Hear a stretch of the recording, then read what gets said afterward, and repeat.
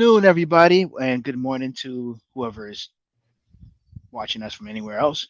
Um, this is your boy Bankai Merc, and I have my boy Master D Maito. Um, just gonna show you who he is. Bam, that's my boy. Yo! So today we are talking about the MCU movies, how we're gonna tier them. This is our opinion. If you got a different opinion, feel free to share with us. We love to hear other people's opinions as well. A little bit of toy news today. Um, and a little bit of news that we got from Disney Plus, which would be about Ahsoka. Love it. So before we start, I just wanted to say, Master D Maito, how's your day going so far, and how is your week? It's going, man. How are you doing? I Uh, can't complain. Oh, go no, go ahead. ahead, go ahead. My bad. No, no, age before beauty. So that would be you. You're right. You're right. All right. Well, I'm getting old, so but yeah, I can't complain. It's a beautiful day, beautiful week. Happy to be here. How about yourself? I'm doing good, man. It's been a little bit of a hectic week with work, and then just some family stuff, here and there. But for the most part, man, I've been all right. Just just keeping my nose to the grindstone. You know what I'm saying? No, trust me, I definitely understand that. So now that we're here, let's jump right into the toy news that I know you got something very interesting to talk about, which is funny because when you showed me that I had on the shirt, and I'm like, oh, didn't expect to see that. Oh yeah, you're wearing a Thor shirt right I'm now. wearing a Thor shirt, and Wearing a Thor shirt, and you're in Asgard, right? yes, I am. Excellent, because I mean, I got Thor right. Where is he? He's to He's the right right. here. He's Yeah. he's right over here for me, right? So speaking of Thor, we got a little bit of Thor type news, Thor adjacent news, as if you will. So coming from Kyoto, the amazing Yamaguchi, they just dropped some really awesome pics of their amazing Yamaguchi Thor figure. So this is like I'm assuming this is going to be like a package shot. Looks pretty cool, but then we're going to dive right in here. This cuts a really cool silhouette. I mean, just in general, I mean, this is what I imagine when I imagine Thor, especially when it comes from to comic books. Big flowing red cape, huge, muscular, sort of medieval type attire. He gets into some really cool poses. This is him bringing the hammer down, bringing down the lightning. It's really cool. Let's see. There's another one of him. I believe this is the stand that it's going to come with. Got him up in the air, again calling down the lightning and stuff. Uh, for those of you who don't know anything about Amazing Yamaguchi, they have some really, really, there's very super highly articulated. So just to kind of give you a little bit of a preview, other than this, I have three Amazing Yamaguchi figures. So like this is my All Might. He's just in a little pose right now, but like they've got like such insane like joints and articulation that like you can put these guys in all kinds of poses. So I got like my All Might, which states stand up. Okay, we're gonna lay you down for right now. Got like my Deku here. Hold on, with some modifications. That looks cool. I mean, it's kind of hard to see, but Yeah, it's a little hard with the camera and stuff like that, but like there we go. You could put him into all kinds of crazy poses, man, and like to see this on a Thor figure, even though you don't really think of like real high articulation when it comes to Thor in general, just because he's a big stoic character, but like being able to get him into some crazy poses kind of adds to it a little bit. Like this, I mean, he's pretty much spread and stretched all the way out here. Now, obviously, with Amazing Yamaguchi, you get some of the like gaps and stuff when it comes to the articulation. That's just kind of what you pay for, but in general, it's very highly articulated. He's going to come with a couple of different faces. So, like, this is the sort of main, like, one of the main faces, regular eyes. He's kind of looking off to the side there. He's got sort of a grimace or like an open mouth going there. Then he's also got this, which is like his powered up look. He's got grimace on his face, his all whited out eyes. These are all the accessories he's going to come with. So we've got 4 pairs of hands here. You got like a splayed out open hand, a bit more of like a tighter claw sort of grip type hands. These two, one pair looks to be fists, and the other pair I'm assuming is going to be the ones that like grip Mjolnir.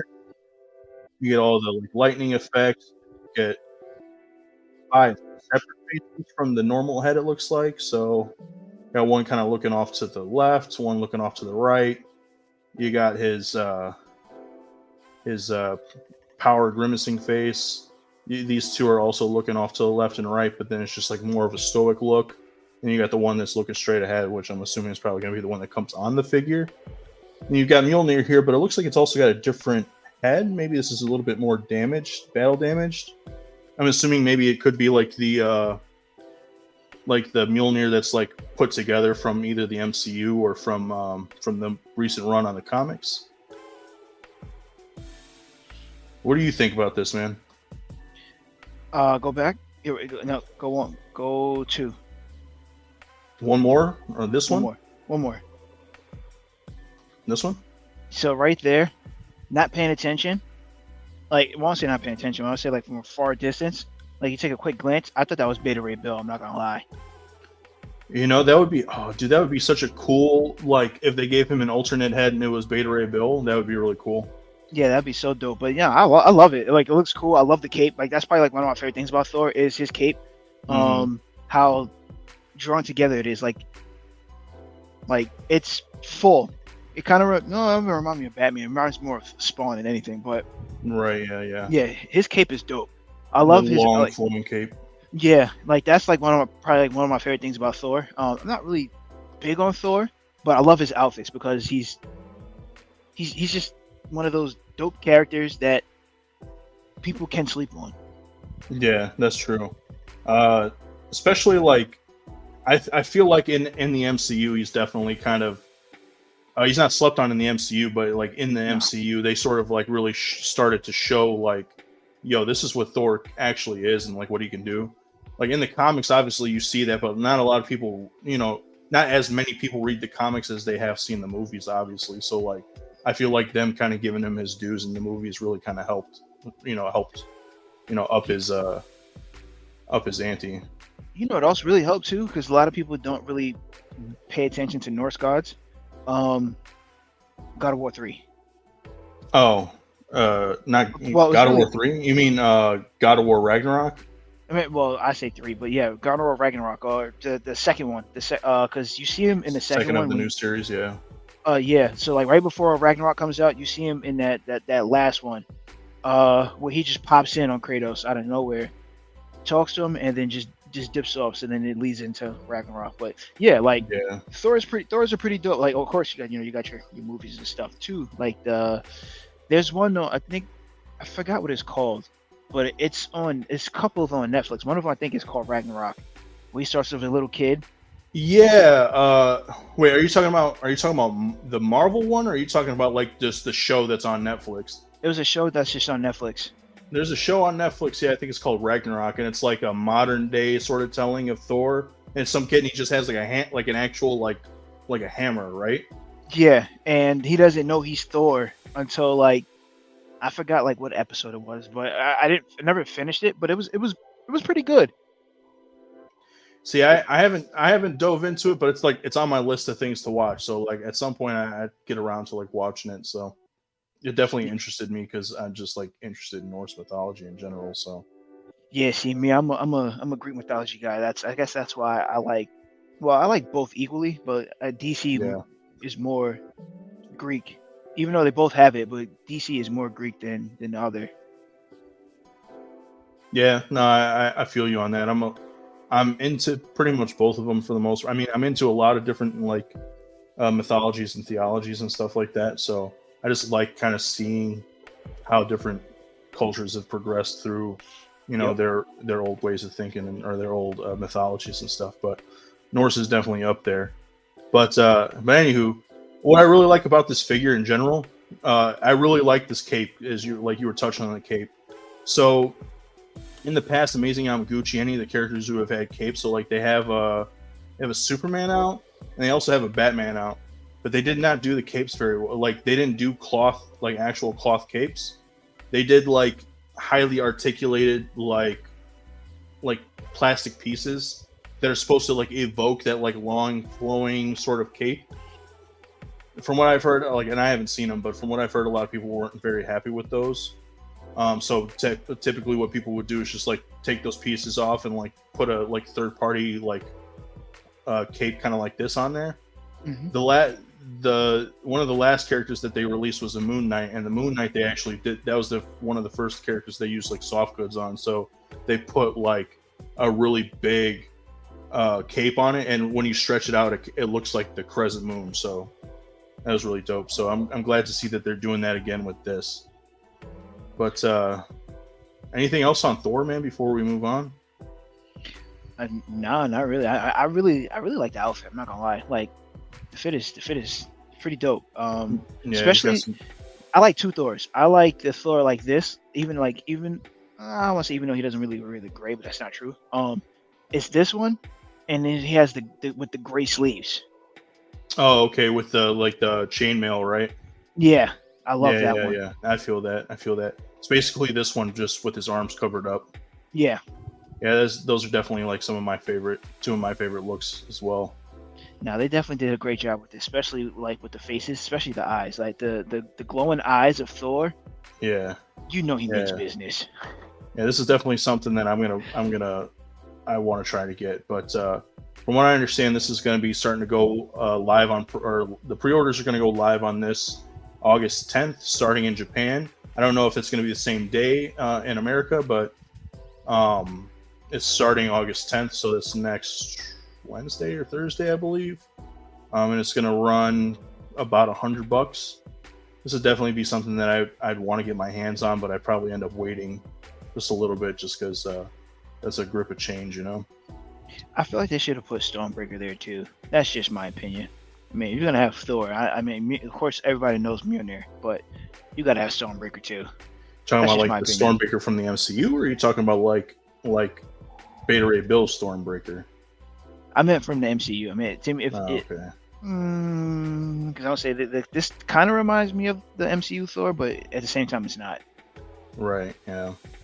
Well, I could definitely see some like third party sculptors probably doing like a Beta Ray Bill head, Hmm. and then possibly even doing like a Stormbreaker. Just that's how I got my Deku looking the way that he does. Is I went through third party, so like I've got, he's got like different hands, like with the black whip, and his Air Force gauntlets, and then even like the fully masked head and the cape and stuff. So like that's definitely not how he looked when he came to me. So like I had put in some money to like get him to look the way I wanted him to. So not everybody obviously is going to do that. You buy your figure and you want them to look the way you want them to, but at the same time, if it's important to you, you'll throw in some customizing money to it. So, Of course.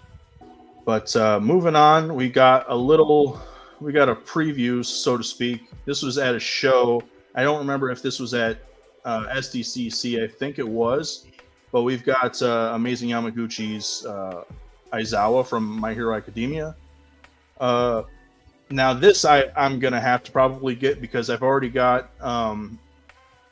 I've got Deku and Bakugo. I'm planning on getting Todoroki and possibly Kirishima. I've got All Might. The only other pro hero that I really care about in the series is Aizawa, so like I'll probably end up definitely having to get him.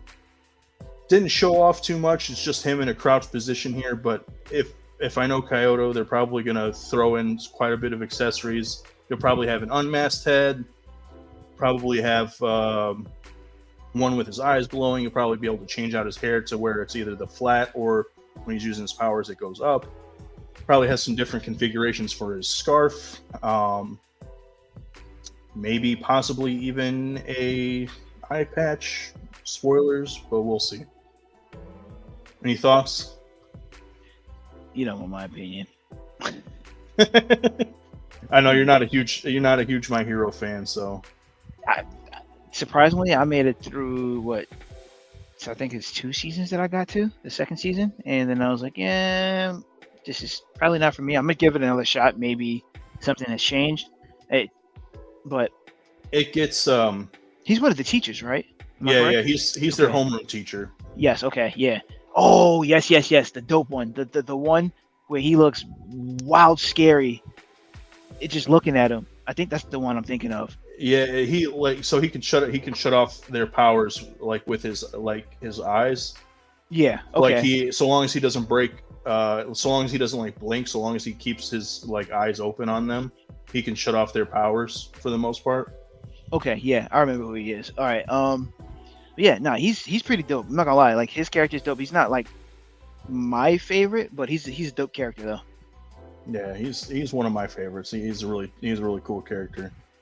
Um, but I mean that's all we've got though from Amazing Yamaguchi. That's pretty much all of our toy news.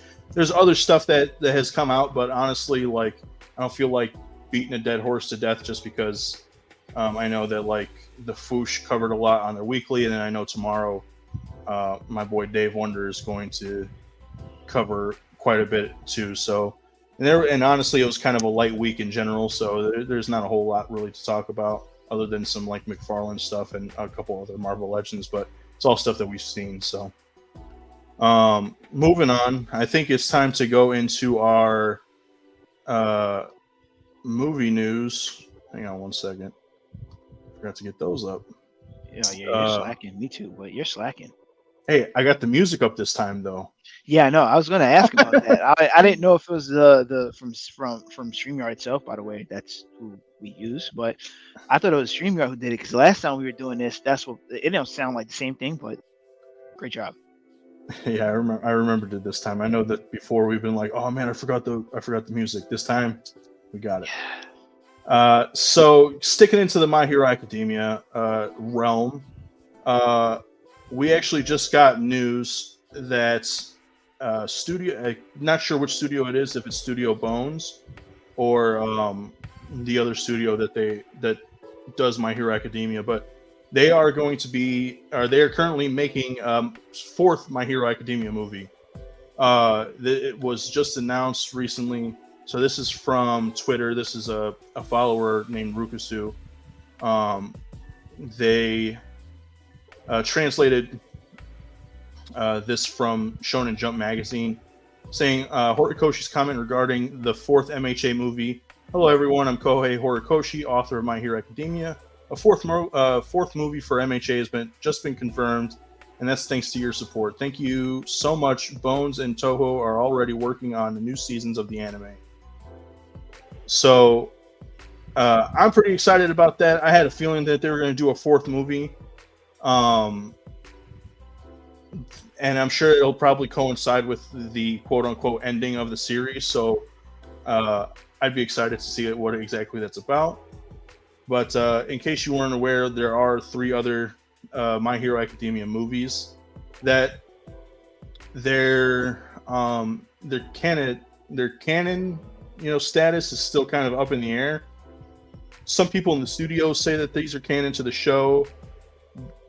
Some events in the movies themselves don't necessarily seem like they line up with the manga or the show, but like either way, they are still really cool movies. So the very first movie that they ever dropped was My Hero Academia 2 Heroes. This was really cool. I really liked a lot of the animation in this. It's got one of my favorite tracks in it from My Hero Academia, as well as one of my favorite moments. It's with All Might and Deku going one for all together. But that was the first movie. It was really good. And then we had that followed up by Heroes Rising. This was insane because they really upped the ante in terms of like the animation in this movie. Seeing this on the big screen was insane, especially the very final battle with Deku and Bakugo versus 9. Just so awesome. And then we had World Heroes Mission was the third one to come out. This one wasn't as good, at least in my opinion. I didn't feel like it was as good as Heroes Rising, but the animation in it was still pretty tight.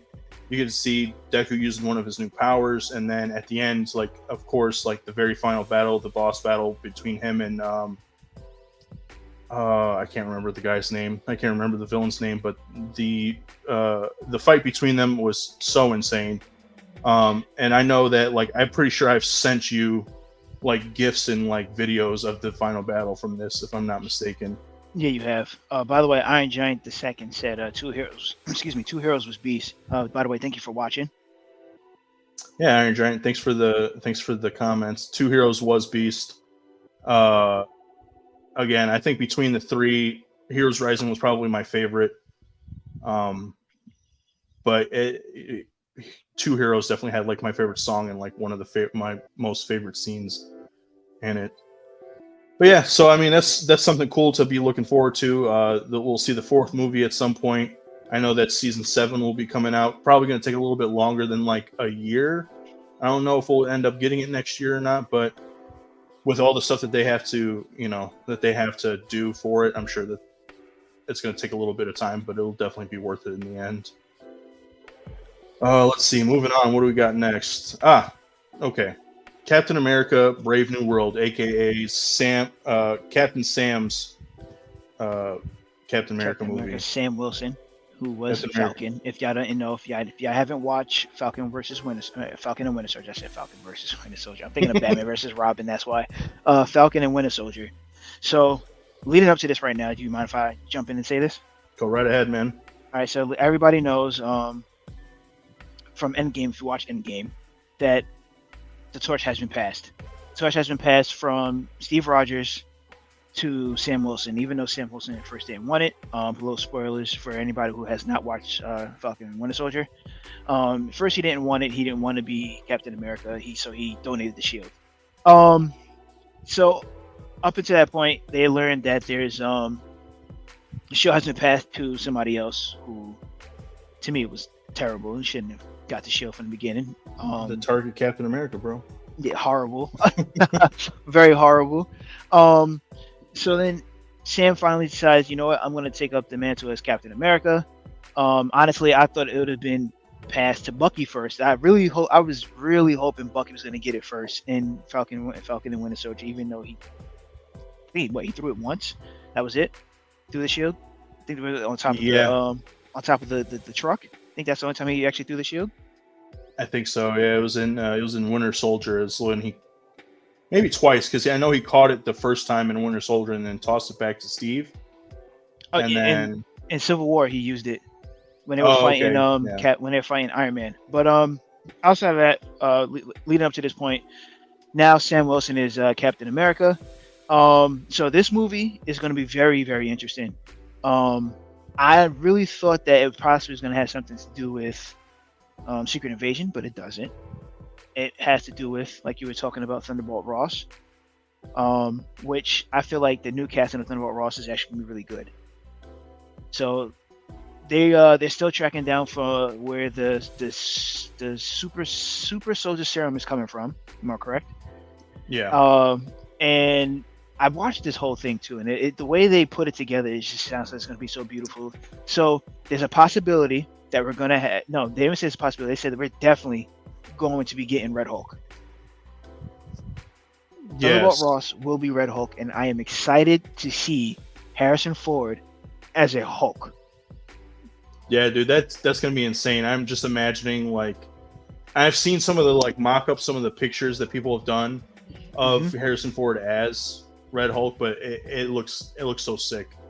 It looks so dope, and like I can't wait to see his freaking like sour puss on a freaking mug. Or on a Hulk. He's just gonna. Yeah. Oh, so this is makes it more interesting too. So as of right now, there is no Avengers, correct? Right. So no Avengers. We have no lineup of Avengers. No team. Yeah.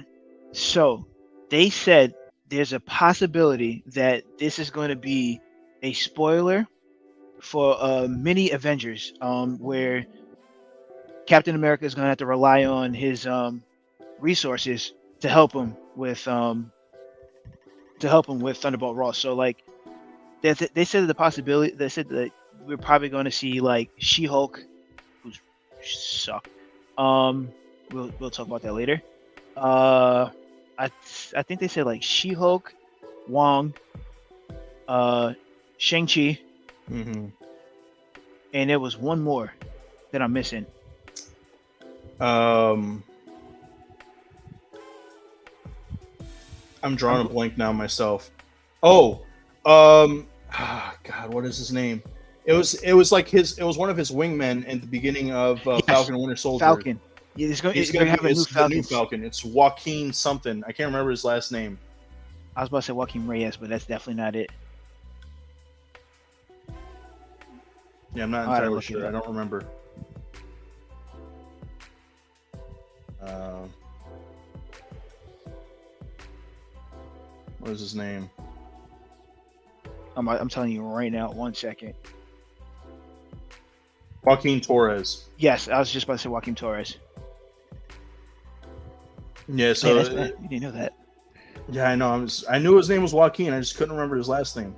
But yeah, no, they're saying that he's supposedly going to be he's going to be taking up the mantle of Falcon and possibly, because he was already working with Sam before, he's going to kind of be his sidekick in this. Yep. So it's more or less that they are going to they're going to be teaming up, but they're not going to be enough to stop whatever is going on is in terms of like trying to get the the super soldier serum. So they're going to have to try to recruit some people. So that's where we're going to get like a mini Avengers movie. So like it's going to be like Captain America Civil War, how that was like a mini Avengers movie, to kind of break up between the end of or the beginning or middle of Phase 3 before it got to Infinity War. Mm-hmm. This seems like it's going to be something similar. So it's going to be the Captain America's movie. It's going to be Sam's movie. But he's going to be bringing in some new teammates. So maybe this will be the beginnings of like what the Avengers team is going to be, or what the new Avengers is going to be, which would be really cool. You know what's crazy? What's that? So they said that within this movie as well. I don't think it's going to be in this movie. Actually, I take it back. They said that Bucky is not. They said Bucky. I don't know if they said Bucky's going to be in a movie, but Bucky's not going to be with the Avengers though. They said Bucky's going to be with the Thunderbolts. Well, yeah, because they confirmed that. I want to say not this past San Diego Comic-Con, but the one before that. When they showed off the Thunderbolts, he was in that graphic. Excuse me. He was in that graphic with Yelena, Black Widow. Isn't that Agent 13? No, it's Agent 13. No, because she's the power broker right now. Spoilers, by the way. Yeah. It was Yelena, Black Widow. It was Winter Soldier. It was Ghost. It was what is the Russian Captain America's name? I was about to say Captain Russia, but it's not it. It's no. Crimson. It's Crimson something. Dude, I swear to God, like I remember all this stuff, and then the Red Guardian. Red Guardian. Thank you. I remember all this stuff like an encyclopedia, and then like all of a sudden, like I'm just blanking on names. But yeah, so Red Guardian is going to be in it. Ghost for sure is going to be in it. Here, I could just take a quick look. Because they... Okay, so we've got Ghost, we've got Red Guardian, Yelena, Black Widow, Taskmaster, U.S. Agent, aka John Walker, aka Bootleg Captain America, and then we've got Winter Soldier. U.S. Agent. That's what I was thinking of. That's why I said Agent 13. I was thinking of U.S. Agent. Oh, okay. U.S. Agent 13. But yeah, I mean, I'm excited, dude. We haven't seen anything Avengers related in a long time, and like the fact that we'll finally get it with this movie is promising. We'll get more into the MCU stuff towards the end of this video because we're going to be doing a tier list. But I'm excited to see Shang-Chi. I'm a little And surprised that they didn't say that Doctor Strange was going to be in this, but I mean, I I can tell think you why. why is that? Two reasons. One, he's not the Sorcerer Supreme. The True. Sorcerer Supreme right now is Wong. I that was part of the video that I sent to you. Right. So they said also that Doctor Strange is also in another world, um, with I think that's supposed to be his wife. Clea, that's right. Yeah. He's stopping the incursions right now. So that's why we're not seeing Doctor Strange. We're gonna see Wong instead. Which Okay. I'm happy because Wong is hilarious. He was that he was the one of the funnier parts of She-Hulk. Having him in She-Hulk was he was really funny. Yeah, the only two things that should we save it? Should I save it for later or should I just say it? I mean, we can save it for later. We'll just Okay. save it for later. All right. Oh, yeah, I'm agree with you. He was definitely the reason why She-Hulk was pretty funny. Yeah. But yeah, dude, I mean, I can't wait. I really want to see where this goes, and I mean, hopefully kind of like the Captain America movies in the prior 10 years, like they sort of help set the precedent for what is going to be like going forward. You know what I mean? What MCU is going to be like going forward. At least I'm hoping, because right now we haven't had too much of like a direction with MCU lately. So Nope. Outside of what?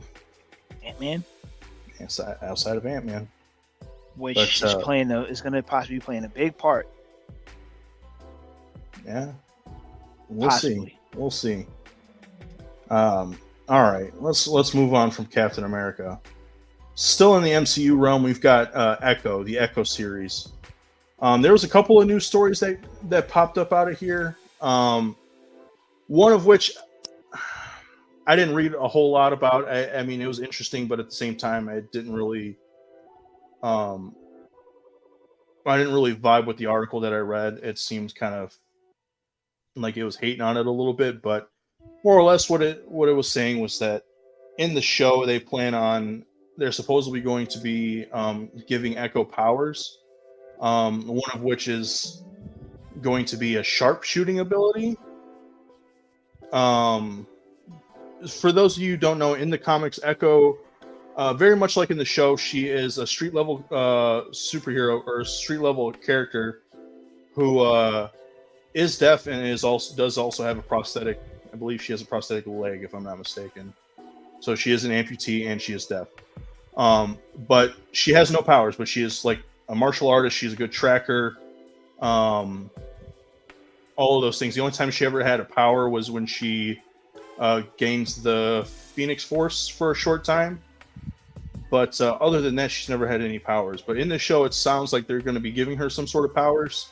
And then as she uses different abilities and stuff, she's going to get different, they said, Choctaw markings or tattoos based on the power that she's using. So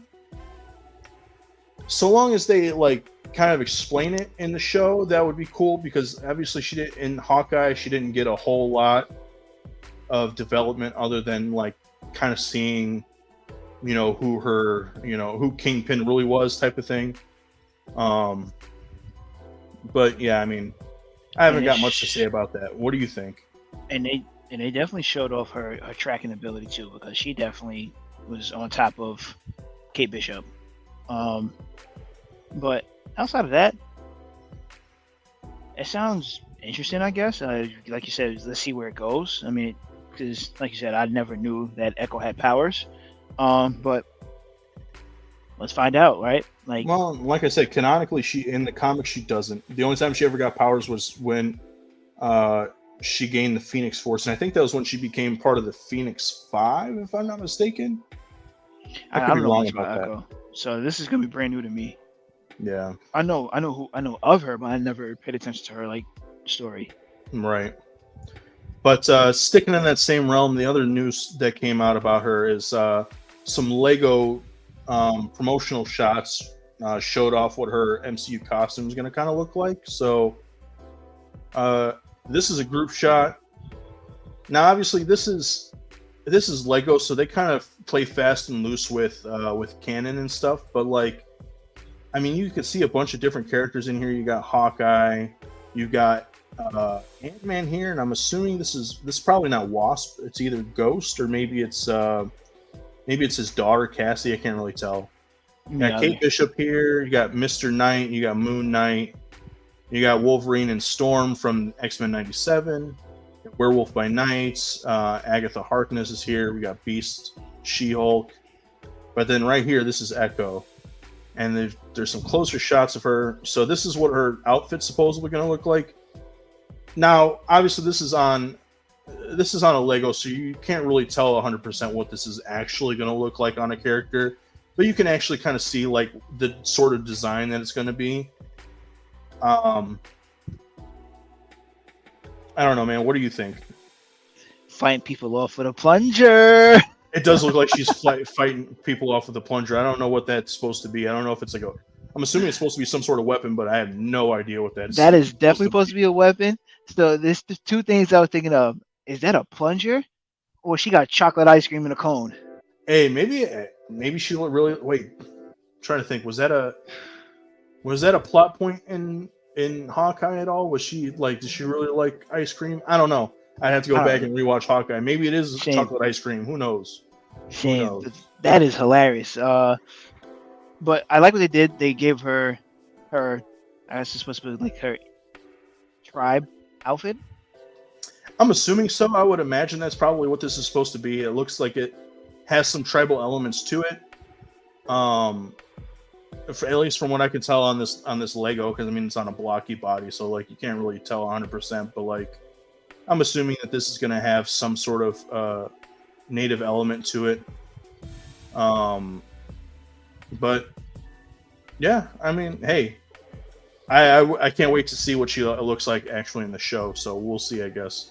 Yeah, same. But I can't get over the fact that she has a plunger in her hand. All right, we got to go to the next one before I keep talking about it. Right.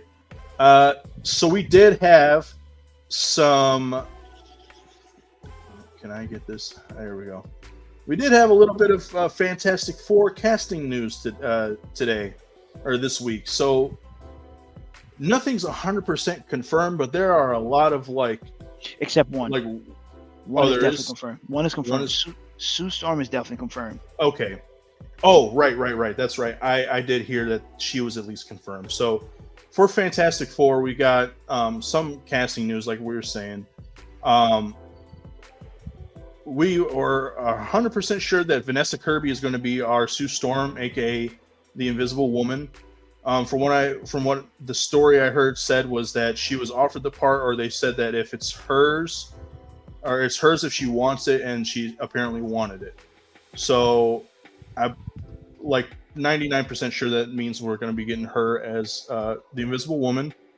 And then for her brother, aka Johnny Storm, aka the Human Torch, we are getting uh, Eddie Munson from Stranger Things, aka what is his name? It's Joseph.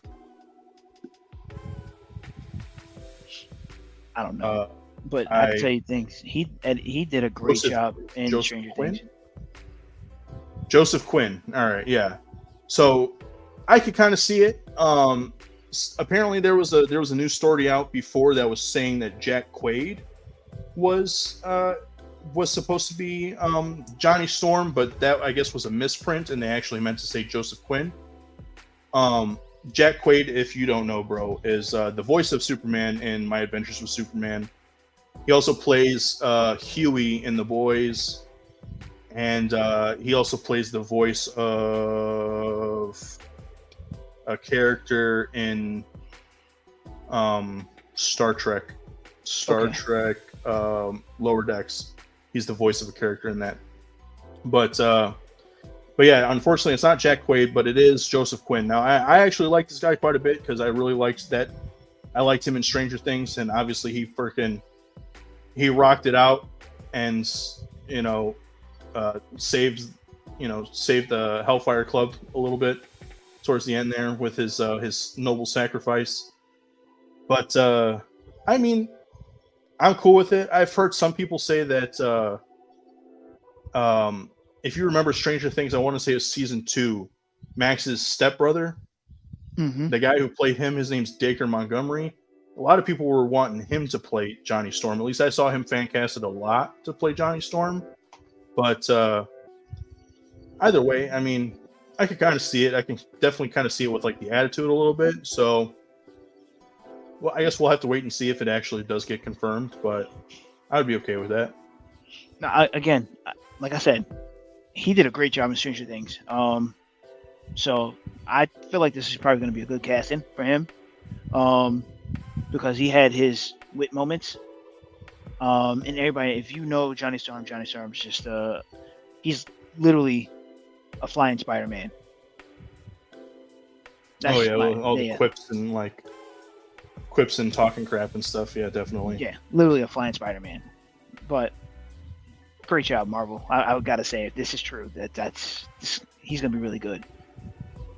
But moving on from here, we've got there's apparently still 3 people in the running for Reed Richards. Why would they do that?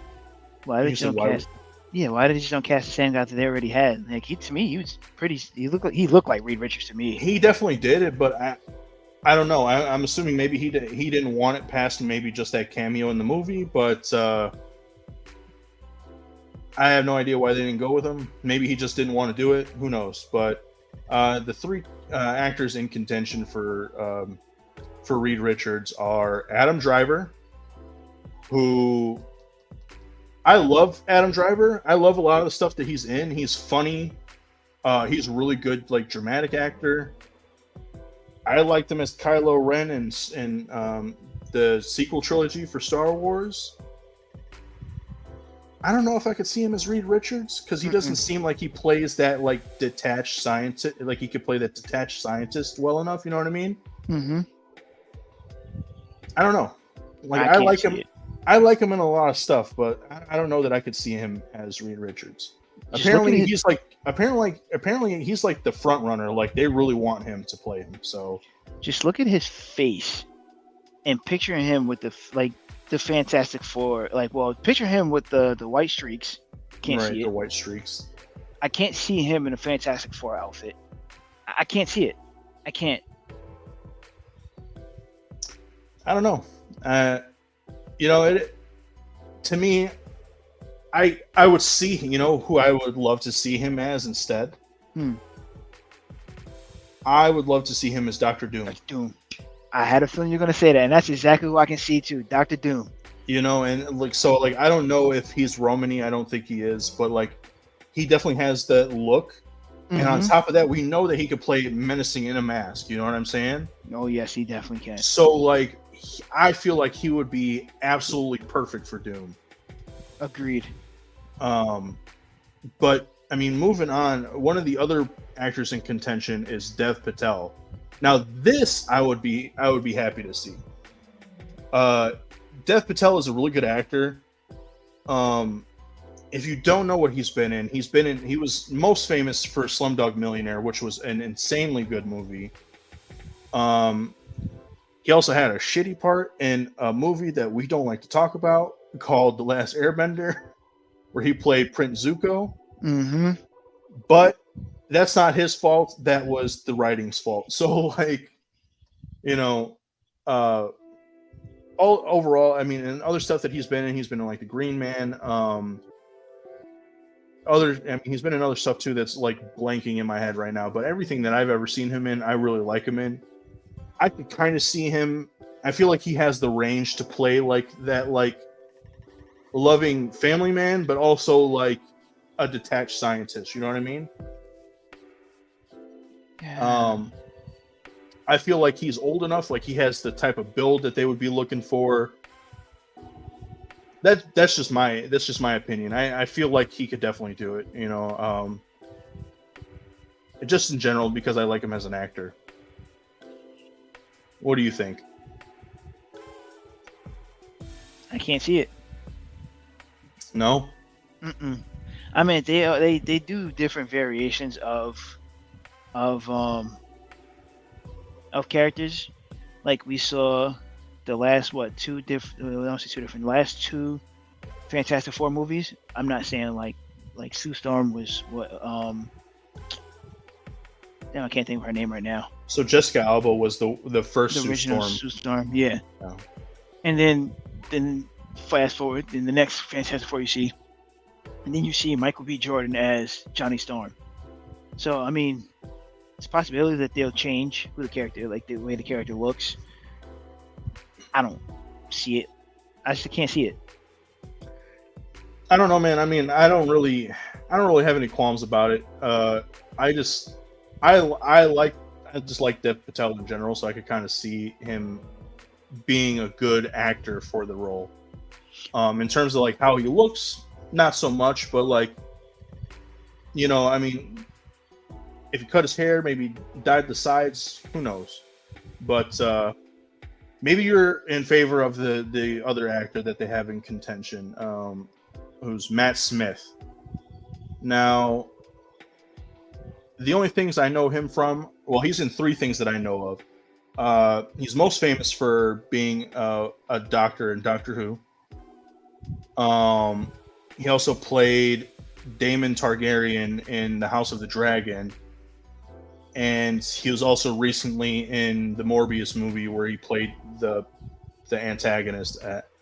I never saw Morbius, so I don't even know. So I don't know how he was in that, but like he's an alright actor. He's not horrible. Him, I can see. He looks like a Frank. Was it Frank Richards? Not Frank. Reed Richards. Thinking of Frank. Thank you, Reed. I don't know why I'm thinking of Frank. That's their son, bro. Yeah, I don't know why I was thinking of Frank. But yeah, he looks like Reed Richards to me, kind of. I like the original person that they had. They should try to talk him into being Reed Richards. That's just my opinion. You're talking about Jan Griffith from the first Fantastic Four movie? No, I'm talking about the guy they have from Multiverse of Madness. Oh, John Krasinski. Yes. He definitely did, and honestly, I think that the only reason they did that was for to kind of appease the fans, because everybody was just like, John Krasinski should play him. John Krasinski should play him, and so they were just like, "Hey, you want to come do this cameo?" Who knows? I mean, for all we know, maybe Marvel is doing this whole leaking out all these people just for us to do, to speculate. Just to speculate, and then they're really just gonna be like, "Hey, so remember how you guys liked John Krasinski? Here's John Krasinski." That's what I feel. Yeah, that's what I feel should be Reed Richards. He did he even though the way he died was hilarious, but I think he should be Reed Richards. I could definitely see it. No, the way a lot of people were talking about it was just like how I think a lot of people liked it because of how he plays like a father in A Quiet Place, and maybe just who he is in general. Like they kind of like him. I mean, he has a lot of action stuff under his belt. Because he played Jack Ryan. He plays Jack Ryan in the show on Prime Video. Mm-hmm. So maybe, but like I don't know. I would be cool with it. Of these 3, I would definitely say that I like Dev Patel more. Matt Smith looks a little bit closer to what people think of when you say Reed Richards. And then, like I said, I would just like to see Adam Driver play freaking Doom, because I think that would be sick. Agreed.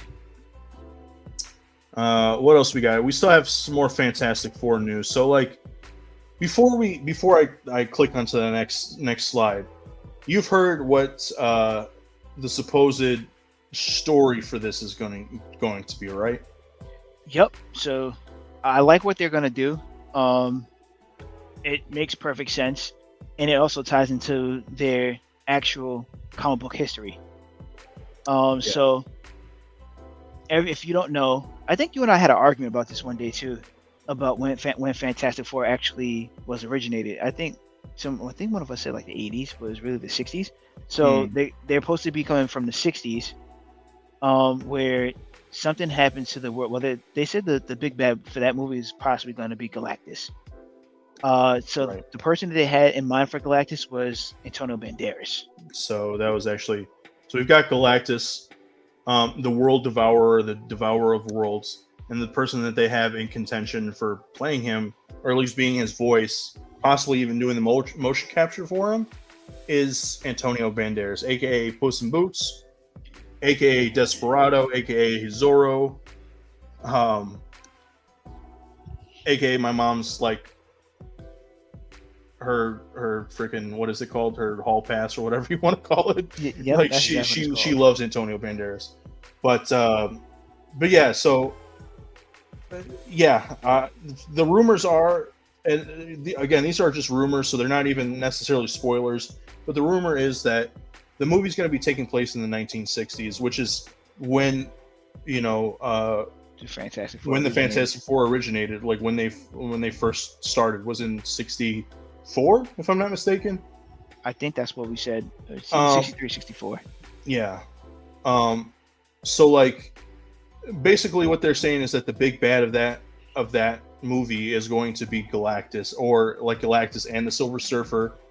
Um, that supposedly, um, like there's something's going to basically push them into the future at some point. Like so, they're not going to be finishing. They're not going to finish Galactus off there. They're not going to destroy him. They're not going to fend him off or whatever. But for whatever reason, they're going to be flung into the future, and then they're going to have to deal with him there. I don't know how. I mean, some part of that makes sense. Like I've heard some people say like doing a Fantastic Four movie set in the '60s would be so cool, and then kind of have them lost in time, do some timey-wimey stuff, and then them reappear in the future or Hmm. into the the present in the MCU. That makes some sense to me. I mean, I think it would be kind of cool. What do you think? Yeah, no, I was hearing the same thing. So what I also heard was that they were probably going to tie into Ant-Man with the quantum realm, Mm-hmm. and Reed was working on. It was supposed to be like him, Reed, and Hank Pym. So they said they're trying to tie it all together, where it's going to be like Oh, okay. Either Hank Pym or Howard Stark, and they ended up going into the future to figure out like how the hell they even got there.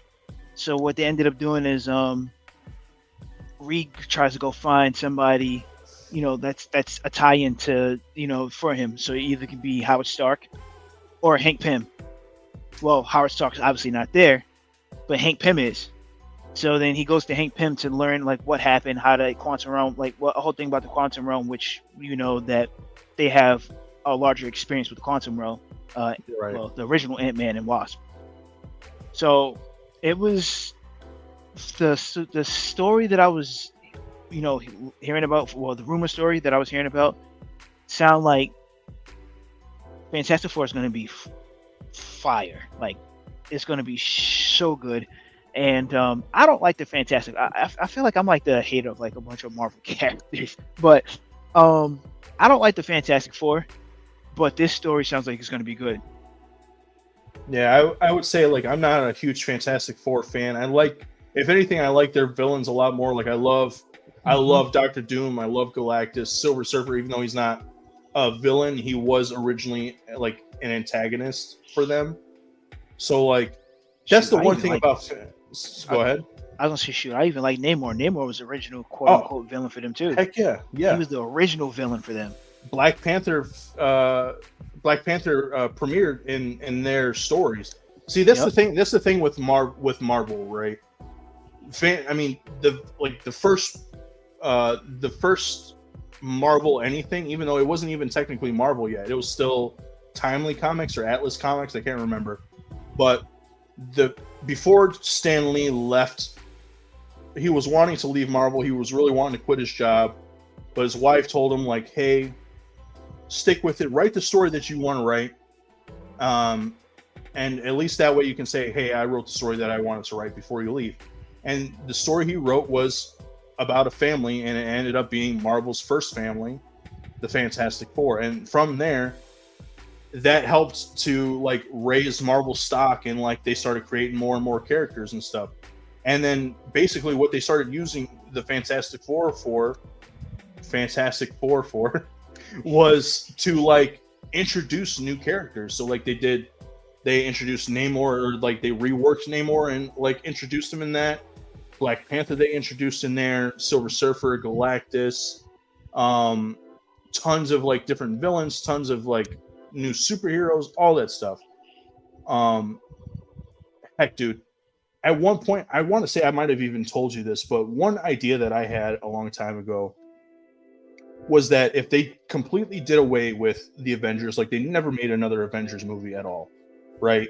But Hmm. instead of doing the team up Avengers movies, they did another team up, but instead of it being like a huge roster of characters, they left it to just 4 characters and they made the Fantastic Four that way. So instead of doing like the classic Fantastic Four that we know, Reed Richards, Ben Grimm, Johnny, and Sue Storm, because in the comic books, the Fantastic Four classically have taken on other members to be substitutes for them. Mainly because it was usually either the Thing or Johnny Storm were the ones like kind of subbing out, Hmm. and then they would bring another character in. So like at one point, Spider-Man was sort of a Fantastic. Fantastic Four member. But they weren't called She-Hulk, Fantastic Four. They were called something else, though. that's later in the comics. That's later in Okay. the comics that they become the Future Foundation. So, but yeah, at one point, Spider-Man was part of the team. She-Hulk was part of the team.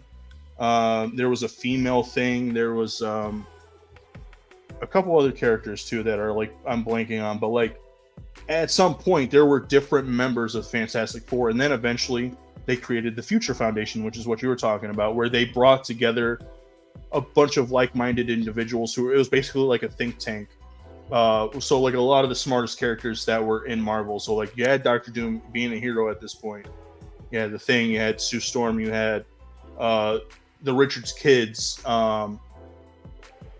You had a bunch of different characters who came to be a part of this team because they weren't just being superheroes. They were also doing things to like help improve mankind more or less. So like I always thought that maybe that would be a smart thing for Marvel to do was instead of doing like Avengers movies all the time, they would take that team away and like, okay, Endgame, the Avengers are done. That's done. That's over with. No more Avengers. Here's the Fantastic Four, and then you get people like, you get Spider-Man and Hulk and Wolverine and like Black Panther teaming up, and then you got your 4 characters, and then like somebody rotates out of there, and then you get like another character, or they introduce a new character, and they're part of the team or whatever. You know what I mean? Yep. Yep. Nah, that would make sense. That would be pretty dope. Because really, there's I can't say really there's only 2 teams, but like I'll say like there's really like my opinion like 2 teams who could do that. Fantastic Four is one, X-Men is Yeah, the X-Men other. is the other. Yeah. So it makes sense. It would have made sense if something that did happen if Yeah, they wanted to get rid of the Avengers, but there's no way you can get rid of the Avengers. Avengers is made what made people really watch superhero right, movies. right, and what really made people watch the MCU in general. So I Yeah. can definitely understand that, and I can get that.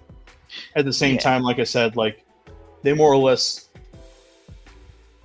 at the end of the first 10 years, they sort of killed the Avengers movies, and then like so far we haven't seen any Avengers movies. You know what I mean? So I just Yeah. always thought that would be the best way to go if that's what they were planning on doing.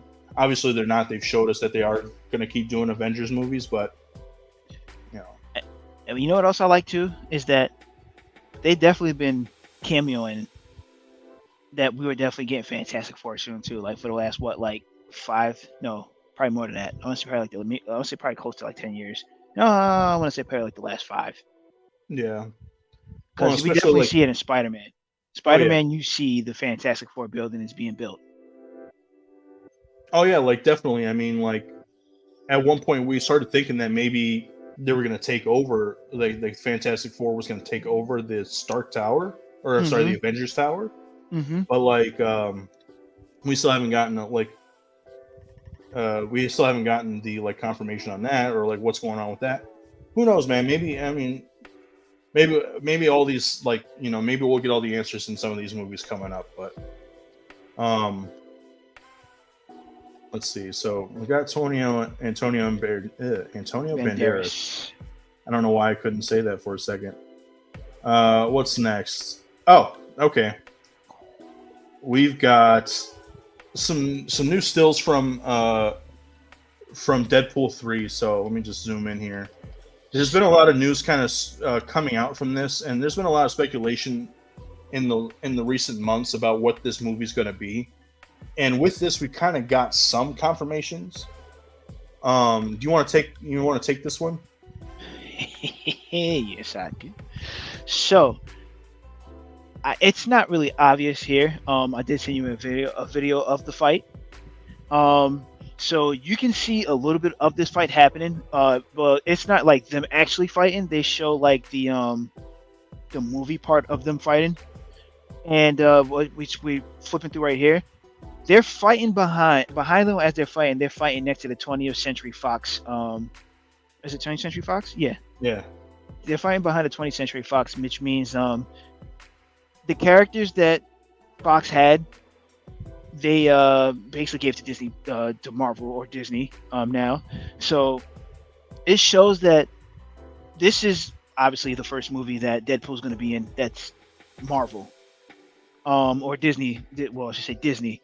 So this is like the fight for this is supposed to be the transition from 20th Fox and them going into Disney. So then now we're going to see more Deadpool within the next, like, not only his Deadpool 3, but future movies as well, which is going to be great. I'm going to understand this is going to be the first Disney movie that's rated R. They confirmed it. Well, the first MCU Disney movie or Yes. Disney MCU movie.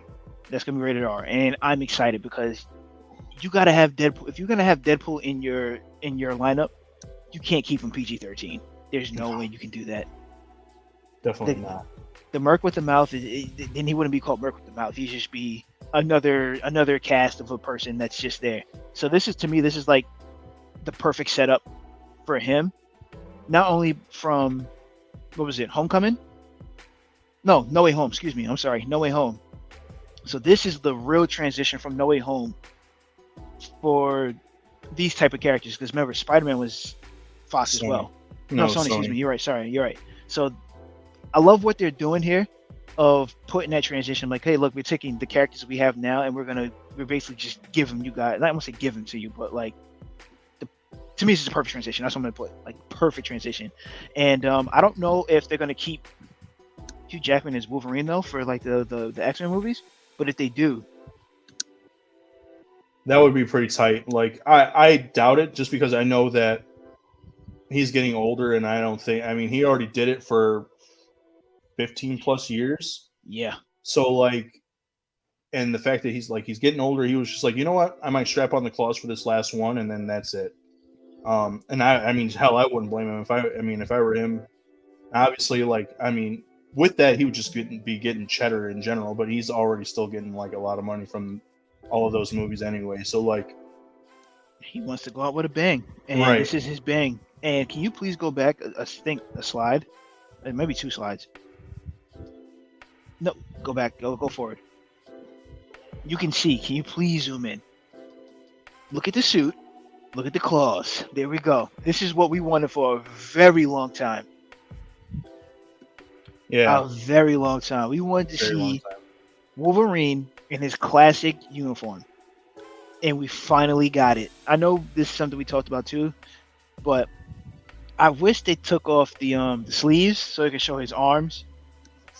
There was some like talks going around where people were just like, I bet at some point in the movie he's just gonna rip those sleeves off and like get down to business with either Deadpool or whoever it is that they're facing in the movie. But like, I'm excited for this movie, dude. Like, I really hope that it gets back into production. Like, obviously it's out of production right now just because of the writers and actors strike. But hopefully, like, they come to an agreement soon, and then we can get this back in production. Because, like, I can't wait for this movie to come out, man. Oh, you understand? I can't wait either. I was having a discussion with my brother today because he was asking me. He was just like, "Yo, like, when are they gonna release Deadpool 3?" And I told him, I was just like, you know, I know that I'm pretty sure that they have a tentative like release date, but the fact that they're still in production or it's still production's halted, means that it's going to take some time for it to get done or whatever. But like, the stories surrounding this are insane, man. Like, there's a lot of speculation saying that like all the Fox, not just Fox, like Fox and was it Miramax at one point? Whoever had Daredevil before, I think it was Miramax that did the Daredevil movie, the Daredevil and Elektra movie. Supposedly, this is all speculation and this is all just like rumors and stuff. But supposedly, what this is supposed to be is that Deadpool is going to be killing the Fox Marvel universe. So it's adapting Deadpool kills the Marvel universe into this movie, and is more or less going to be like their way of like putting to bed the Fox like series of movies for good. So like there's rumors that we're getting Ben Affleck back as Daredevil, that we're getting Jennifer Gardner back as Elektra, that we'll be getting some of the X-Men back. So obviously we've got Hugh Jackman, but then we might be getting other people like Patrick. I don't know if I heard Patrick Stewart, but some of the other X-Men said were supposed to be going to be in this movie. Who else? Jan Gruffud was supposed to come back as Mr. Fantastic. And Jessica Alba, I think, was coming back as the Invisible Woman. Like just a sheer like crap load of people that used to play superheroes in the 15 plus years ago, and like all the movies that like came out before the MCU like really took off. Like those are the characters that we're going to be getting, right? So like that would just be insane. That would be absolutely insane if we did in fact get this, and then it basically transitions into Deadpool coming into the Marvel universe, or even bringing in some of those characters into the Marvel universe. You know what I mean?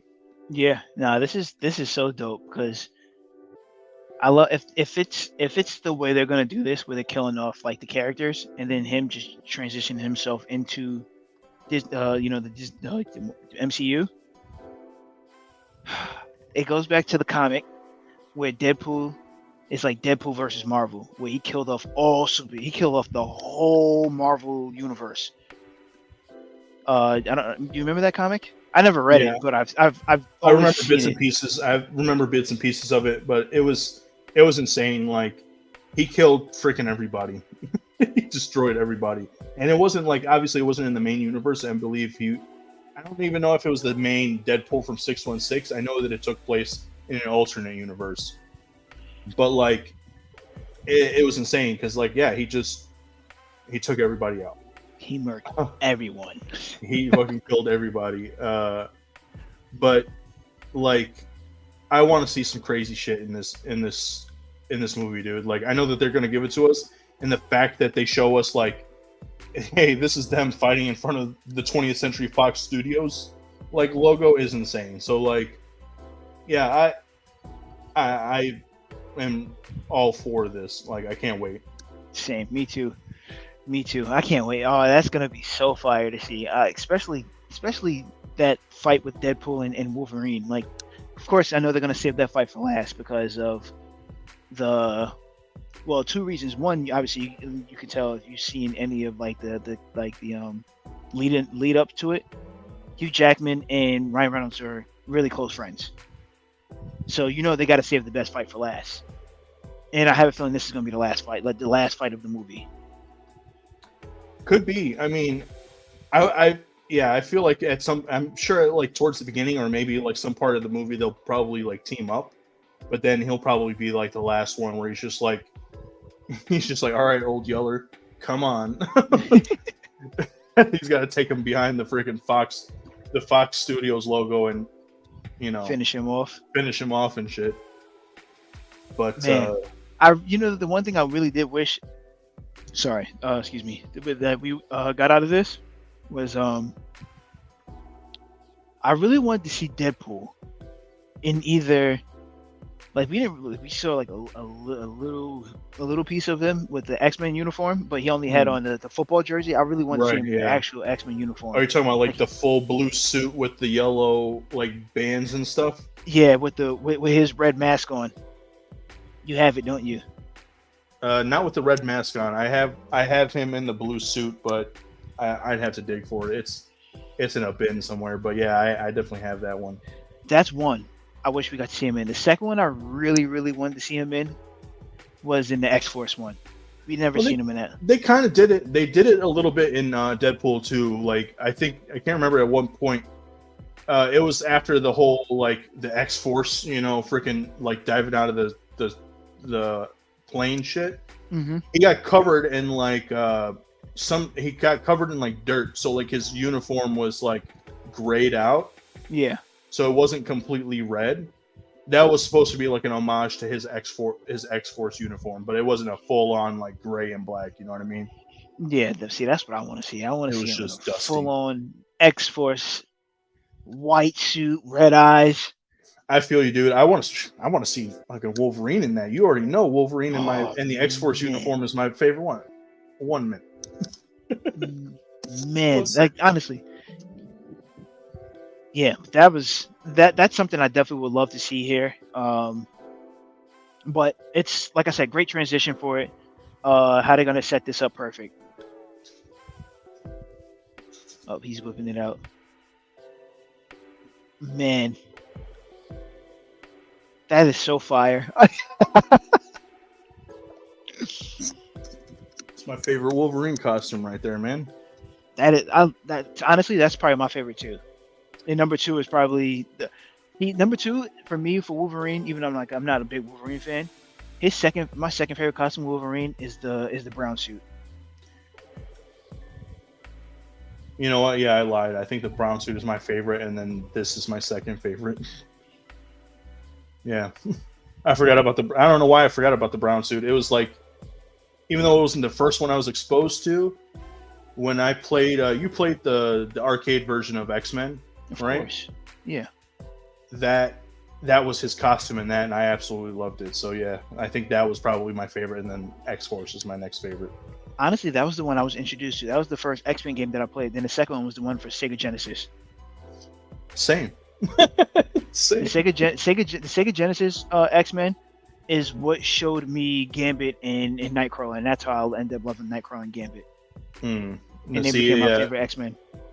Nightcrawler became my favorite X-Men from the arcade game because if I wasn't playing Wolverine, I was playing as him because he was sick. I could just teleport back and forth. Yep. His teleporting in the Genesis game was so terrible, but it was so fun to play because I don't think you can hit people. While you were teleporting? Yeah, I don't No, remember. It's been a long think time. so. I don't think you could. Oh, and I always end up dying to when I was Nightcrawler. I always end up dying to I think it's Sabretooth. Hmm. He was always killing me. That makes sense. Probably like, come here, elf. But He didn't even talk. He just beat the hell out of me. no, I know. I'm just saying in general. That was just like his thoughts and shit. But yeah, dude. I overall, I cannot wait for Deadpool 3, man, and to possibly see some more like some older X-Men. Just like for the last time, you know what I'm saying? Give them the last hurrah. I mean, even some of these other Marvel characters. I mean, it'll probably be hella nostalgic, I bet. But coupled with Deadpool, I know it's going to be freaking hilarious. So Yeah, most definitely will be, especially with him and Wolverine. yeah, definitely. All right, let's see. Let's move on. So, that was the other thing that I had to talk about from the Deadpool 3. From Deadpool 3. Supposedly, some people are saying that this might tie into either Loki season 2 or just Loki series in general. So where they're fighting here, they're trying to say that this is actually the like void plane or void planet or whatever that is in Loki, where they set like when they prune the different timeline characters or whatever. They said in the place that they go to, they're saying that this is where they're fighting. I don't know how true that is, but how freaking cool would that be if like that's actually what ends up happening, and that's how Deadpool kind of gets into the MCU, as that timeline gets pruned, and then he finds his way back into the main timeline, kind of like how Loki did in season 1 of Loki. Mm-hmm. That would be kind of sick. That'd be fire. Like he finds like was it the time remnants? They had the I forgot what it was called, where he was able to go through each of the with the little portal, and then Deadpool finds it, and then that's how you end up in the MCU. That'd be so fire. That would be so fire. But I mean, moving on from here. So then we've got the trailer for Loki season 2. And we knew it was coming soon just because they had released a post on Instagram. They were saying, and this was like at the beginning of the week. They said that Loki season 2 premieres. I think it said in 100,000 minutes, and then I did like the math, and it was just like, how long is that? And it turns out that they're going to be releasing on October 6th. So the show is coming out on October 6th on Disney Plus, and then we just got the first trailer for it. It looks so dope. It looks so good. They started off this trailer with straight fire. Like this first part is the funniest part of the whole, like of not the whole trailer, but it definitely gave you that. Yeah, no, this is gonna be really good.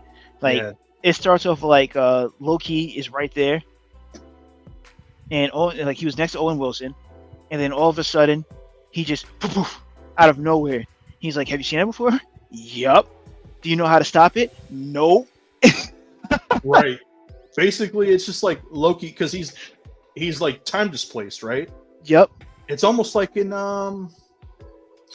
Spider-Verse, Into the Spider-Verse. Remember how like they kept like spazzing out or whatever? They're flickering. That almost seems like what he's doing in this.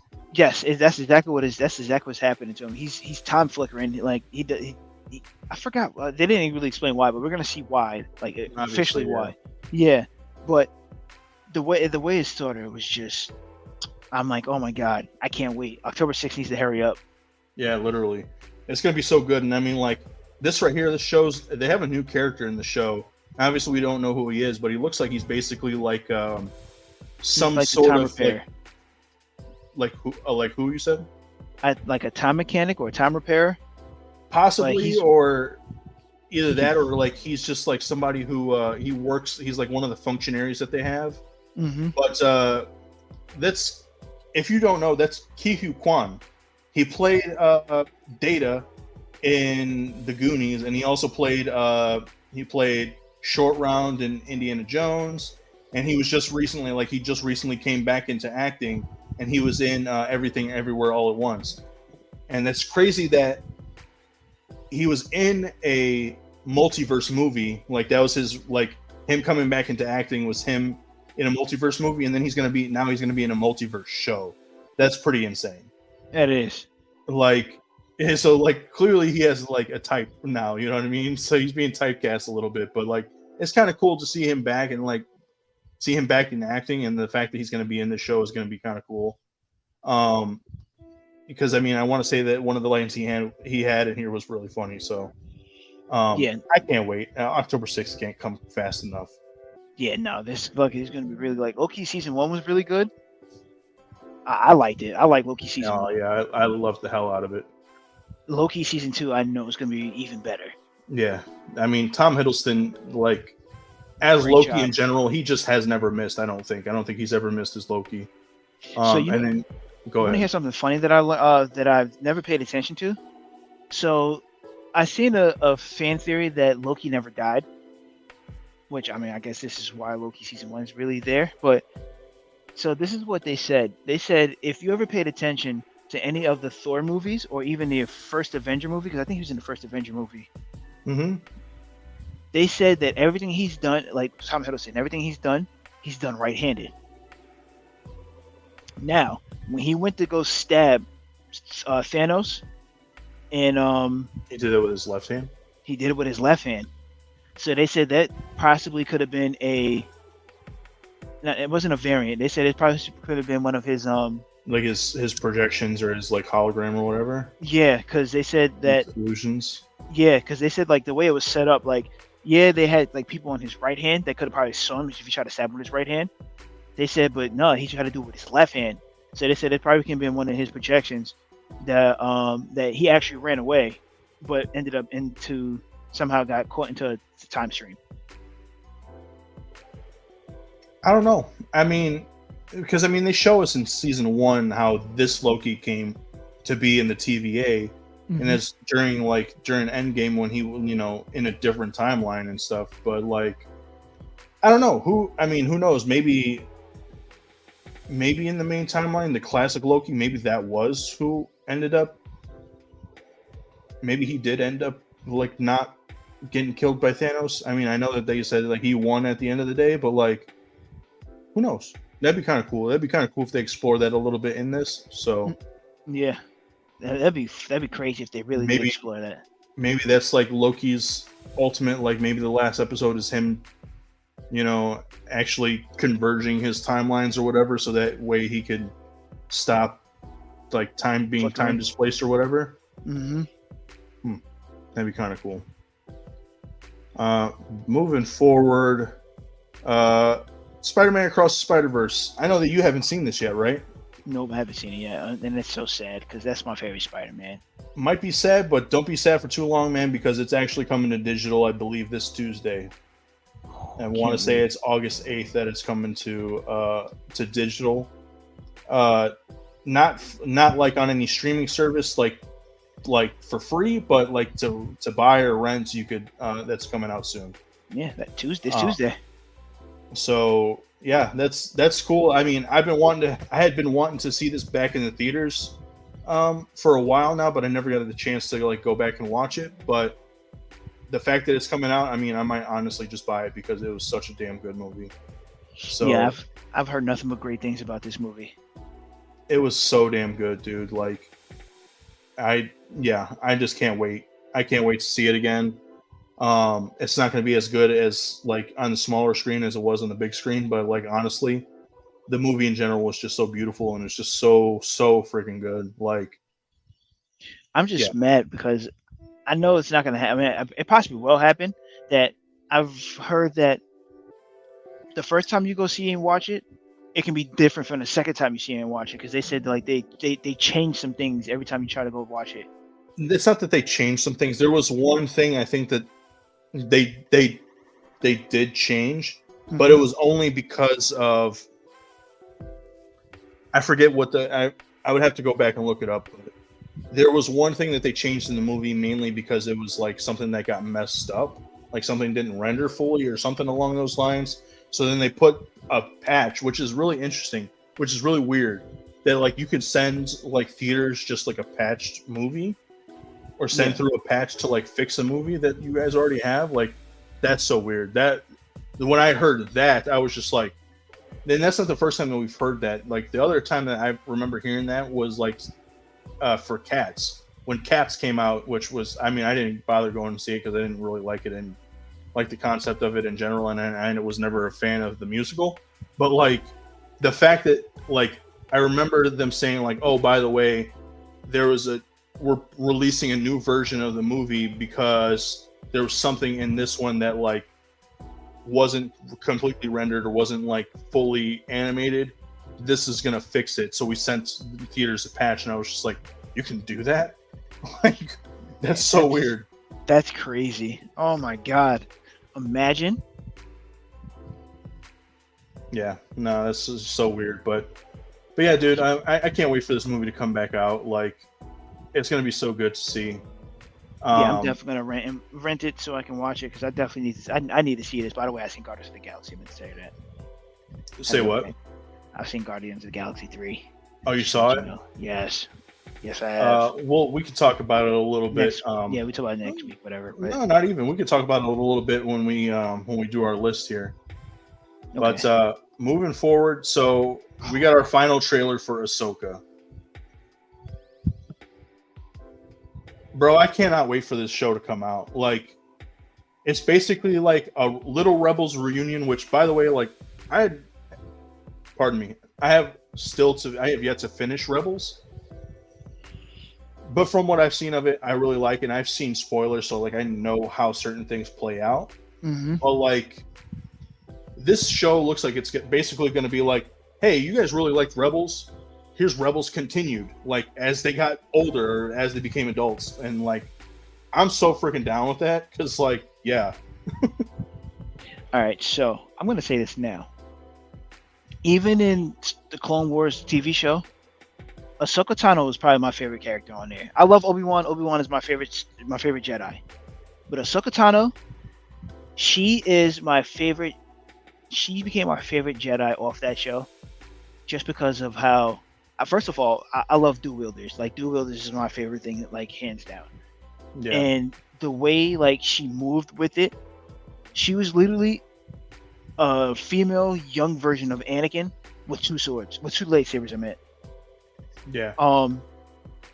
But man, to see it in like first like when she popped up in Mandalorian, I was more than thrilled. I love Oh, Rosario yeah, dude. Dawson too, by the way, but we're not gonna talk about that. First time I've ever seen Rosario Dawson was Clerks, Clerks 2 to be exact. Again, we're not gonna Yeah, talk about that either. nice. But she is the perfect Ahsoka Tano, and the way they are setting this up is gonna be it looks so fire. Like you get to see like Jedi's who like it's like I don't if you have you played the Cal Kestis games. I played Fallen Order. I haven't played Survivor. Survivor is good too. Survivor is actually really good. I beat it. I'm doing it. I'm not gonna say anything about that. You'll play it on your own. But man, August 28th. That's when it's coming out. If you have not seen the final trailer, I definitely advise you to see the final trailer because the final trailer looks great. It looks great. Yeah, dude. I am so hyped for the show. Like, um, I just like I just like you. I was such a huge fan of Ahsoka Tano from the Clone Wars, and the fact that in the recent years they've only added to her story and Mm-hmm. added so much to her. Like, in Tales of the Jedi, like she had 2 or 3 episodes that were like dedicated to her, but like Yes. the one episode that we saw of like how she was able to survive Order 66, like so good, so insane. Mm-hmm. Like, and it like showed like the relationship between her and Anakin, and like obviously like Anakin, he had feelings for her. He loved her so much because she was his Padawan, but like he something in him knew was just like you were going to need this one day, like, and I'm gonna drill it into you until you can stay alive. Like stay alive.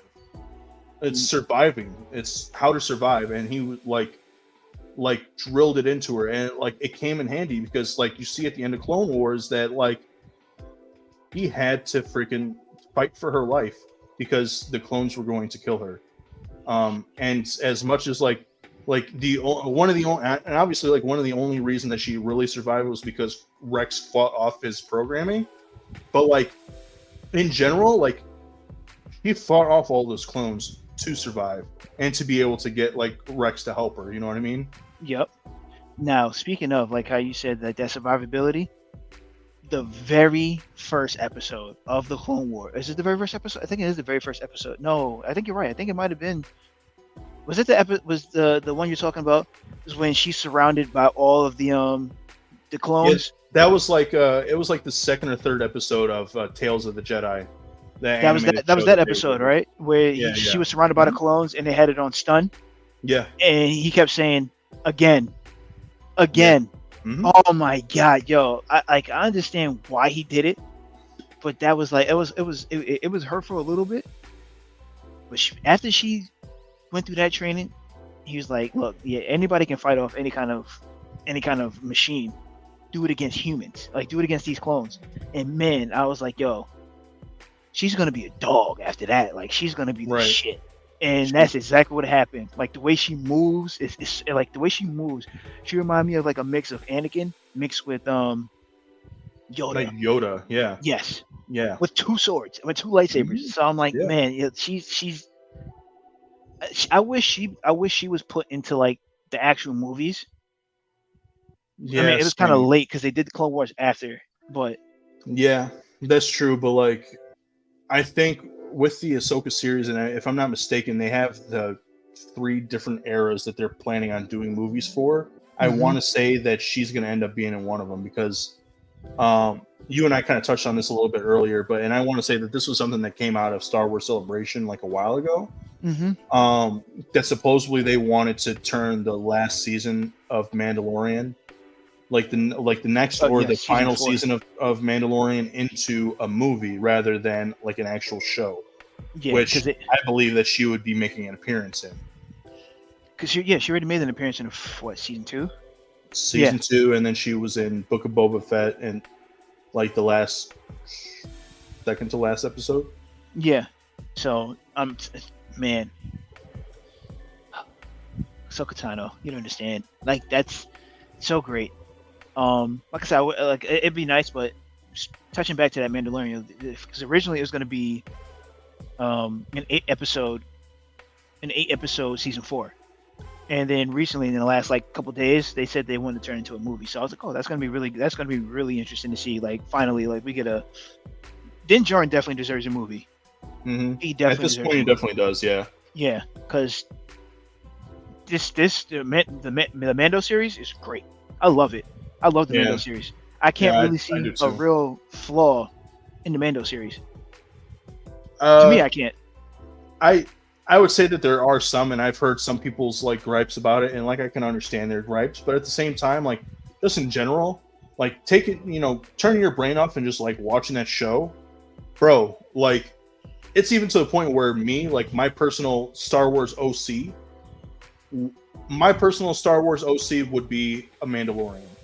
Same. He would be a Mandalorian Jedi. You know what I mean? Like I would freaking love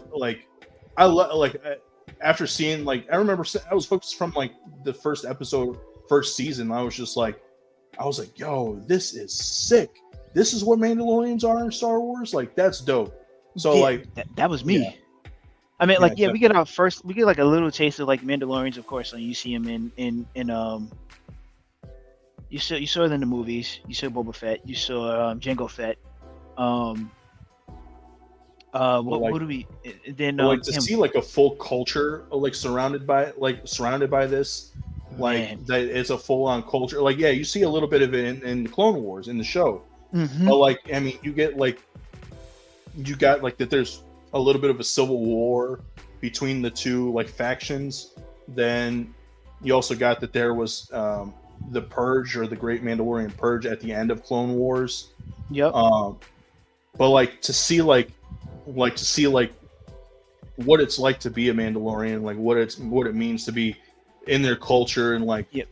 even from Traditions. like their traditions, the way that they are, the way that This is the way. walking the way of the Mandalore and shit. Yep. Like so sick, and like the fact that it's helped to expand the Star Wars universe in general is just like really dope. So Man, yeah, like I don't care. Like it's funny because when we do things after we finish it, then you hear us. This is the way. this is the way. Exactly. I was like, our part was saying in DC, like when we play DC Universe, like, all right, we're switching leagues. All right, cool. This is the way. This is the way. This is the way. But I think that's pretty much the end of our news for the most part. Was there anything else that you wanted to touch on news wise, bro? No, that was it. Like the Mando one was definitely the last one I was definitely going to talk about, since it was like I literally found it right before we started the show. Right. Which is, I mean, like, again, Mando, Ahsoka Tano. I really can't wait. I can't. They need to end this strike. They have to end this strike because there's so much juicy stuff that. Right. So much stuff that we crave, like all the content we crave, we want it. And obviously Yes. we want people to like get paid what they deserve for their art, and like to get a little piece of the pie, and Of course. not lose jobs to like computer programs and stuff. But like we also want our stuff back. So like yeah, we just really hope that they come to an agreement on something. But yeah, because right now the biggest thing I'm waiting for, which a lot of people are waiting for, I know this is off topic, anime wise. So soon we're getting Gear 5 Luffy, and I can't wait for that either.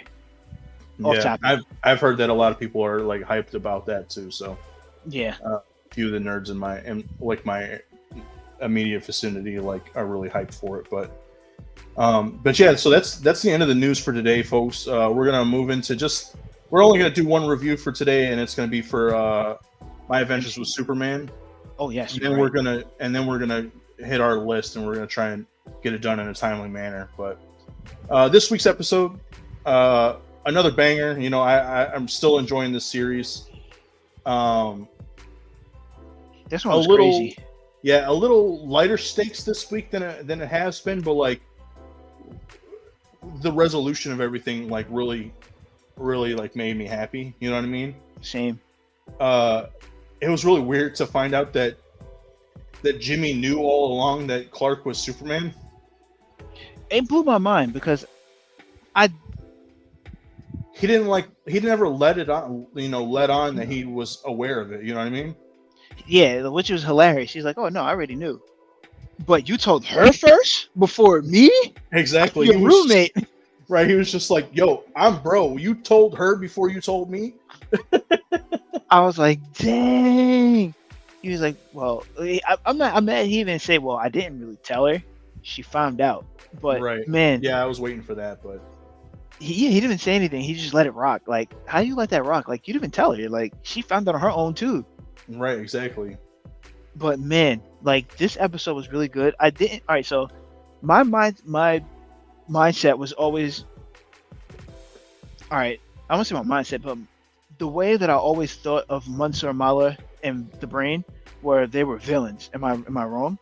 You're right. Like that threw me for a loop a little bit this week. So like, for one, I always picture, and I don't know if it's because of Young Justice that I think this, but I also think maybe Teen Titans did the same thing. But the Brain was always the one who was French, right? That could Yes. speak. And then Monsieur Malo was never the one who talked. Like he can never talk. That's what I thought. That's what I thought too. And maybe I could be completely wrong because honestly, I don't think I've ever read them in the comic books. I only know them from the shows. But like, it was always the Brain does the talking and Monsieur Malo does the walking. You know what I'm saying? Yeah, like he So was the hands, like because my right, was just a machine, right, robot. Yeah, right, because the Brain couldn't do anything else other than like scoot his way across the room. yeah. So like to see the band, well, for one, it was really funny because like the banter between them was hilarious. Oh, But hands down. it threw me off that Brain was German, Yeah, uh, and Mansoor Mala was French, which and like they're lovers. right, that one was way out of left field. I was like, okay, Yeah, sure. this man is out here doing what is it called? He out here, Bestiality. yeah, like he out here bumping grinds with a gorilla. Well, and like obviously because the Brain is only a brain in a jar and Mala's a gorilla, but like so obviously I don't think there's anything physical going on between them. It just seems like it's an intellectual love between them. Mm-hmm. But like in general, it just threw me off so hard because obviously I'm pretty sure that Mala fell in love with the Brain before he became the brain in the jar. You know what I'm saying? Yeah, so what I did like is that they explained how that even happened too. Like I never would probably paid attention to that, but the Brain was originally a scientist. They went through that portal, and I think he got hit with the blast. Mhm. And then to preserve him, he put his brain into the machine, so the machine can talk, like still process, what the actual scientist was thinking, and that's how he preserved them, which was pretty Yeah. dope. I thought that was pretty dope. Yeah, to give us like that background was really cool. Mm-hmm. Um, But Cadmus, I had a feeling that was coming up. I had Yes. a feeling that we were going to get into some Cadmus, right? yes, we And, talked like, about it last week too. We definitely did. And like, hang on one second. And when you look at this does look a little provocative. So Oh my god! maybe this was always a thing. But anyways, getting that Cadmus was is like behind a lot of this stuff, especially with the alien technology. Definitely sort of cemented like, okay, like yeah, I had a feeling Project Cadmus had a lot to do with it, especially because last week we got what's her name, Amanda Waller. Since we got Amanda Waller, and then we also got a little bit more about the general, but not a whole lot. Like I still want to say that this is General Eiling. I could be wrong. I'm assuming this is probably who it's supposed to be. You know what I mean? Yeah, no, I agree. I think so as well. Um, he said something very important at the end too. Well, he said it's a flashback for him. Um, but what this has me thinking was, I don't. Did Superman bleed? I don't remember if he did, but I feel like if they come Oh, up I with, know what you're well, talking no, about. if this is definitely gonna be a second season, we're definitely gonna have either Bizarro or Superboy. Yeah, probably. You never, that definitely seems like it'd be something that it would be leading up to. Um, the thing that you're talking about, when he's bleeding or he's like weak in that like area, it's because of the it's The solar Red Sun. radiation, a red solar radiation. So like General Allen knows about his Kryptonian heritage, and he knows that he gets power from the yellow sun and not red sun. So like, yeah, I obviously a lot of this tech has to do with like Kryptonian tech, and I'm assuming that this is all stuff that's probably fallen from His ship. his ship, like on his descent into Earth or whatever. But like, yeah, it's getting good, dude. Like I'm really intrigued to see like how like where this all goes because in general, like I said, this episode wasn't super action heavy, but it Hmm. was a banter fest. I loved the whole thing between Mala and the Brain, and then just like the trios freaking like they're like talking to each other back and forth and stuff. So like, Both yeah. trios at that. Mala the Brain and Jimmy had some funny Oh, banters as well, especially dude, when yeah, when the Brain and Mala was arguing while Jimmy was tied up, and right, then Jimmy just got up and walked away. right. Mala and like Brain was sitting there the whole time, like, oh, I'm gonna kill him, I'm gonna kill him. You know, he brought people here, and Mala's just like, stop it, what are you doing? Like, don't do this. He's trying to Yeah, be like, the voice of reason and shit. The yo, Brain just keeps like his face, just like his eyebrow, freaking like is all angry, and then at one point he's just talking monotone, and it's just like a flat eyebrow and shit. oh man, yo, nah, this show is really good. Like, oh man, they did this perfect. I honestly I can't wait for that. I don't know how many episodes we're getting in one season, Yeah, I don't know either, but but nah, this definitely deserves a second season though. Like, this is good. yeah, it is. It definitely is, and I again, I want to see 100% like where it's gonna go because I'm with it. Like, I'm hoping that we get like a longer season, like not just a 10 episode sort of run. Like, I want to see maybe like a 15, 16, maybe even like Same. old cartoons when they used to go like 20 episodes in a season. You know what I'm saying? So, We're never gonna get that ever again. yeah, I don't think It's not so. happening. Those days are over for us. Like, it's sad. But I don't know why they stopped doing that. I don't know if it's because like this today's generation has a short attention span. Well, there's that, and the main reason we used to get cartoons when we were younger was because they were selling toys, and That's since they true. see that like toy sales aren't It's what they used to be. necessarily, aren't like cartoons aren't necessarily selling the toys that they want. You know what I mean? Like Hmm. you got your cartoons that are going to sell toys regardless. So you got your TMNT, you got like Power Rangers, even though it's not a cartoon. Superheroes in general are always going to sell toys, but they don't need a show to sell toys. You know what I mean? Yeah, agreed. It's always going to be like the other stuff that like if they want to sell toys they need to make a show for. But like I think in general, I think a lot more people who are making cartoons nowadays, they were fans of them when they were younger, and so they just like they're making their own stories and stuff. So like whether it's selling a toy or not, I don't think it really matters anymore. But yeah, like as far as like making those longer like seasons and stuff, yeah, I think that they're done away with that for good now. But you know, um, but yeah, that's I mean, that anything else about Superman this week, dude? Yeah, no, nothing else. Like I said, I just hope the second season comes. Yeah, dude, I really hope we get a second season of it. It's been really good so far, and like I can't wait to see more of it. Um, but all right, that's gonna lead us into um, the remainder of the show. We are going to be doing a tier list for all of the MCU movies. So like, in case you haven't seen some of these movies, there's going to be some spoilers. Some of these have been around for a long time, so if you haven't seen them, that's kind of your fault, not ours. Some of the newer ones we won't go super heavy into spoilers for, but classes in session, folks. We are going to be doing a tier list here for our MCU And if you give me just a second here, I can get us all set up and ready to go. All right, I cool. meant to ask, are you able to drag them? Yeah, I am. Okay, cool. All right. Happy. So I'm gonna go. I'm not gonna go in order here. I think I'm gonna try and go in MCU like release order. So we'll go. We'll start off with Iron Man. I say Iron Man is probably like a solid B or A tier, like the very first Iron Man movie. I really like it a lot.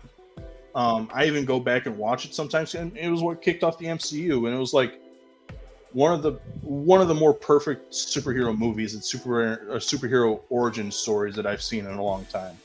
What are your thoughts? I can't disagree. I really like the first Iron Man. Um, I know it's probably like I don't want to say probably cliche, but I think like my favorite part of like the whole that first movie, outside of saying I'm Iron Man, was the scene where he was showing off like his Stark weapons, and he's in the desert, and then you Oh, see him like yeah, this, and then the boom behind him. And I was like, oh, that's yeah, so exactly. fire. That was so fire. I remember seeing that in the trailer when it first dropped. Like Yep. it, it was so cool. I was just like, yo, I gotta go see this. And unfortunately, I never saw it in theaters, but I saw it shortly after it came out on like Blu-ray or yeah, Shame. DVD. Shame. And to me, like, for the people that they had that they were gonna pick to be Iron Man, um, I'm happy that they picked, um, RDJ. yeah, Robert Downey Jr. I was about to say Tony Stark. That was funny. I'm glad that they picked Robert Downey Jr. as Tony Stark, Right. because to me, if you ever look like, not gonna say if you ever look like, I know you've seen it. Comic book wise, he looks like Tony Stark. Iron Man movie, not Iron Man movie, excuse me, Iron Man TV, Iron Man cartoon, Oh from the yeah, '90s. He literally looks like Tony Stark, like dead on Tony Stark. The only thing he doesn't have was the mullet, but he looked to me he looked just like Tony Stark. So perfect casting, great movie. Definitely to me would be a starter point, a B. B. Think so? B, A, B. I would say A. I would give it an A actually. We'll give it an A. If we feel like something else should move down, we might move or should be an A instead of it. We might move it down, but yeah. So Iron Man A's tier. So let's see what came after Iron Man. I believe it was Incredible Hulk, which is where's the Incredible Hulk? Is it even on He's at here? the bottom. Oh wait, no, that was a She-Hulk that I saw. I don't even know if it's here. Oh, I it's was right looking here, at this. literally like in front of my face here. So yeah, I'm just gonna go ahead and put this. Yep, yeah, yep. I'm feeling like it should be booty water just because like there were good things about it, but in general, it didn't really have much of a impact on the MCU going forward, other than giving us General Thunderbolt Ross, and then the very end credit scene where Tony Stark meets Thunderbolt Ross to be like, "Hey, I'm here to talk to you about the Avengers Initiative." Or I hear we have a mutual problem. Basically, just trying to set up the Avengers more or less, you know. So Yeah. other than that, it doesn't have a whole lot of impact on the MCU going forward. Oh wait, so we're Would going in you movie order. Oh, agree? So like, is there anything I'm else you want to talk about the Hulk? I'm gonna be honest. I never watched it because I don't like the Hulk. Like I Oh, would okay. never want to watch it anyway. But if I go back and watch it, I know I'm gonna be highly upset anyway because I know it's literally gonna be nothing. Nothing to be like, oh, this is cool. No. So Blue Water, yes, you can leave it right there. There's some cool scenes in it, like I said, but overall, like in general, there's not a whole lot going on in it. So there's not really anything to and I wouldn't be worried about it. You know what I mean? You're not missing a whole lot. So Good. Keep it right there. all right. Then after that we've got I want to say Iron Man 2 came before Captain America or Thor. So Iron Man 2. Uh I always hear people give this one a lot of shit and like I can kind of understand it to a degree. Like is it the best Iron Man movie? No. Is it the best superhero movie? No. There are a lot of cool things in it. There's a lot of cool shit in it. And one of the coolest things in this is the freaking suitcase suit. So like that for me at least gives it a B tier. I could see it going in C tier though. What do you think? Iron Man 2 was Whiplash, right? Whiplash, yeah. And then we get that was the other thing. We get the War Machine suit too. Oh yes, and then this is where we learned that Terrence Howard, then bam, they ended up being Don Cheadle. Yeah, they took Terrence Howard out, and we got Don Cheadle instead. It was Iron arguably Man, probably a better roadie. yeah, Iron Man 2, I would definitely say, yeah, I would give it either B, C tier. I definitely love the suit, that suitcase suit, the roadie suit, fire. So yeah, so I'll say C. C, yeah, I'd say C just because again, it's not the greatest superhero movie, but like there are cool things about it. And again, I love that suitcase suit. It's so nostalgic. It reminds me of freaking Iron Man. So the Iron Man TV show. All right, so now we've got, I can't remember which came out first. I want to say it was Thor. So Thor, the very first Thor. I want to say that it should be C tier. Part of me also kind of wants to put it in booty water, but there were some good things about it. They had some redeeming qualities. You know, it gave us Loki. Loki's cool. I like. Nice thing I can say about it. It gave us more than Loki. No. Did we see Valkyrie in Thor 1? Nope. Who the hell did we see in Thor 1? You're thinking of Sif. There's Sif, yes, and then the I'm Warriors 3. Okay. I only like the beginning, really, of Thor 1. When they go to Jotunheim and kill some frost giants. Because he's trying to prove a point. Yeah. That's the only reason why I like Thor 1 is because, like, oh, all right, well, Thor's lame, but this is cool that he's really trying to, like, prove a point to his dad, like, hey, look, I'm ready for battle. Like, I don't want to be held back anymore type. So after that, I'm like, oh, okay, Thor's cool. Yeah, like Chris Hemsworth. Chris Hemsworth did a great job as Thor. That's I'm gonna put that because that's the only reason why I ended really watching, like, really liking Thor. The one thing one of the funniest things about this movie is they dyed his freaking eyebrows blonde, so he looks like he doesn't have eyebrows through like more than half of the movie. But other than that, I mean, like, he did a good job as Thor. I mean, obviously he's the only remaining Avenger. He's the only core 3 Avenger to get a 4th movie. So, like a 4th solo title movie. You know what I mean? So, I mean, I don't know. What do you would you say C tier, or do you want to say it's booty water? You know what? I'll give him a C. If we'll move him down, but I have a feeling we might end up moving him down because I already know who my booty water is going to be, and I'm looking dead smack at 2 of them. All right, so next we got Captain America, the first Avenger. I would give it a B. I would give it a solid B too, because, you know, I was never a Captain America fan in general, but like this movie actually made me like him, and he really made me like Chris Evans as Captain America. Agreed. Same here. Like, it was beautiful. All right. So the funny thing that I've seen about, all right, so before I even deep dive, like, I'm not saying I'm gonna deep dive down into it. The funniest thing that I've seen about Captain America is that he's a racist, and it made me laugh. You've seen this video? I think I sent you this video, right? Yeah, I've seen him, and so I've seen all the memes, and it's just like obviously in the movies they don't portray him as being racist, and like this is more of a commentary, or like the memes are like based on in his time, like the time period he's from.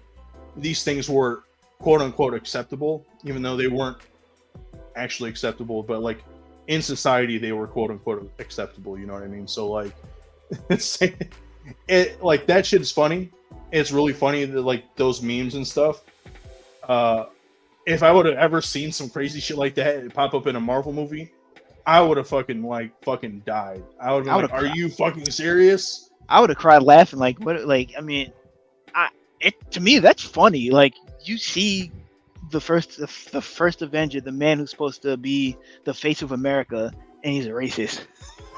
That'd be pretty fucked up. Slightly fitting, but it would be really fucked up. But yeah, no, I have to give it a B. Solid movie. Solid movie. Perfect start to the Avengers. Yeah, Um, it leads basically right up into the Avengers, more or less. yep. So that leads us into, like I said, the Avengers, You the honestly very skipped a first movie. Avengers, dude. Say what? Oh wait. Oh no no no. I forgot. We're doing it in movie order. We're not doing it in MCU actual order. I forgot. So I'm gonna say you skipped Captain Marvel, but yeah, we're not doing Oh that yeah, order. no, I'm we're not sorry. doing it. We're not doing it in chronological. It's just when they released in release Yeah. order. So the very first Avengers movie, uh, honestly, it gave us everything that they promised us. They brought all those heroes together, and it was the very first time that almost anything like that's ever been done. I remember going to see it midnight opening night. I loved the movie to death. Going back and watching it now, like there are some things about it that I don't like, but in general, like I don't have a bad thing 100% to say about the Avengers. Like I think it's a good movie. I would I love. say that I would keep it at maybe A and B tier because I know that there are better ones to go into S tier. Oh yeah, I could definitely tell you. Well, I know. I felt like we should have just went straight across because, but yeah, definitely an A tier movie to me. We got to see a real. The, how many actual movies, superhero movies, have we seen that has something like that before Avengers? There's only one. Before Avengers, like It's it one. was like X Men. Watchmen. Oh, Oh, two. You're Watchmen. right. Watchmen and X Men.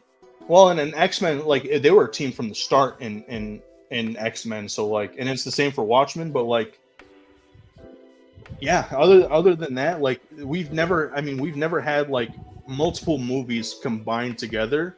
Mm-hmm. Like each person had like a separate solo movie, and then we get like a full on like team up movie. You know what I'm saying? So Yeah, like and this then was the first time that I've ever seen anything like this done in terms of like superhero movies. yeah, and live action at that too, because normally we'll just get like. So the funny thing to me is, as of right now, Marvel has the best live action movies. Mm-hmm. Justice League. DC has the best animated movies because Oh yeah. animated wise, we seen it all. Their singles, Justice League movies, great Justice League animated movies. Um, Before this, we never had a Justice League movie, and then when we finally got one, straight doo doo. That was the worst movie that no, yes, I take that. It was the worst movie that I've ever seen. Justice League was horrible. I didn't like the Flash. Ezra Miller is horrible. Ezra Miller was horrible in every movie that I've seen. No, I can't say that. Ezra Miller was a good Credence and Fantastic Beasts. Yeah. Great job there. Great job there. So I think that was before his problems. But horrible. That was I don't even with the Snyder cut, they did a little bit of justice, but it was still bad. Like I'm glad I never went to see the movie because I'd have been pissed off if I paid 15-20 bucks to go see that shitty movie. Like I'd have been fighting people at the movie theater for that because there's no way I would pay for that god awful movie. I'd rather watch The Lion King, and I don't like The Lion King. I think Lion King is terrible. I'd rather watch The Lion King than watch the Justice League movie. Yeah, dude. Yeah, I don't think, if I remember correctly, I don't think I went to go see. Wait, did I go see Justice League in theaters? I feel bad for you. I don't remember, honestly. Like, it's that bad of a movie. I don't remember if I went to go see it in theaters. If I did, I know I didn't like it. I know 100% that I didn't like it. And then, like, I remember I was at a friend's house one year it was some get together, and he put a movie on for everybody to watch. And I looked at him and I was like, "Bro, please don't turn this movie on." And he's just like, "Why, dude? Don't you?" He's like, He's like, "You love these kind of movies." I was just like, "No, don't." I was like, "Not this movie." And he turned it on, and the whole time I was just like,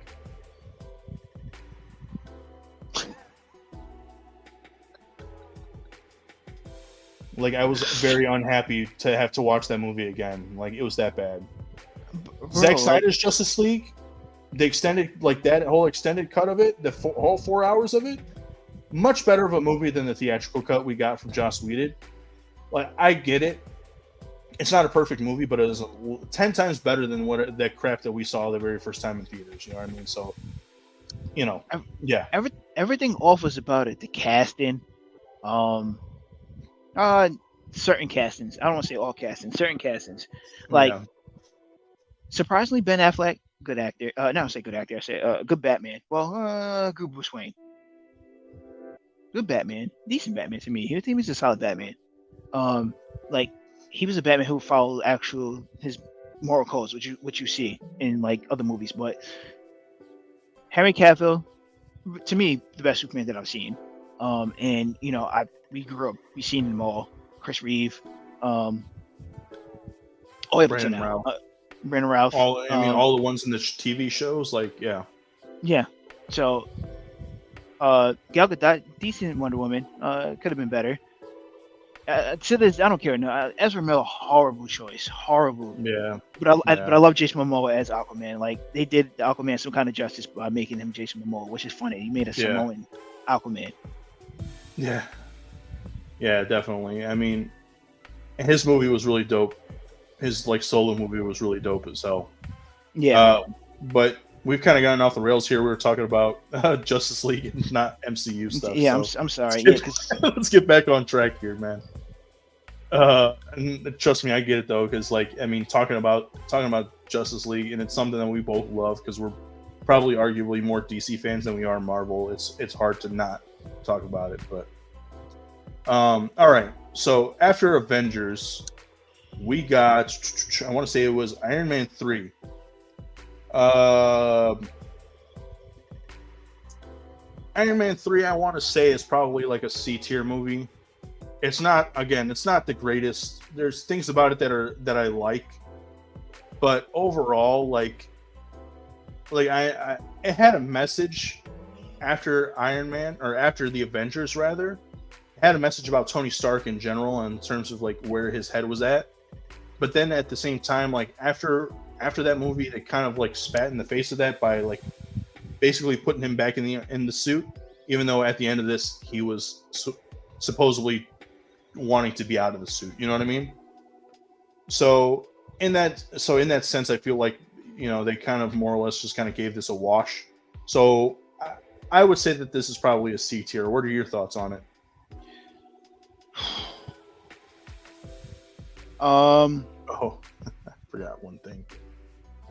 what'd you forget? The Mandarin. He was in the third Iron Man, right? Yeah, it wasn't the real Mandarin.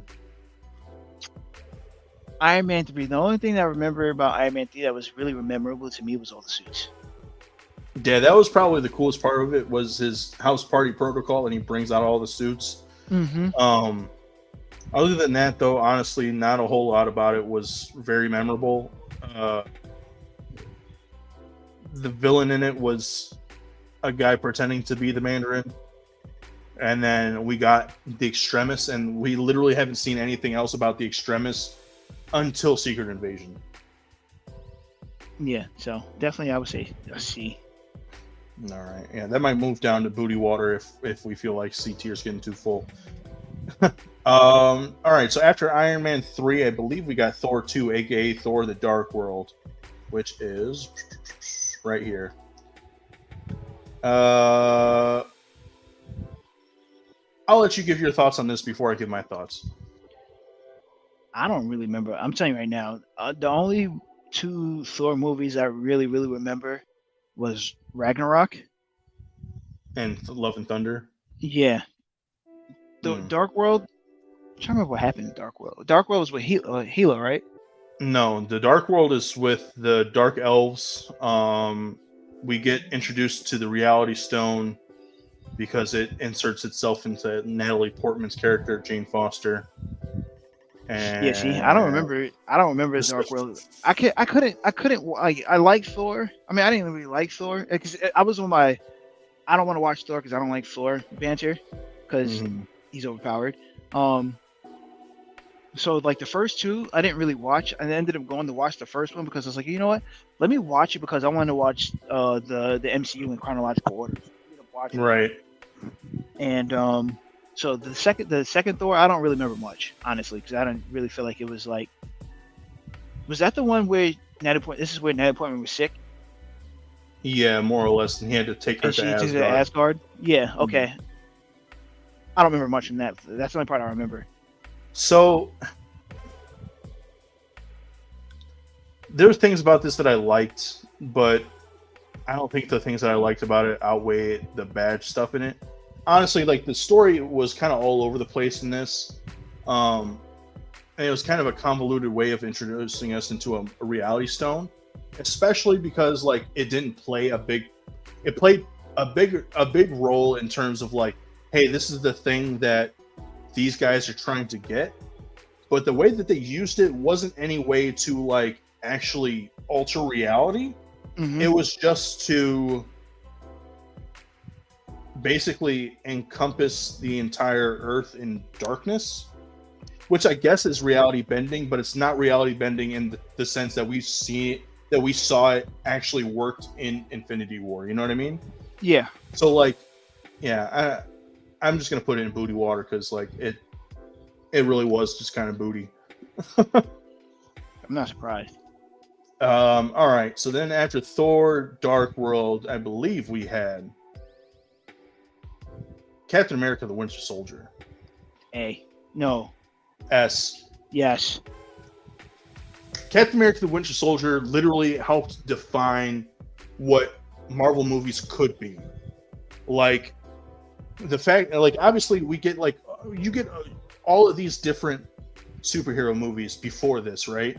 And Hmm. like you get Iron Man, and like it's a cool superhero movie. We get all the other superhero movies, and we get to the Avengers, and like, but all of them kind of feel the same. You know what I'm saying? For the most part, like it's an origin story. This is like this is how things are gonna work, and then boom, there's gonna be a big fight at the end, and then bam, this is all done. With Captain America: The Winter Soldier, I feel like it redefined what the superhero genre kind of was in terms of like, hey, this isn't just a superhero movie. This is like a spy thriller. This is like a political intrigue thriller type of movie. Hmm. Uh, like this is what these movies could be, and what better character to do this with than Captain America? This movie right here, like I liked I this the first Avenger got me to like Captain America. This movie got me to love the MCU's Captain America, Agreed. and like Agreed. it literally was like it. There's no, I cannot say a bad word about this movie. Me, honestly, me either. Like I thoroughly enjoyed the Winter Soldier. It was nice to see. It was nice to see. Honestly, it was nice to just see Bucky. Period. Like because honestly, I didn't think that was they would put the Winter Soldier into the movies, but man, they did such a great job with this. That like definitely S tier to me as well. It's crazy because I don't know 100%. I can't remember 100% when the Winter Soldier made appearances in the comics, like when he first became. Hang on. I Um, also like that they also made it tie into not just um they didn't also just make it tie into just for Captain America. It also tied in with Iron Man as well, which I don't oh think right, nobody yeah, mentioned. definitely. Um, but like, so yeah, so Winter Soldier debuted in the comics in 2005, and then this movie I want to say came out in 2014. So not super long after this this character came to be in the comics that he got into a movie. You know what I mean? So like that's really insane. Like it was that good of a like storyline and that good of a character that they introduced him into a movie almost right away. You know what I mean? Yeah, Um, but but yeah, like 100%, like that movie is so great. I still go back and watch it every now and again, and every now and then now. So like, it's definitely S tier for me. Moving on. After that, after Winter Soldier, I want to say, where did we get? What did we get? Now things are starting to get a little bit muddy because I don't remember 100% where everything came from. I want to say it was Avengers: Age of Ultron. This was our second Avengers movie, and I don't think it was as good as the first one. It was by the same direct. It was done by the same director. Um, but some parts of it were not like great. But we got introduced to Wanda, aka the Scarlet Witch, and Quicksilver. We got to see Rhodey kind of become part of the Avengers a little bit towards the end. We saw Shield come back after it was basically dismantled in Winter Soldier. I didn't really like Ultron in this. Like he was not what I imagined Ultron to be from the comics or from any of the cartoons of Avengers that we've seen. All right, so my opinion of this movie, I really love this movie, and the reason why I loved it is because of the start of the movie where they try to pick up the hammer. That was really good, and like the very beginning of the movie, like when they're charging into like try to get the scepter from Baron Strucker, I think it is. Mm-hmm. That scene was so cool. It was such a good opening scene, and then like the scene right after that was really good. But then everything after that just kind of fell for me. Not to me. The reason why I also like this movie is because it also introduced us to Vision. Even though Vision's not like I'm not a big fan of Vision like that, but I love the setup of how Vision came along. And then Yeah. to me, like this movie was hilarious because this is where I thought Thor was a pussy. When he kept having the flashbacks and he just dipped out on them to figure out like what's going, like why this is happening. Like why is this happening? Like what's going on? And he came back with the what stone was it? Was it the reality stone he came back with? No, he didn't come back with a stone. He just came back and like supercharged the cradle or whatever for Vision to get finished being like coming to life. But what stone did Vision have? He has the Mind Stone. Mind Stone, yes. So I thought that was dope. I like the fact that it really showed like not everybody agrees upon each other, like teams. Right, yeah. So like it was like a reality, like, hey, look, like just because this has happened doesn't mean like we should be doing this. And not everybody agreed with Tony on that. So like I love like that part I loved. I thought it was like a really good movie.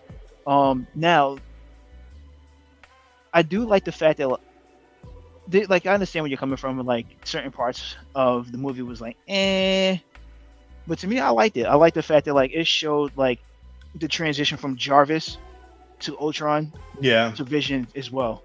Yeah, that was really cool. Like I said, there was really good parts in it. There was just some stuff that to me just kind of felt not forced. I think my biggest gripe with it is Ultron just in general. He's not what I thought he was, you know what I mean? Like he didn't come off or sound the way that I expected him to, you know what I mean? Yeah. He was doing a little bit too much banter, a little bit too much talk, and like I usually like that from like villains, but like from him in general, like that's not who Ultron is. He doesn't talk back and forth, he doesn't monologue. He just is he's a death machine. He's there to like he knows what his mission is and he's there to try to complete it. And he's not giving any qualms or like talking about it. He's just trying to do it. And like his actions sort of said that a little bit in the movie, but he told us a whole lot about it. You know what I mean? So that was probably my biggest gripe with it, I think. But overall, I would say it's probably like an A or B tier. I would lean more towards B. Where are you leaning more towards? Yeah. I was gonna say A, B. So yeah, I would definitely say since we both agree, I would say B as well. B? Okay. Yeah. All right. Now, so we got Avengers: Age of Ultron. After that, the MCU changed up a little bit, and I believe that's when they first gave us the taste of what's outside of the world, or what's outside of Earth, and that's when we got the very first Guardians movie, Guardians of the Galaxy. Now this, put it where you want. I want to see where you put it first. I was gonna say I want to put it in A tier, because the very first Guardians movie, like it was aside from Captain America because Captain America really showed us like an MCU movie could be something different. This like cemented like, hey, not every movie is going to be the same. This is going to be a movie about a bunch of a-holes who are like, singular people. They don't have any. They don't work as a team. They they're all about themselves, but like they kind of come together and like become a family, become a team. And on top of that, the needle drops in this freaking movie. The whole, like, to this day, I will still listen to Guardians of the Galaxy Volume 1 like soundtrack, as well as Guardians of the Galaxy Volume 2 soundtrack. So I would say it's an A tier movie. I could be argued down though if you wanted to say that it was No, less. I honestly don't have an argument on it. I think this is a great movie. I like what they did. I have no calls about being A tier. Like, I love what James Gunn did with Guardians because he took a low class team on a Marvel charts and made them very popular. Yeah, that's the one thing I absolutely loved about it. It was just like, I remember when the news came out that they were making Guardians of the Galaxy, I was like, what? I was like, Marvel's got to be like pulling from the bottom of the barrel. Like, nobody liked Guardians of the Galaxy. Like, even leading up to the movie coming out, they were like, before, like, in terms of like where they were, like, this is baseline Marvel, they were way down here. And then as like time progressed and they got a little bit newer, they came up a little bit, still down here though. Like, nobody gave a shit about Guardians of the Galaxy, but the movie came out, bro. They elevated their status to like everybody loves Guardians of the Galaxy now.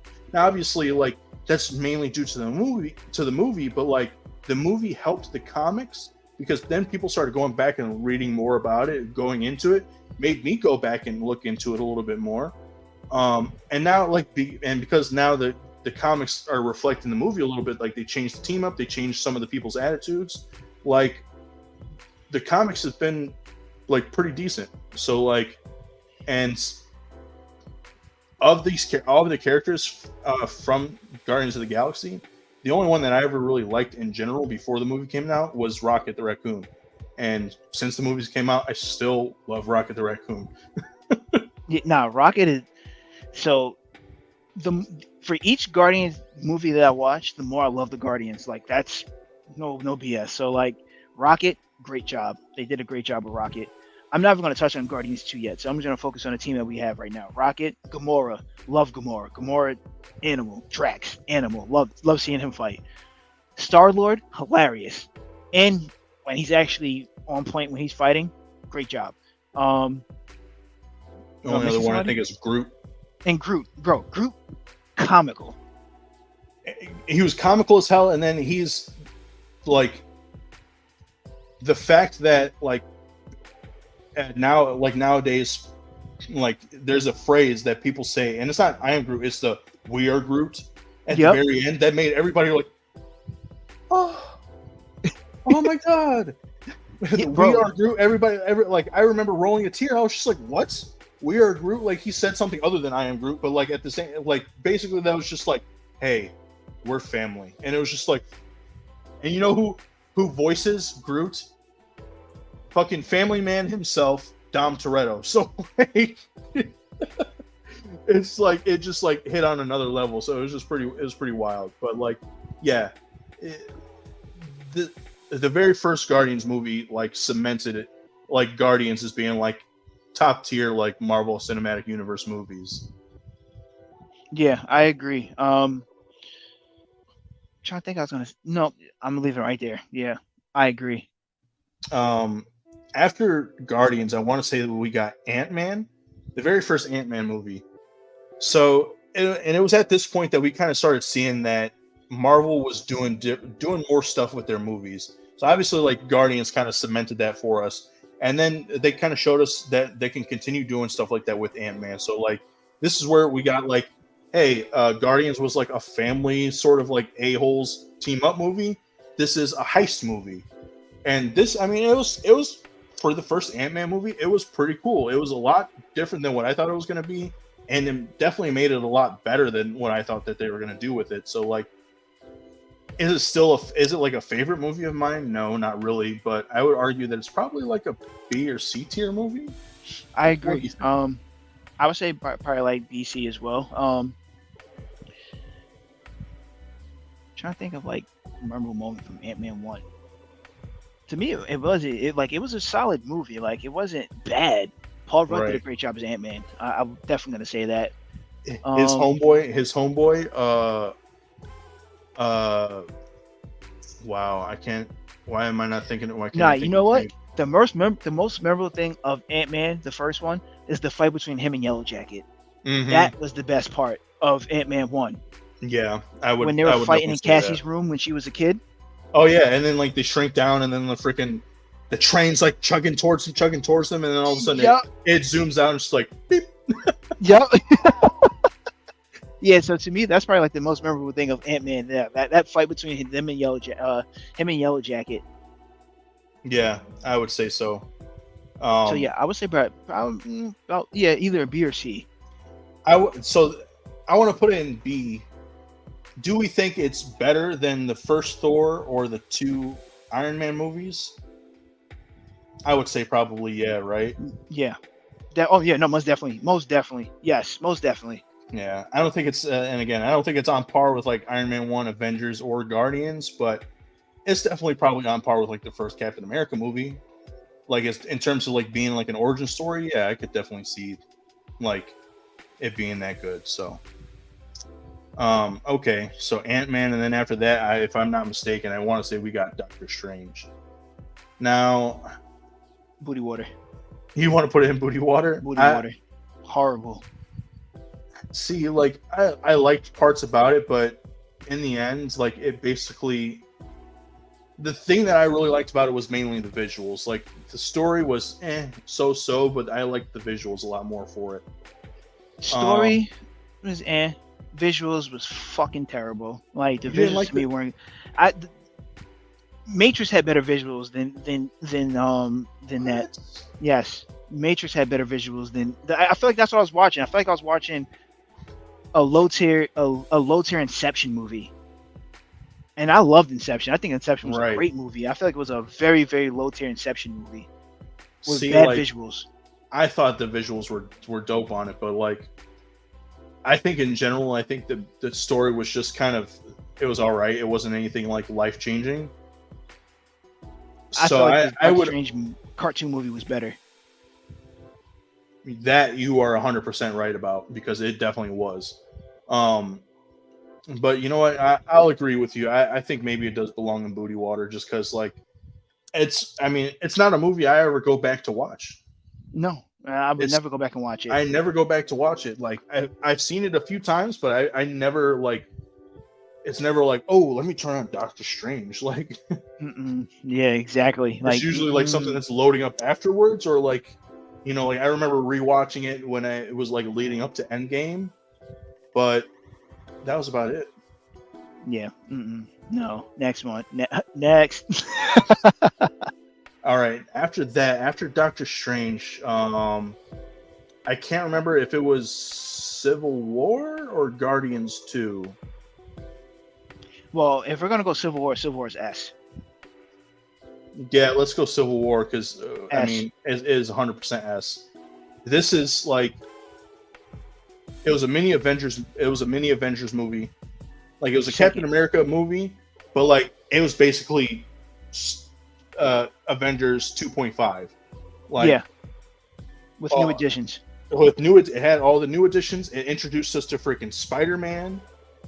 We got Falcon as part of the team. We got Bucky as part of the team, even though he was like the one who was being chased after. Black Panther. Black Panther. Oh my god. The introduction to Black Panther was so sick. It was. Oh, bro. Oh, This is man. this is what it gets. I wish I wore my Black Panther shirt for this, because Black Panther in that movie, rest his soul. The best part, it was one of the best parts of Civil War was seeing Black Panther Oh and yeah, dude. him fighting. And that suit, like, I wish they Bro. would have reused that suit for the rest of the movies he was in, because Nah, I like the other suits too. I can't say that. The second suit was fuego uh, with I the liked it. refraction.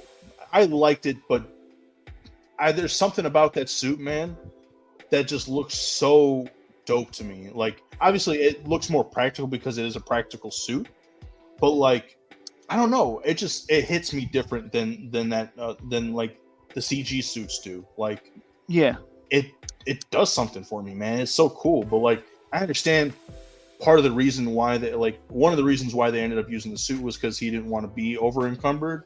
But also too because, for budgetary reasons and stuff like that. But like, in my opinion, I liked the suit a lot better than some of the other ones. I liked the other suits, but that one, I don't know, that one just did something for me. no, that first suit was definitely that first suit was definitely S class. If you had to rate suits, that was definitely an S class suit because that suit was fire. And then of course we got our favorite character who got introduced, and not only that, we got his original name, Hey everyone, Underoos. on the roofs. A lot of people don't know that was what he was. I think was what he was originally called. Was under no, not originally. It wasn't what he was originally called, but he was like one of the first characters, I want to say, on like underwear for kids. If I'm not mistaken, I want to say he was one of the very first characters on underwear for kids. And that was the brand name. It was Underoos, and it had Spider-Man on it. Yes, and you don't understand. Like, to see Spider-Man. All right, to see Spider-Man. Not only Spider-Man, we got to see the moving eyes for the very first time. And how long have we been waiting for that? Bro, Damn near a decade, maybe two. so Spider-Man from Civil War had so many homages to like Spider-Man throughout like his history in Marvel Comics. Like the suit, like the belt was something that he always wore underneath because it had its extra cartridges. The freaking the Tick logo on his back, that was a reference to his first appearance. Steve Ditko made that Tick logo on his back. The moving eyes, or like the fact that they were super emotive and stuff, that's Todd McFarlane's Spider-Man. Like, he drew Spider-Man with big, huge eyes, and like anytime that he would like make a face, they would change sizes and stuff. So like that was an homage to him. Freaking the color scheme was like not his very first appearance, because this is his first appearance, the black and red. But after that, his subsequent ones, when he came into Spider-Man 1, he had the red and blue. The freaking, like, at the end when he freaking shines that light, that's like Spectacular Spider-Man, the TV show, where he has like the freaking the spider signal. Basically, it's like so cool. This like hit me so hard when we got Spider-Man in this. And I remember when the trailer came out for it, because they showed him in a trailer. They didn't save it for the movie. They were like, we need to get people to come see this movie. Guess who's going to get them to come see it? Spider-Man. I remember it because it was that scene. He jumps, webs up freaking Captain America's shield, and then lands, and it's just like, hey everyone. I was just like, the only thing that we didn't get, which would have been a great reference to, was the web wings. Yeah, but we didn't get that until Homecoming. But like, yeah, that would have been the only other thing that we would have needed in that movie. Literally, I'd have been so happy if they'd have put that in the movie. Like, if they'd have put that in that very first movie. But his outfit, his suit, S tier as well. Like, I mean, honestly, all the Spider-Man suits in the MCU, S tier. Oh, 100%, very S tier. 100%. Civil War, so many. I don't want to say quotable. So many memorable moments from this movie, especially even just not even just Spider-Man himself, because anything that came from that was Spider-Man, definitely memorable. His fight with Bucky and Falcon when they were inside the mall. Very memorable. Oh, Right. He I goes have to a metal arm. right. Freaking Winter Soldier goes to punch him with a metal arm, and he just like He he's like, "Oh, catches you it. have a metal right?" And Bucky's looking at him like, Like, bro, like, how are you catching this? Like, "Did who you are just you? catch my fist?" That like you said, the first part when he webs up, he webbed them together first, and then took the Right. shield. Hello, guys. Like that, the fight between him and Cap. Right. He had him holding like. First of all, how the hell you knew he's gonna be able to even hold that? So you must have had some kind of information. They were like, "Hey, kid, where you from? Queens, Brooklyn," and then just takes off running on him. It's like, no, no, he didn't just do that to Maybe him. maybe you could tell me this. Is I didn't hear it, but I've heard it said before Hmm. that they both have their New York accents. Like Steve has a Brooklyn accent, and then he has like a Queens accent. Is that true, or is that just something that like people were thinking but not actually hearing? Ah, they tried to put it on, but it really wasn't the It same. I wasn't mean, like it wasn't yeah, like yeah, it wasn't as strong, but it could have been there, but it wasn't as yeah, strong. like No, it kind but of like they because I could kind of hear it in Steve's voice, but I yeah, definitely didn't Steve, hear it yes. Oh in yeah, no, Steve, you definitely can hear it, but in times, not really, not as much. No, right. that's like me. Like, can you hear me when I talk? Like when I like certain words you say, like certain words I hear. I mean, certain words I say, you probably can hear. Like, oh, he has a New York accent. It's literally the same thing with that was like with Tom. Like Tom, little bits and pieces you can hear it. Yeah. No, there was a little bit of a tangent, but there was a dude I went to school with in middle school. He moved. He had moved to where I went to middle school.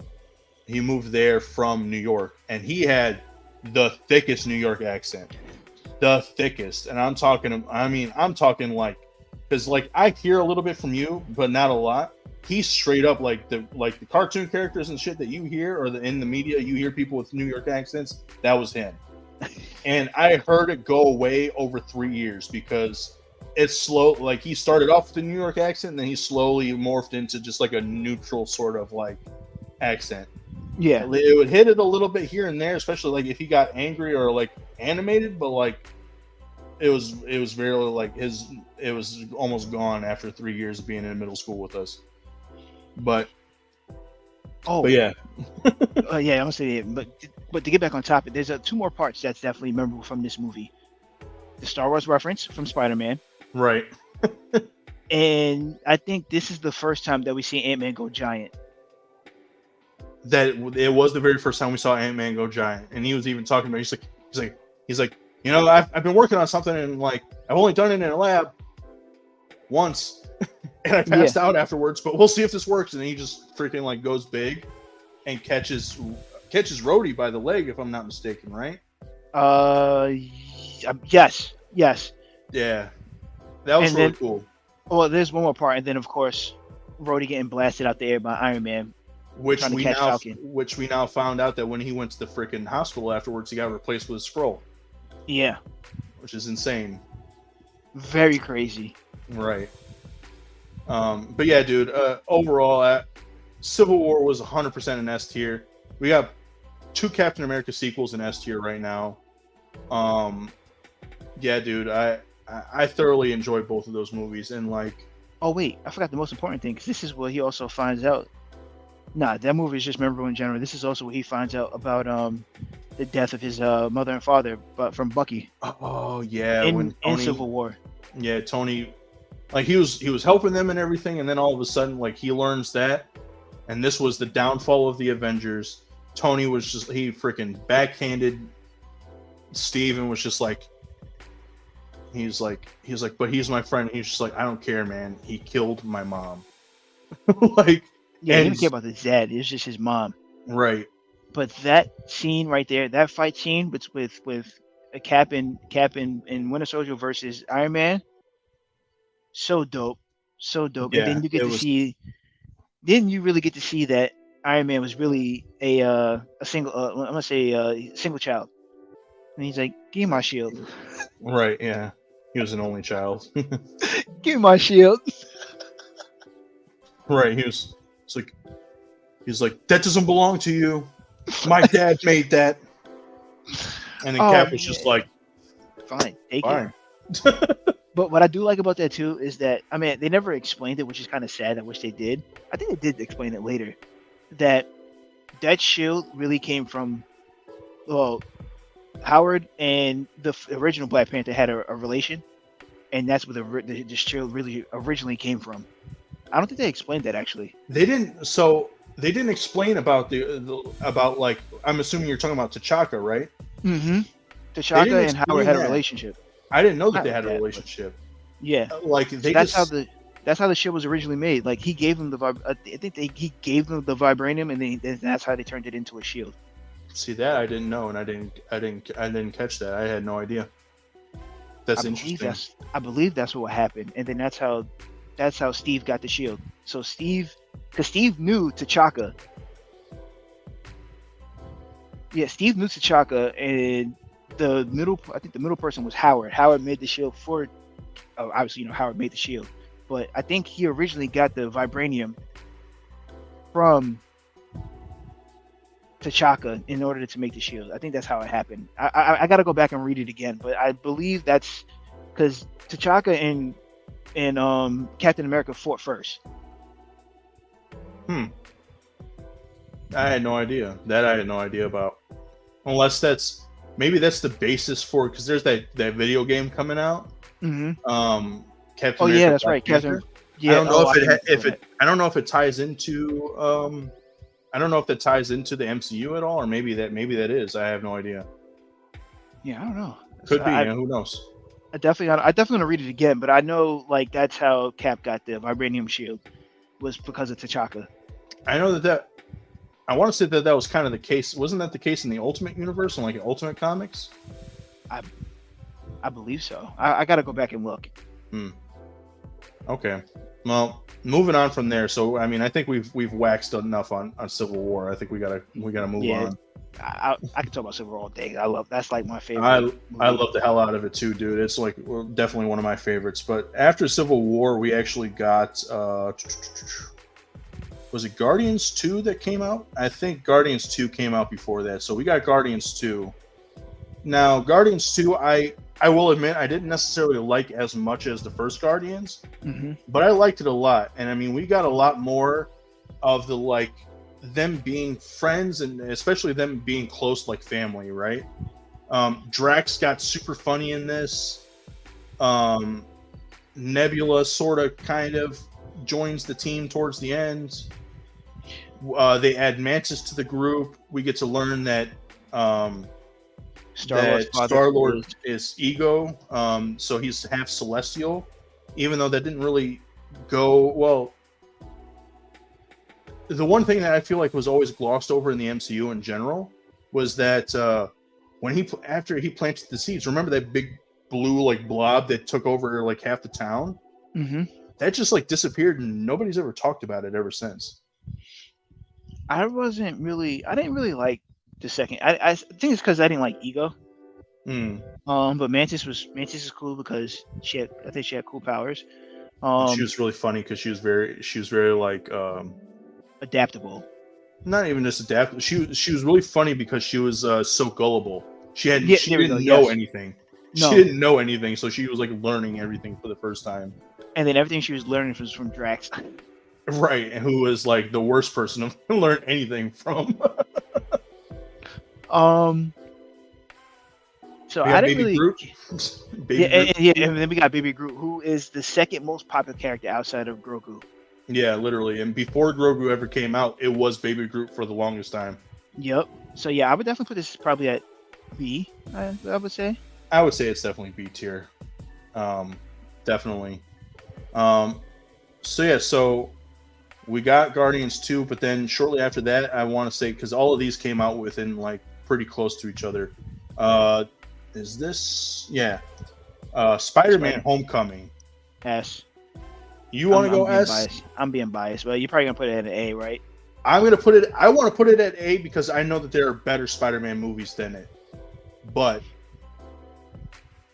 to me, I personally, Homecoming was the start of really a great Spider-Man. To me, we got the perfect Spider-Man. Like Tom Holland to me is the perfect Spider-Man. He's the perfect Peter Parker.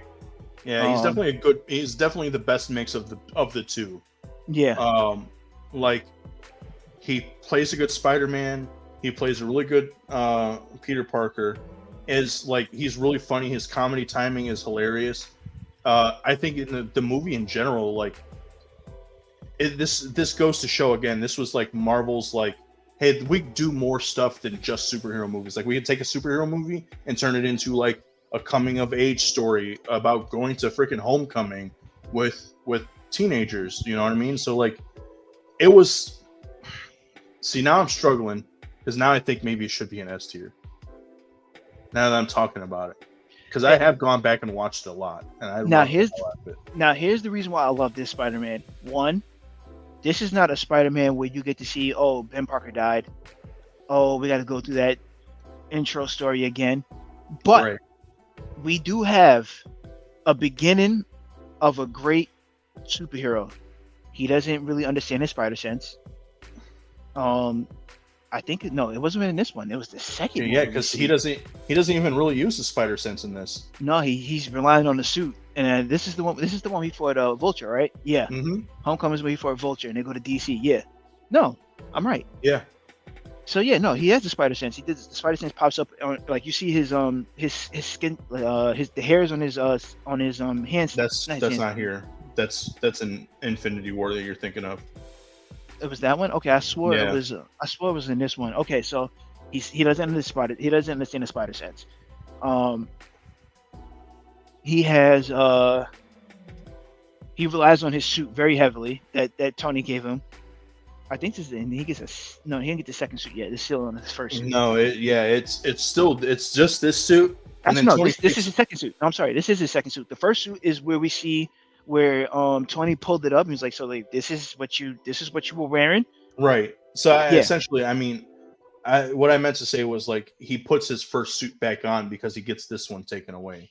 Yeah, because he wasn't listening to what Tony was telling him. So, but yeah, like and then we got a classic moment from a Spider-Man movie that they put into this movie, where instead of him holding a train or trying to pull the train, he's trying to pull the boat. He's trying to pull the ferry back. There wasn't a boat. It was a ferry.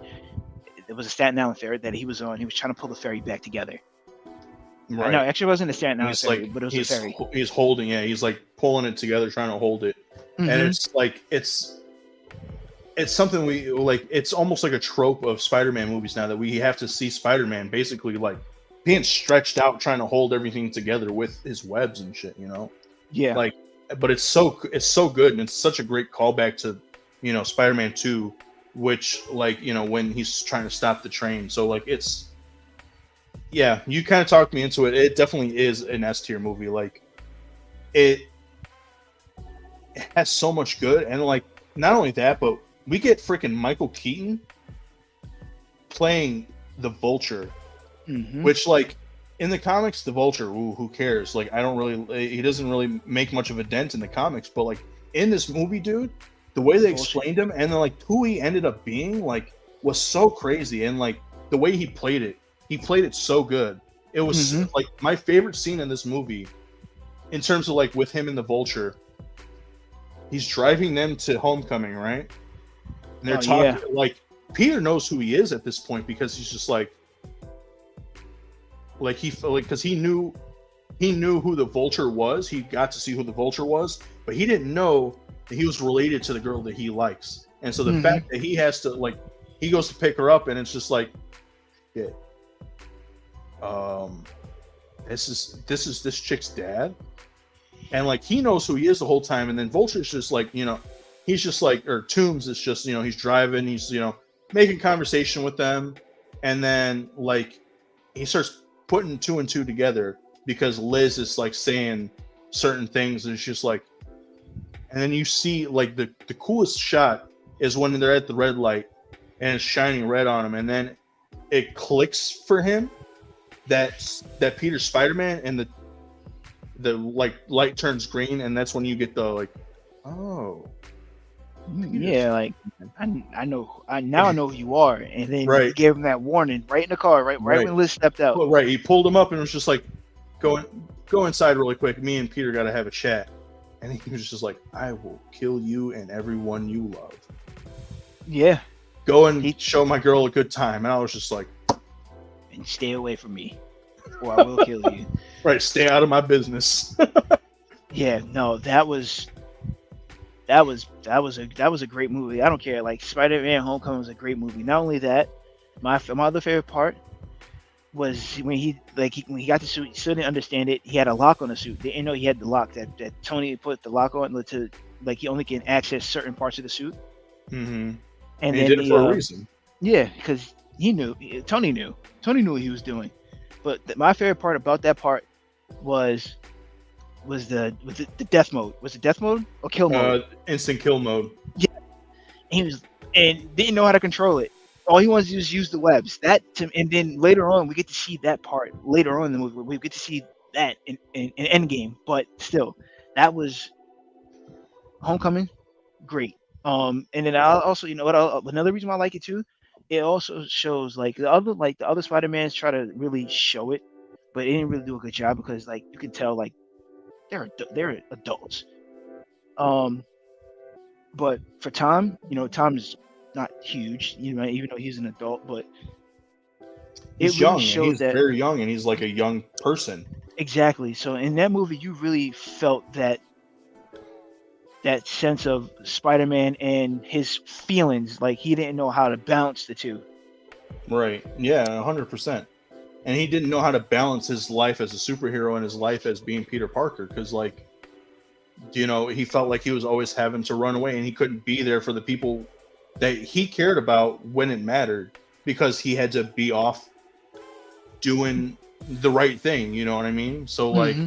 it was like, Wait, do I was go it? to this party and be a kid and do I get to show like talk to Liz and tell her that I like her, or I gotta go stop these guys from distributing weapons in this neighborhood? Oh, and then we also got another. I don't know why Spider-Man gets the Star Wars references, which is hilarious to me. I believe that was definitely this one when Ned finds out that Peter is Spider-Man and he drops the Death Star. Yeah. Yeah, he dropped the Yeah. Death Star. So S tier. All right, we can talk about this one all day too. Next, we have Yeah. to go to the next one. Okay, so from here, what did we have? Do you want to go? Let's go Black Panther. Black Panther, the very first Black Panther movie. For me, this is definitely like an A tier Yep, movie. I'm gonna say A. I was gonna say S. Yeah, I was close to saying S, but there's something that you and I have talked about that stops this from being an S tier movie, I think. Yeah, it's the name of the movie. Yeah, more or less. Because It's like, literally the name of the movie. like, Wakanda go ahead. Forever should have been the name of the first movie, and Black Panther should have been the second movie. And the reason why I say that is because, all right, first of all, great movie. I'm not gonna lie, this was just a really good movie. I liked the movie. I felt like certain parts was kind of cut short. Like they really killed off Claw kind of fast. Yeah, definitely. But Michael B. Jordan did such an amazing job as Killmonger. He did an Yes. amazing job as Killmonger. Now, this is the part that bothers me. Great movie, love it. It wasn't a real origin story like it was supposed. Like I thought they were gonna kind of give us like an origin story of T'Challa. No, they gave us the origin story of Wakanda and what Wakanda is about. So I feel like Wakanda Forever should have been the name of this movie. Um, and then flip it to Black Panther should have been the second movie where Because they do whatever. it's because that ends up being Shuri's like origin, more or less, for Yeah. her becoming Black Panther. Exactly. I mean, Um, like it wasn't supposed to be like that. Like I said, rest his soul. Right, exactly. But like, definitely we would wasn't supposed to be that way. Yeah, we were actually no. I was gonna say this one is a little bit more like Wakanda Forever is probably the same thing, but no, Wakanda Forever really introduces more of Namor and the city of Atlas. I said Atlas. Atlantis. Thank you. It's not even really Atlantis. It's Talocan, but that's the MCU's version of Atlantis. Yeah. So that's the biggest point that stops it for me to being a S tier movie. But the movie Mhm. was great. Like they did a great Oh job with this yeah, movie. I it loved it. was it was so good, dude. Like, and like I don't want to be preachy and I don't want to be like soapboxy here, but like, uh, so obviously I'm not black. I'm not black, but like I have like lots of people in my family that are black. Like my cousins are black. My two younger sisters are black. Like they're half black, right? Hmm. Other than like seeing other than like seeing like stuff like 12 Years a Slave or like any sort of civil rights or like slavery movie or anything to do with like black culture in general, like in terms of like uh stuff like the Jackson 5, like movies like that. Other than seeing stuff like that, you never really get a whole lot of like, oh my god, like, I could be this superhero, like seeing themselves on the screen and stuff. Yep. The fact that like this is what Black Panther did for them, like they get to see like, hey, it's not all about racism and it's not all about like slavery and it's not all about like, oh, this is how this pop singer or this R&B singer or this R&B group or these basketball players or this football player came to be. It's literally like, look, there's this whole nation of just people who look like us. It's a hidden gem. Look at how futuristic it looks. This is what it could be if like X, Y, and Z didn't happen to our people. Look, there's even like a protector that looks like you. Look, there's a whole group of women who look like you, who like you probably got raised by, who are like the baddest motherfuckers in this whole nation. Like that to me was like one of the coolest things about it. I like just in general. So when I went to go see this in the theaters, uh, like obviously needless to say, there was a ton of black people in the theater, and like getting to hear them like enjoy the movie, like was dope. Even to the Um. point when like I went to go see Infinity War, the part when it comes to like them going to Wakanda, and like as soon as the music hits, like people were just like, "Hey, shit, yeah, this is the stuff. This is the good stuff." And I was just like, "Yo, all right, like I feel it. I can feel you. I can feel you. I understand." Now you touched on the most important thing about Wakanda. Wakanda is a hidden gem. Hidden gem, vibranium. I love the fact that like they showed that like this is this is a hidden gem that's in the motherland. Um, Huge, like you said, we finally get a character who's not like the very first. By the way, I don't know if you know it. Well, you do know this. I don't know. I'm telling you this. He's not the first black superhero, No, he's not. but he is one of the most important superheroes in the black community. Actually, he is the most, but he is the most black. He is the most. I said it right. I said it right the first time. Ignore me. But yes, and it's because he's originated from Africa, Mm-hmm. and he wanted nothing to do with no other country. He wanted to lock his country down. He wanted to make sure like everything that's here, it stays here, and we don't want it to reach out. So, like you said, it ties back into like in past history where like Africa was the gem of Earth, where you have gold, treasures, all that other stuff. It came from Africa, and then they decided to give it away, and then that's how every else got populated, and then Africa just became Africa. Like it's just Right. all It right, became like less yeah, less so. I mean, because not to and that's it not was to the say richest that it country. well it Yeah. definitely was, and it's the birthplace of humanity, more or less. You know what I mean? Hmm. So like, but yeah, just I mean to see that on screen and like for us to like get Black Panther on the big screen in general, and for him to get his own movie, like we got him in Civil War, and it was so sick to see him like introduced, but to have him front and center, like this is his movie, like 100%. Like I said, it would And almost be an S tier movie, but a couple things. and before we switch off to it, the start of the movie, great job. When he came out the airplane, when he came out the plane, and he dove down like this, Oh yeah, yeah, yeah. Oh man, yeah. fire, fire. All It right, was I it just had to was touch that. that speaking on that part, I was like that was so funny because he Okoye was telling him, was like, she might be down there. Don't freeze. He was like, I never freeze. And then freaking like goes down, whoops the mask, and then he sees Nakia, and he's just like, Nakia, hi. And then some dude almost gets the drop on him, and then freaking Okoye freaking drops down and is just like, I told your ass. I freaking told you not to freeze, and then here you are freaking freezing. Yeah, nah, fire. Love that movie. Great movie. They just Great need to movie. change. They just need to swap the titles. That's my opinion. Yeah, definitely. Definitely. But all right, moving on from that, we've got, I want to say it was Black Panther. Let's just get it.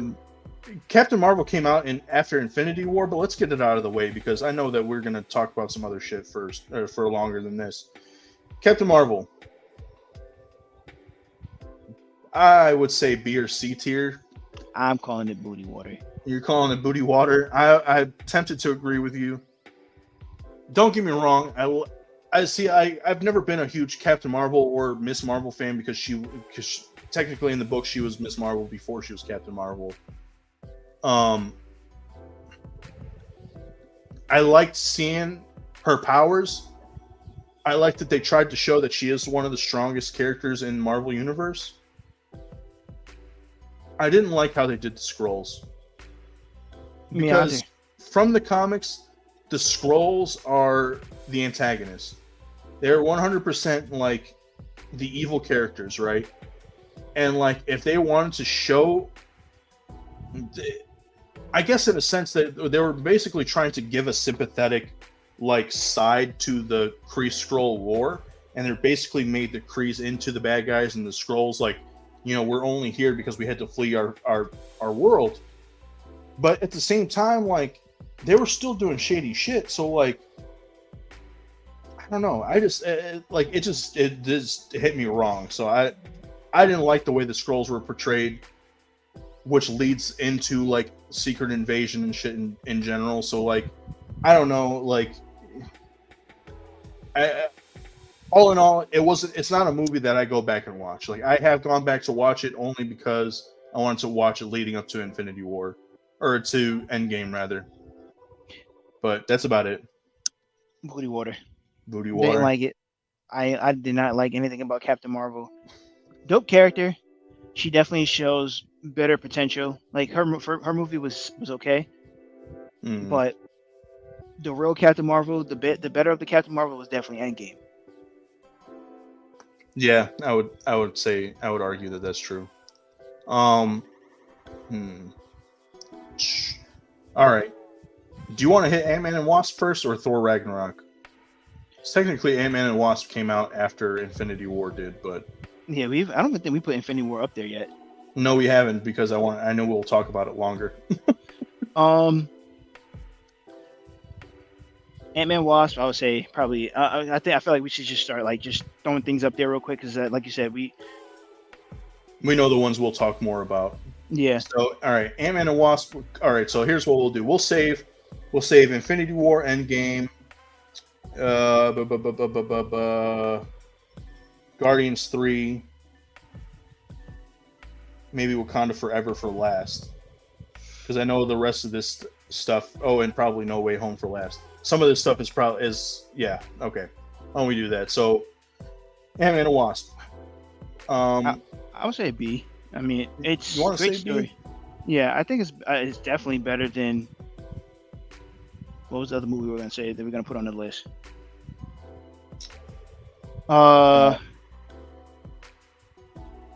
Is it better than Iron Man 2 or 3? I think so. It's definitely better than Thor. It's definitely better than Thor. It's definitely better than Thor. I definitely think it's better than Iron Man 3. I liked Ant-Man and Wasp because first we got Lawrence Fishburne. He was in there. True. He did a pretty good job. And Ghost was that Ghost fight was pretty solid. She was really cool. She was definitely cool. There was some stuff about it that I didn't like, but I mean, in general, I feel like it was an overall. I mean, I would overall say it was a decent movie, and I mean, we got to see her in the suit. Yeah, we've been waiting for it. Yeah, no, I would say definitely a C. I See, think the first one is better. Yeah, first one's definitely better. I don't think because I was gonna say I don't think it's as good as Guardians 2 No, or Avengers: Age of Ultron. I will put Quantumania as a C as well. You want to just go ahead to Quantumania? Put Quantumania tier two. Quantumania, yeah. See, like I didn't think it was as bad as some people were saying because a lot of people would probably put it in booty water. There are things about it that aren't great. The good things about it were Kang, and Kang was pretty sick in this movie. Nah, he definitely was. I like. See, Yeah. what I like about Quantumania was that we get the real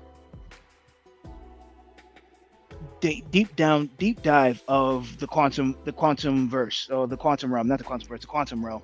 So it wasn't bad. It was actually a pretty decent movie, but it's not better than any. It's not a B. It's not better than. I think Ant-Man and Wasp is better than Quantumania, my opinion. Yeah, I would say that it is, especially because in Quantumania, Wasp didn't really have a lot to do. She didn't do a whole lot. No, it was more Cassie and Ant-Man. Yeah. So I would say a C. Okay, I'd agree with that. All right, let's see. Let's go Thor Ragnarok. Thor Ragnarok. See, this is so hard because do I like it more than Guardians 2? Yes. I don't necessarily like it more than Guardians 1 or the same as Guardians 1. Thor Ragnarok. It's definitely a B. I would say definitely a B. Yeah. It was definitely like a step in the right direction for Thor. You get a little bit more comedy with them. You get some more outworldly type stuff, which is, I mean, it makes sense. Some stuff on it was a little too goofy. I've heard a lot of people say that like the Hulk in it, they turned him into a joke, but I don't know. I liked it. I liked it a lot. I thought it was really funny. I still go back and watch it every now and then. I'll turn it on to like go to sleep to, because it's just funny. It's just good to watch. You just reminded me when you said that. This is another important thing we forgot, and I believe this is actually yes, it is in not Endgame, Ultron, Age of Ultron. The Hulk Buster shoot. Go to sleep. That's the reason. Like, that was the reason why I wanted to put it in A tier. And he's just like, I'm sorry. Yeah. that was another reason why I wanted to put it in the A tier because of that part there. That part is hilarious to me. Go to sleep. That is pretty funny. But yeah, so B for that. Love and Thunder, I'm putting as a C. I was gonna put it in Booty Water. It's not that great of a movie, but it's better than the ones in Booty Water. And it's okay. It's decent, but it's not Booty Water tier. It's an okay movie. I feel like if they changed a couple of things in it, I feel like it would be much better. But like that could be for a whole nother podcast. But like, yeah, I would agree that it's definitely a C. There's things about it that are really good. It's funny. They went a little too hard into the funny. No, way they too hard. Pulled that. I think they should have pulled back on that a little bit and given everything a little bit more weight, a little bit more like seriousness in certain areas. Mm-hmm. But like we got some good stuff out of it, and like I think in the end, like I feel like his new daughter or niece or whatever you want to call her, Love, is going to end up being. I feel like she's going to end up being part of the Young Avengers. I think so too.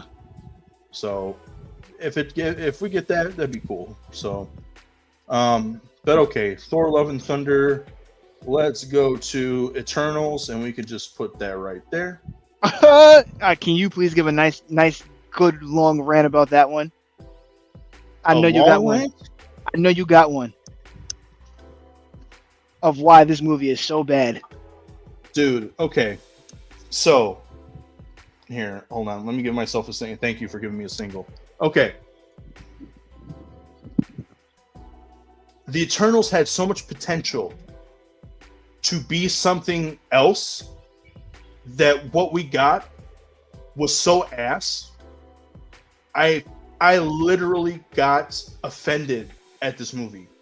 Okay, so for those of you who don't know, in Marvel Comics, the Eternals are essentially the step above, maybe a couple steps above being human.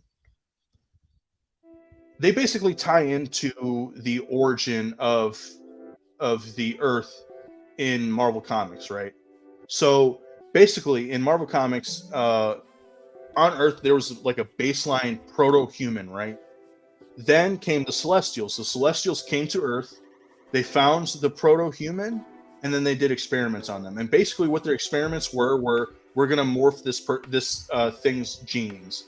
We're going to morph it to the angelic-like beings, which are Eternals. They have superpowers. They're basically like gods, immortal gods, right? And then we've got the step below, which is deviants. They turn them into basically demons and like hell beasts and creatures, right? So that's the step below. We got deviants, we got Eternals, and then in the middle we've got the baseline human. But what they'll do is they'll give the baseline human a latent gene that will eventually, over time, through evolution, will eventually show itself and will manifest itself in certain powers that will make it closer to make the baseline human closer to like an Eternal, and then that will basically show us whether or not like which of these species is going to be the dominant species on Earth, right? So eventually what ended up happening was the Eternals fought with the Deviants. The Eternals came out on top. The Deviants either went back underground or they were basically like extinct.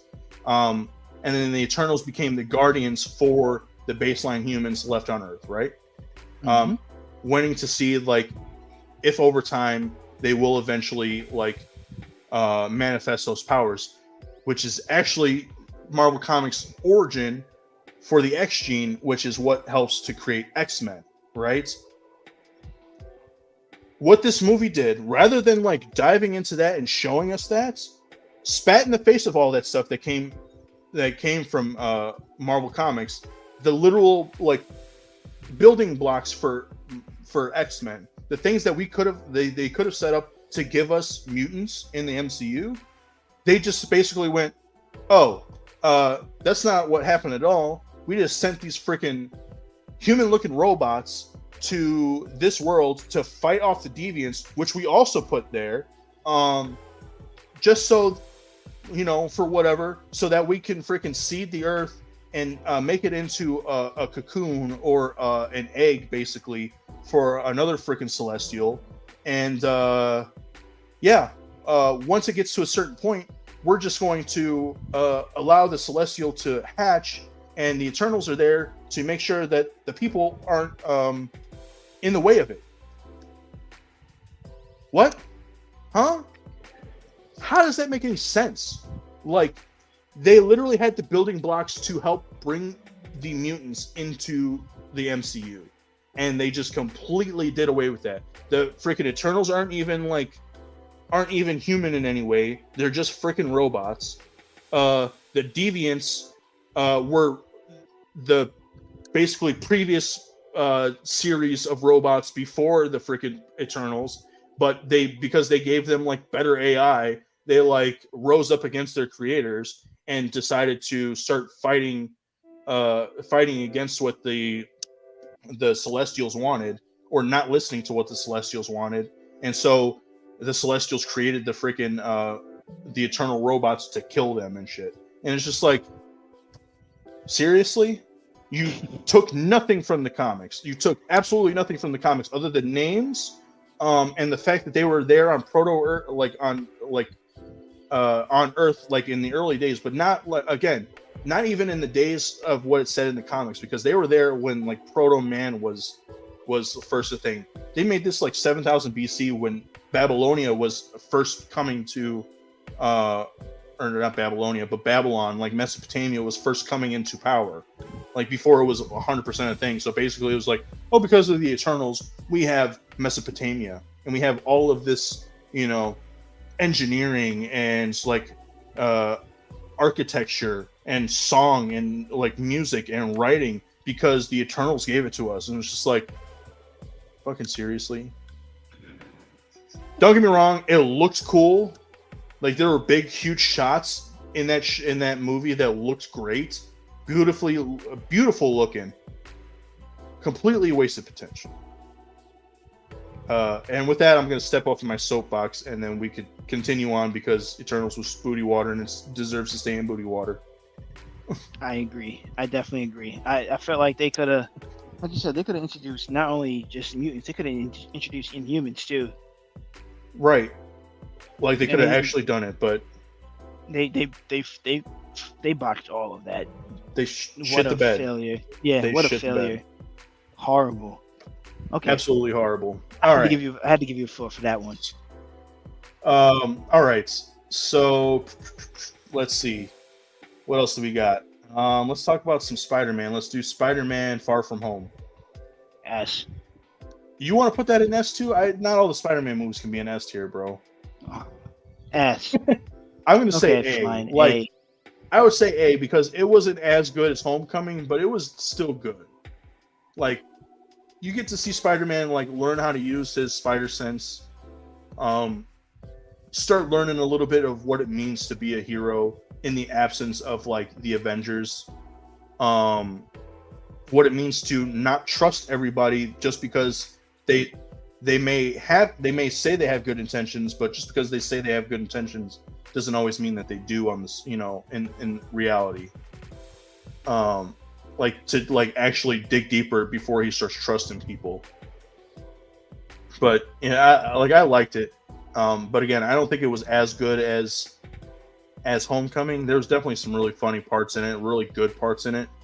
But what do you got to say about it? I can't disagree. You know what? It really wasn't going to be an S tier. It's definitely an A. Maybe very maybe a B, but a strong push for an A. I like Mysterio. Yeah. Mysterio was a solid villain in this one because like the way he portrayed himself, like he was actually a good guy. Turned out to be he was really the bad guy. So honestly, I liked it. It was okay. It wasn't like like you said, it wasn't the best Spider-Man movie between the three. It's definitely the lowest one out of the three. Mm-hmm. I like it. Yeah, I'll put it in A. But the one thing I really liked about it was we got the black and red suit. Mm-hmm. Like his own suit that he designed himself. He did all the things that he wanted. You're right. Like all the things that worked in the other suit, all the things he didn't like about the other suit. He turned it into a black and red costume. Dopest freaking MCU Spider-Man suit, I would say. Yeah, I definitely have to agree on that. Like that was probably one of the. No, it's not, to me. It's not the best suit out of the three that were 4 that we saw. 4 that we saw. 5. It was 4. No, it was 4. You get his homemade suit. You get the Civil War Homecoming suit, and then you get that new suit, and then you get There's 4. Because you got the home. The 6. No, hold on. You got the homemade suit. Yeah. So like his sweater, the mask and stuff like that. Mm-hmm. You get the Civil War / Homecoming suit. That's 2. You get this black and red suit he makes at the end of Far From Home. That's 3. You get his Iron Spider suit, which you're right, Iron Spider. Yeah, you're right. In Homecoming, and then comes out in Infinity War. And then the 5th one is the one that you see at the end of No Way Home. Yes, but then the 6th one is actually before that, so it's the combination of his Far From Home suit and his it's called the integrated suit. So it's got a little bit of the Iron Spider suit, and it's also got his regular suit. So it's like a mix of the two. And then 7 if you want to count the Night Monkey suit. You're right. I forgot about the Night Monkey suit, and that is that. Then that one is definitely in Homecoming. No, excuse me, Far From Home. Far From Home. Sorry. Yeah. Yes. Okay, next one. Yeah, because that one was, it was all right. Yeah. I just like the suits, honestly. And I said Rey Mysterio. Mysterio was a good, it was a solid villain. He was a solid villain in this one. He was. Yeah, he was pretty decent. Okay, let's go on to Shang-Chi. so Shang-Chi close. is definitely an S. Shang-Chi. S. I would say it's definitely an S tier. It's an S tier movie.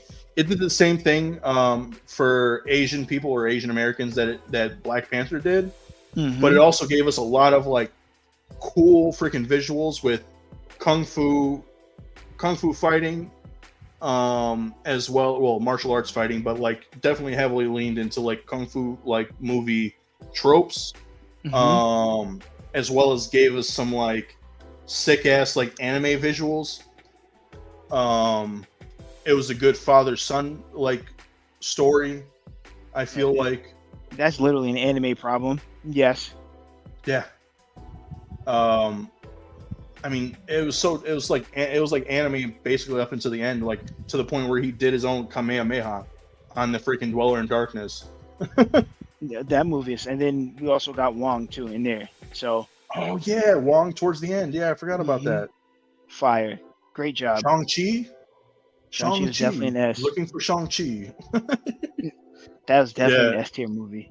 Yeah, I liked it a lot, and it was definitely like I really dig on it. I wouldn't say that I've gone back to watch it as much as I have some of the other ones, but it's definitely like up there. It's definitely good. Like this was like one of the first movies we got. It was one of the first movies we got post-pandemic, and it was the very first like MCU movie out post-pandemic, and it's also like one of the first like big tentpole movies for the MCU post like Phase 3. Yeah, it's like I want to say it's like one of the very first. It's the second actually, because the next one is this one right here, Black Widow, which I was gonna put it right there to be. Yeah, there are things about it that I like, but honestly, it came out too late. Yeah, for where it was supposed to be, it definitely came out too late. She's already dead. Like you should have put that out before that. What I also don't like about them, they should have put it out right after Civil War. Literally right after Civil War, because then it makes like because it literally supposed to set up. It was supposed to set up. Did it do it though? I don't think it did. I think Hawkeye came out before it even came out. It doesn't. No, it doesn't really set up. It sets up Hawkeye in the sense that at the very last scene, that like last 2 or 3 episodes.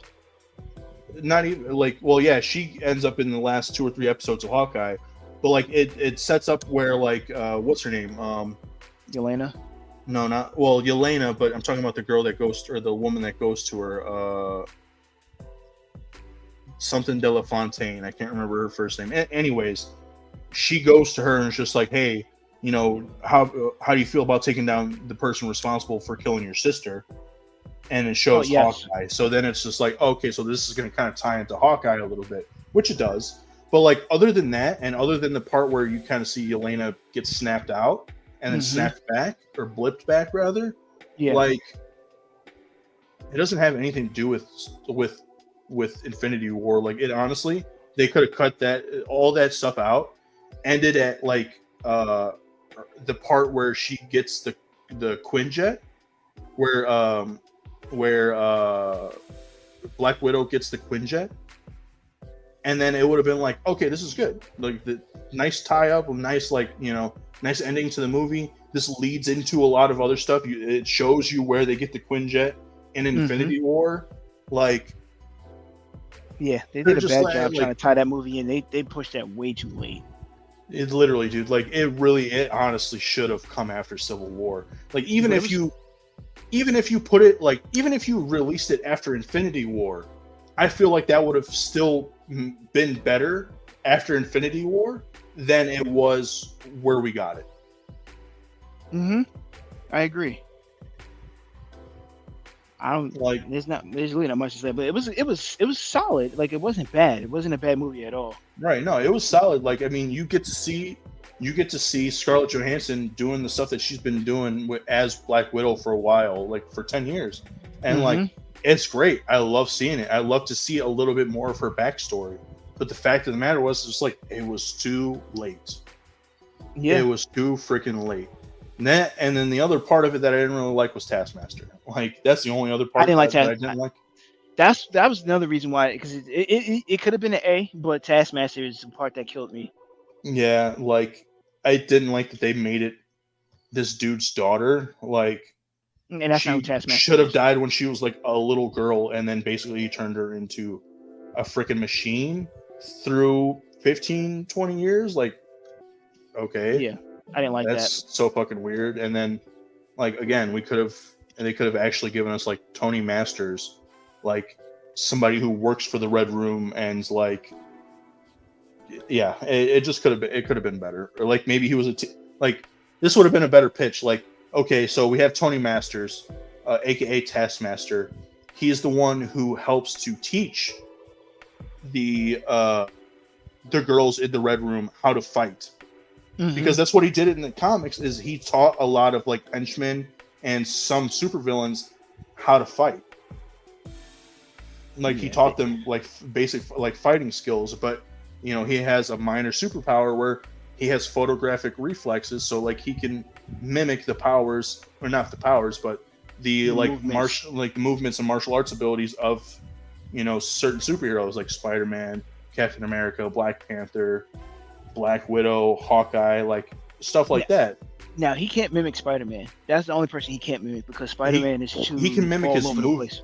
Yeah, Well, he can mimic his movements to a degree, but like he can't.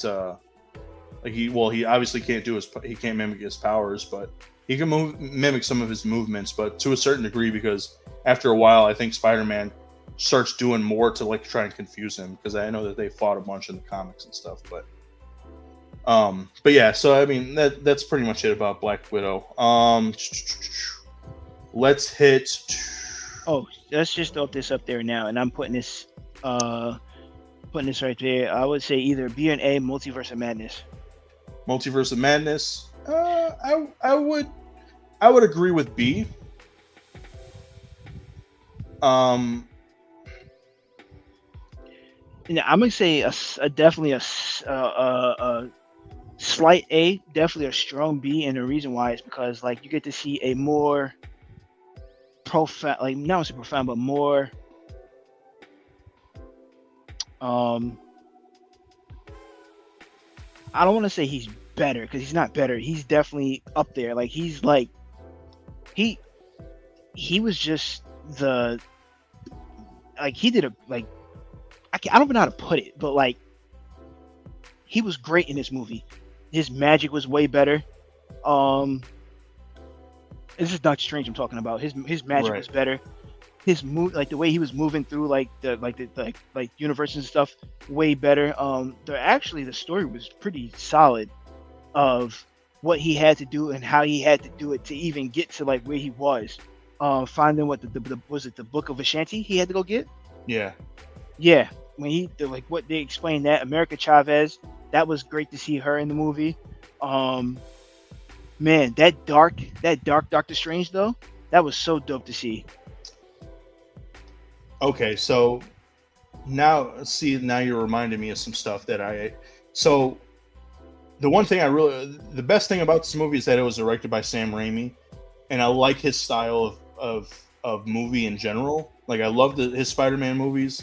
I love the Evil Dead series. Like he has a certain style about him that I like the way he does certain things. So like the like horror factor of this movie was a lot better than I expected it to be. Oh, hands down. Um, because like you said, the Dark Doctor Strange or Dead Doctor Strange, and the way he freaking like pulled those whatever they were, the Reapers or whatever you want to call them, he pulled them together and made them into like his freaking like arms and shit, was so cool. Like I liked it a lot. And then like just seeing him travel through all the multiverses. My biggest gripe is that we didn't get to see more than one other universe. Like we got to like see glimpses of it, but we didn't get to like see them in different multiverses for more than like a second. It would have been cool to like basically see them hopping through different multiverses, doing different stuff in different styles, you know, and like actually like have a chase through like one multiverse for a while, like the paint multiverse or the paint universe for a while, and then jump into like a cartoon one for a second, and then jump into, you know, the one that they were in for a while where they met the Illuminati. That was probably like one of the sickest parts of the whole movie was the Illuminati.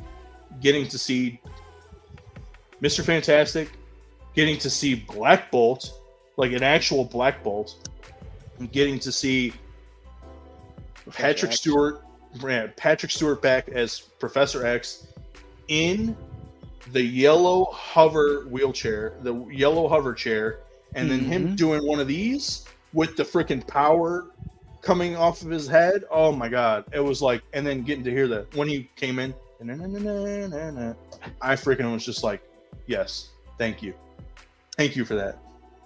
Yeah. Hold on, I'm trying to get so my favorite part about that movie was definitely when Scarlet Witch started killing off the what do they call them? The Illuminati. When she started, the only thing I was mad about is that they didn't put Black Panther up there, because Black Panther is definitely part of the Illuminati. Well, yeah, in the comics he is, but I love how she killed them all off. Like my favorite too was definitely how she killed Black Bolt. Oh, she did him so bogus. Yeah, bro, closed his mouth and made his brain explode. I was like, dang! And then how she shriveled up Mr. Fantastic. Oh my god. Like freaking spaghetti Play-Doh, dude. Oh my god. I was like, damn, he got did wrong. Like I thought Captain Marvel got Rambo got did wrong. No. Those two got it the worst. Yeah. Definitely. So now you're making an argument, dude. It was a lot better than I'm thinking it was. So maybe it does go in A tier. That's what I'm saying. I definitely liked it better than Black Widow. Oh, hands down, definitely liked it better than Black Widow. Yeah, I'm gonna say it's A tier. What other movies do we have here? So we've got. I see a lot of shows left, honestly. There's a lot of shows. There's and a bunch of the other Fox stuff movies. is Fox movies. So why don't we hit? There's Spider-Man: No Way Home. S. Why don't we hit that first? S. That's 100% an S tier. I'm not even going to fight you on that because it definitely was. Like, from hitting the nostalgia with the two other Spider-Men, all the other villains that were in those movies, the story of like Doctor Strange, and like having to pull all that together and like seeing what this movie actually ended up being. And then finally officially tying in the multiverse. So you get to see the as the multiverse was cracking. The sky was cracking. You got to see the different multiverses of like villains that was ready to hop through because they knew who Spider-Man was. Right. So like, yeah. And then what really pissed me off, but is actually pretty dope that they did this, because I can definitely see this happening in the next Spider-Man movie, is that we're definitely getting a symbiote into the MCU. Yeah, so that was the one thing that like it did piss me off too, where it's just like, here I thought we were gonna probably get Venom in the movie, like actually get him, but it just ended up him just like kind of chilling while this whole shit was going down, and then he gets sent back, and then we just get a little piece of Venom, or a little piece of the Venom symbiote. So like that part was cool, but I really would have liked to see him actually like be part of the Sinister Six. Let's just call him that, because essentially that's what they did with this movie, was they made a Sinister Six movie. You got Dr. Octopus, you got Green Goblin, you got Sandman, the Lizard, Electro, and then the sixth member would have been Venom, because he was in the movie. He just wasn't like, he was there at the same time as them. He just wasn't like there with them. You know what I mean? And so and at that point, we're still trying to figure out, who is Venom a hero? Is Venom a villain?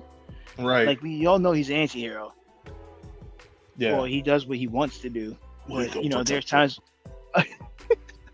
Like there's times where he's a hero, there's times where he's a villain. So I would love to see that. I mean, shoot, even if they would have threw Tooms back in there, because right now Oh he's in a yeah, different he's in a different multiverse. don't get me started on that. I don't Well, really give a yeah, shit I don't about know that. why. Yeah, I don't know don't why really they did care. that, It's stupid. but It's dumb, I would that was beautiful portrayed. dude. But yeah, like to And then to see. find out, oh god, No, go. You go ahead. I was gonna say, and then to find out that we're gonna see them again. I don't know about Andrew, but I know they said Toby we're gonna see him again. Yeah, there's a potential that we might get a fourth Toby movie finally, which would be sick. But like, just in Not only general, that, like, go ahead. not only that, they were also talking about. Remember, they said Secret Wars. Secret Wars has to do with Spider-Man, and they was talking about possibly adding him in, like adding those two into Secret Wars with Tom again. That'd be kind of cool. That would be It pretty would. sick. It would be, Um, or give me live action. I mean, kind of they did that, but now I just want Miles. At this point, just give me Miles. Like I still have to see Across the Spider Verse because you keep telling me Yeah. that. So, but I really need to see Miles into the MCU. I need it. you really do. You need to see it.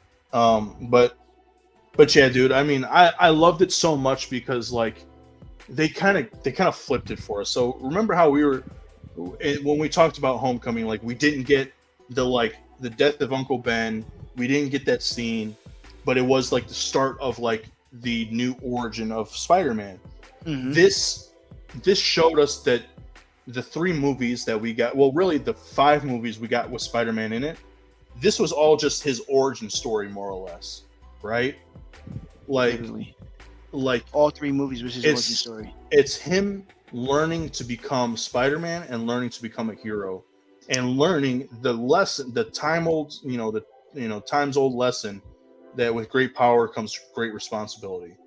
And it's unfortunate that Aunt May had to die because of that or for that, but like they even like it really hit home when the Spider-Man go, like the other 2 Spider-Man go to see him, to talk to him, and they're just like, we know how you're feeling right now, and he's just like, how can you have no idea.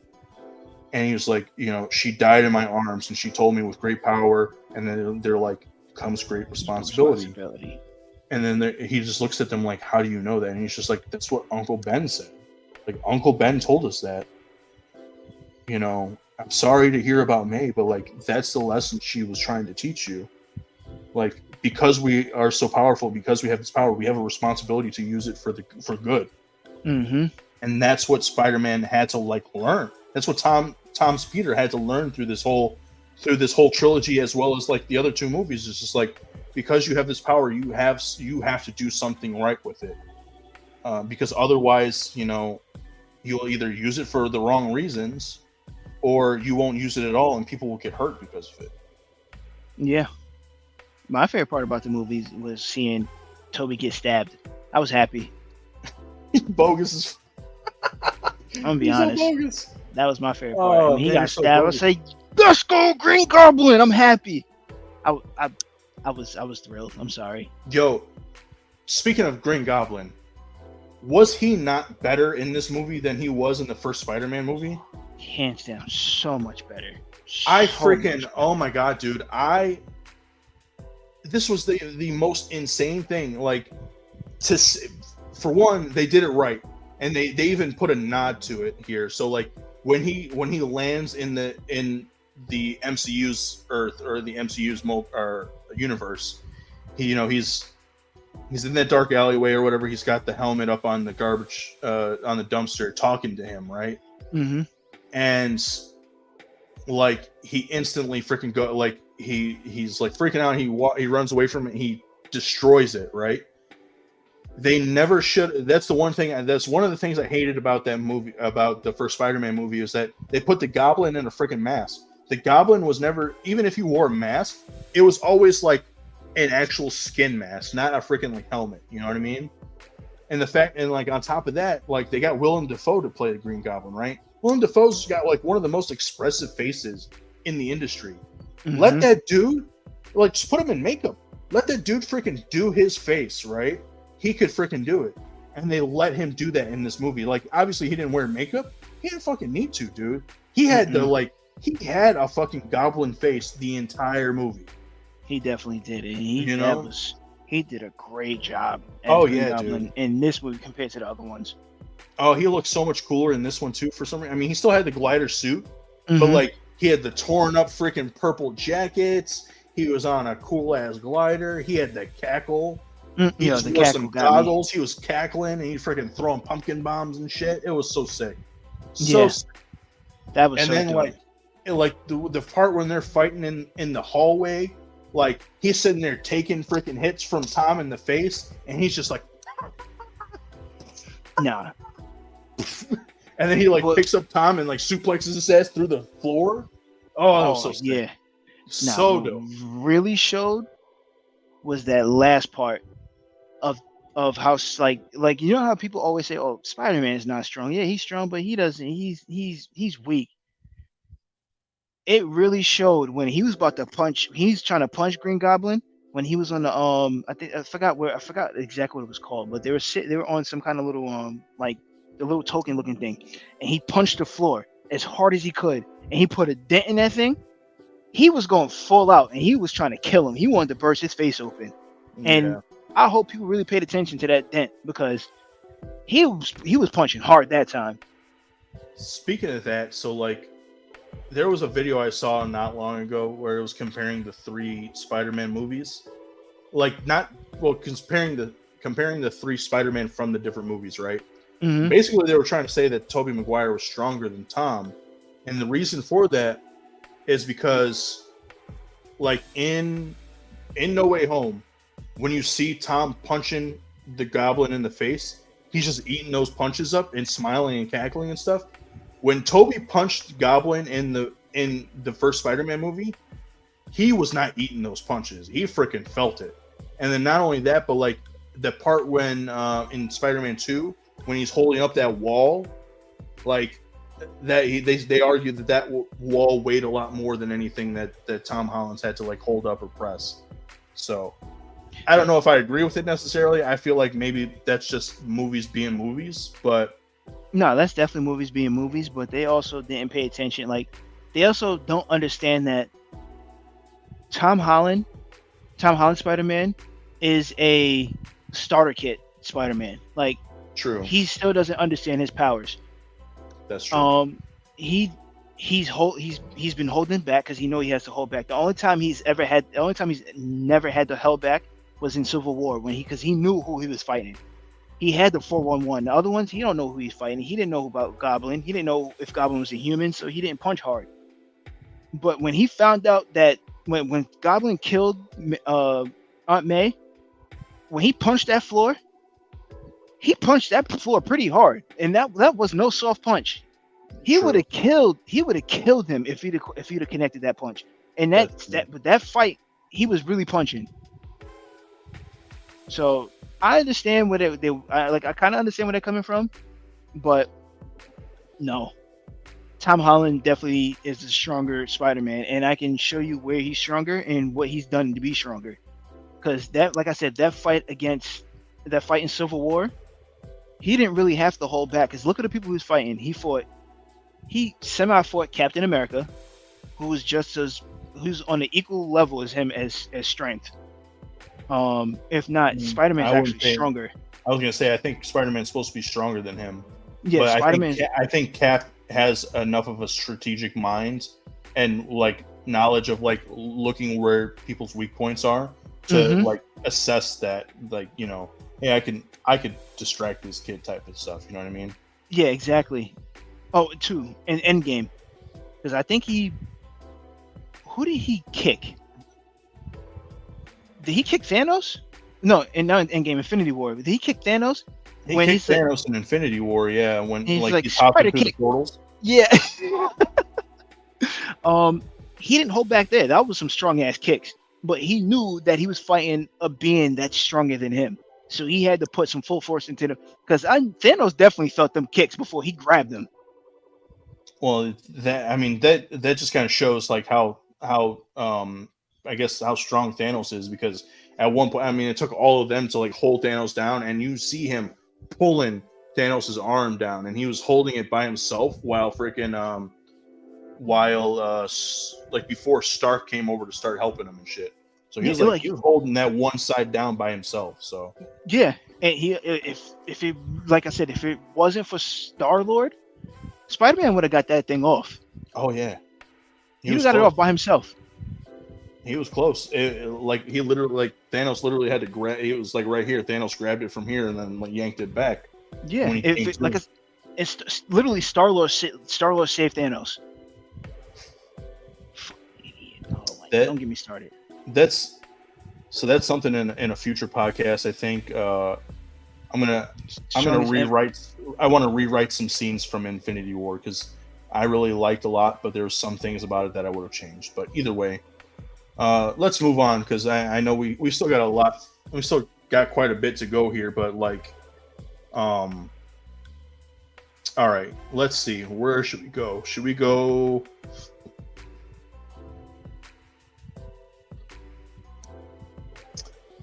Okay. Fuck it. Well, Infinity War. Infinity War is What S.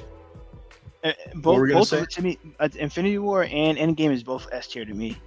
Yeah, I rewatched them both like a lot, and I love both of them, especially back to back. They just go hand in hand with one another. Mm-hmm. It's the culmination of 10 years of movies, dude, and like it was all leading to those movies. Like The big like bad. it all led to the fight in Infinity War, and then it all wound up like how are we gonna save this in Endgame, and like yeah.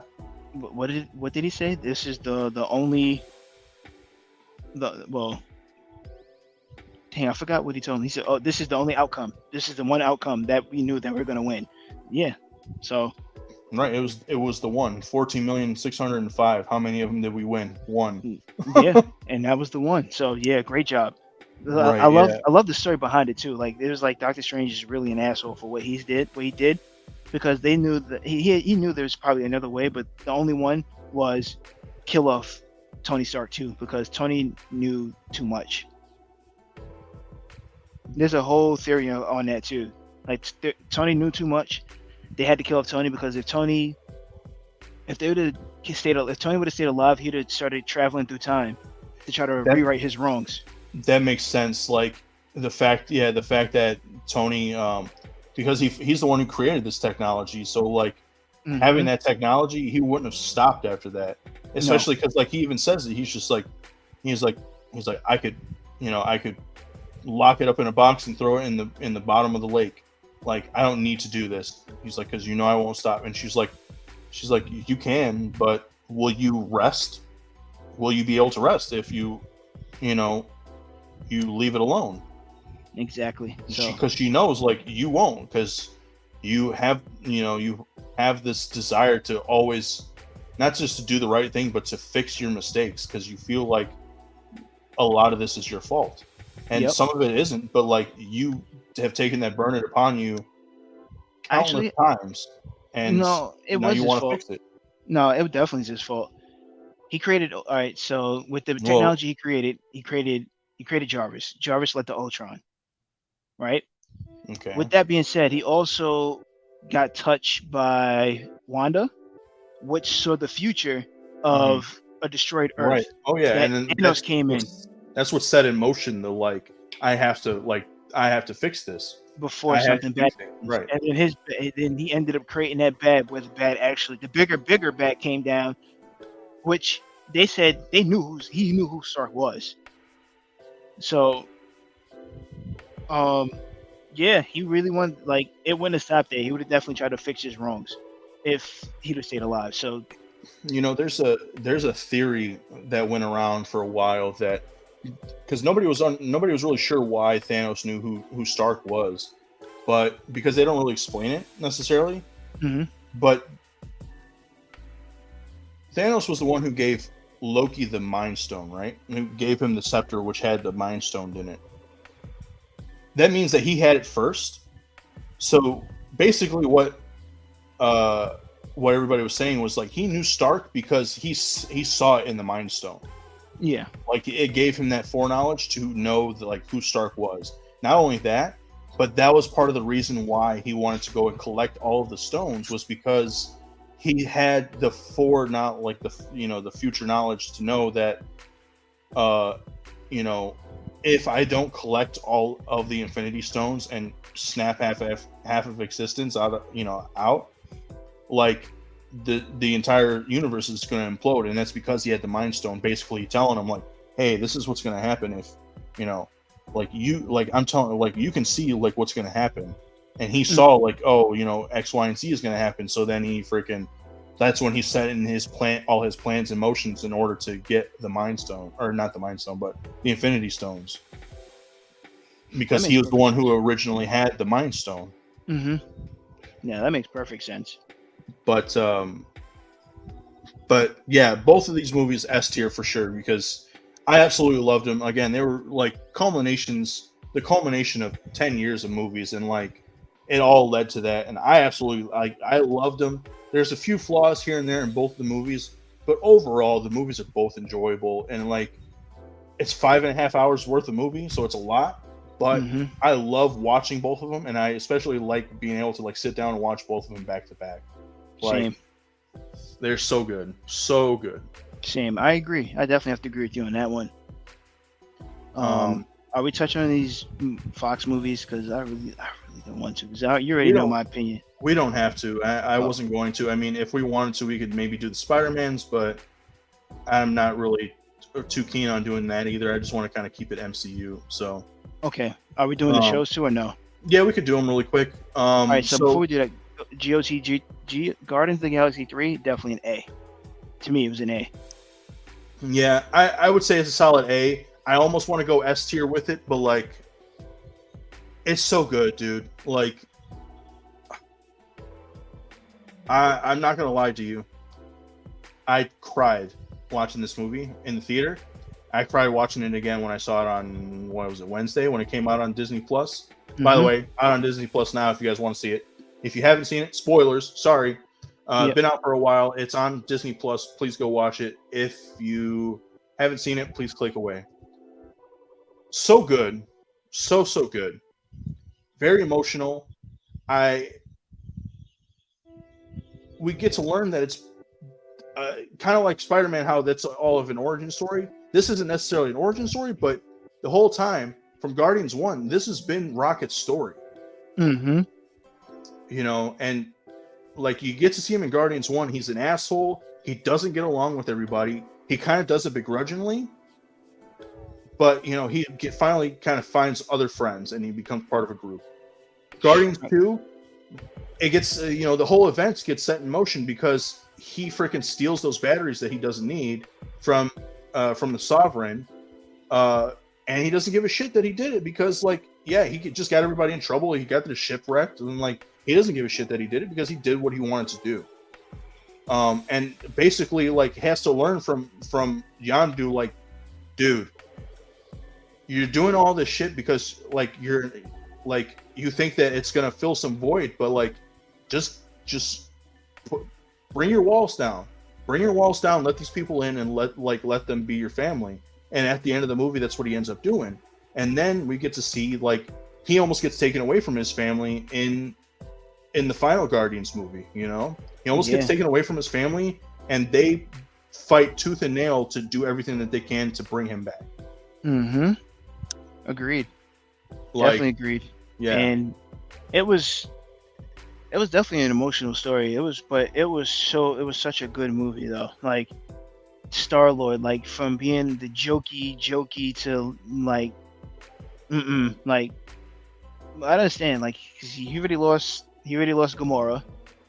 Right. He was like, but I'm not losing my best friend. Like, that's like, even though he's an animal, he's like a brother to me. So I understood that, and it was so dope to see, like, how well put together that movie was. Like, it was eventful, but it was great. It was really great. I love seeing Rocket's backstory. Right, exactly. That was the one thing I was going to say, is like, we didn't get a whole lot of Rocket in this movie, but we didn't get a whole lot of Rocket as he is in the present in this movie, but we got a lot of his backstory. We got to see, like, learn why Rocket is the way he is, and it's so fucking tragic. It's so sad. Mm-hmm. It's like, you know, he got, and he even said it in the very first Guardians movie. He's like, I didn't ask to, be made into this little monster. I didn't ask to be this. Like, I didn't ask to be here. And I mean, in some way, I mean, and this is going to sound a little edgy or edgelord or whatever, we all didn't ask to be here. So we can all relate on, in that, in that regard, like, yeah, no, nobody asks to be here type of thing, Yeah. But it's like we are here, and so what do we do with it? What do we do with our time here? And like ultimately, yeah, he chose to be a guardian of the galaxy. He chose to, become part of this family, to help people, to save people. He damn near lost all of them at one point because of the snap. Freaking Quill, Drax, Mantis, Groot. The only person who was left for him was Nebula, and they got super close to one another in Infinity War in Endgame. Mm-hmm. That like at one point in the movie in Guardians 3, like when Nebula hears that Rocket's okay, or when she hears his voice, she breaks down crying because she's like he was the only one I had for a long time, and now I almost lost him, and he's okay, because they, for 5 years it was just those two. They didn't have the other parts of their family until they came back, and so they got really close during that time. Obviously, and for her to hear his voice after him almost dying, she fucking broke down, and each character had a very satisfactory ending to their story arcs even. So Drax, you get to see that he actually was a father. That was part of his whole thing in Guardians 1 was he lost his family because Ronan the Accuser came and killed them. He's been on this vendetta ever since. He finally found a family, but he was kind of a misfit in that I mean, they're all misfits, but he was kind of the dumb one, more or less. But really, they kind of saw that the reason he is this way is because he needs somebody young to bond with. He needs to be a father figure to someone, so he gets to be a father figure to a group of children at the end of the movie. Nebula wants to build a society because she doesn't she has a family now, but she never had people to count on her and people for her to care for. So now she's wanting to build a society on nowhere. Mantis. Go ahead. I was gonna say Star-Lord wanted to find his origin. He knew who his father was. I mean, he learned about his father. He didn't understand where he was from. He knew of Earth, but he didn't understand where he was from, and he wanted to learn about his mother. So that's why he ended up leaving the team, so he can go back to Earth to learn his true origin. Well, and not just that, he was always running away because he always felt like he got pushed away from Earth. Mm-hmm. So he was always running away from it. But now he could finally go back to Earth, Yeah, and the funny thing is and I'm going to learn how to swim. I forgot about that. Mantis, she had only ever known, she didn't know anything. She was we talked about it in the Guardians 2 discussion. She was naive. She didn't know anything because she only knew Ego's planet for the longest time. Mm-hmm. Now obviously she's gotten out into the world and seen a little bit more. She got to learn that she has a brother, but other than that she doesn't know what that means. She doesn't know who she is outside of being part of the group. And so to see her she wants to go off on her own and being in part of the universe, which is cool as hell because that reminds me of who she is in the comics. She's called the Celestial Madonna because she's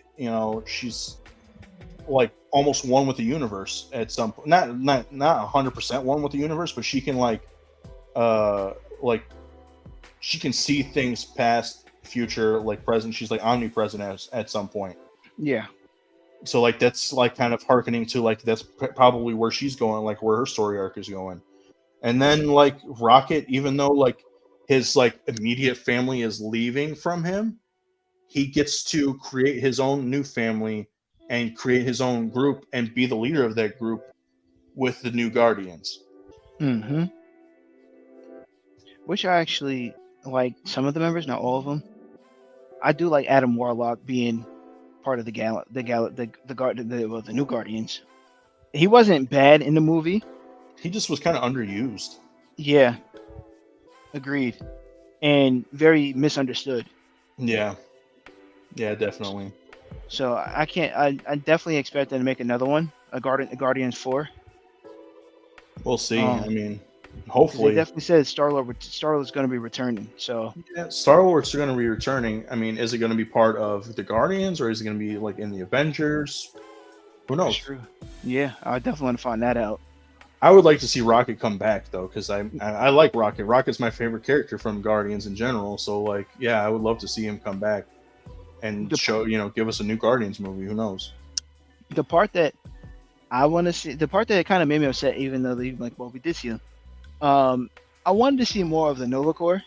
I really want to see Yeah, Sam make his appearance. yeah, definitely. I feel like this would have been a good place for it, but supposedly they have like a Nova Corps movie in mind or a Nova Corps show possibly. I don't know, but that's something that's like I feel like is probably the next step up for like the cosmic sort of You know what? like You're right. branch of Marvel. You know what I mean? Because we might end up seeing them in the Marvels.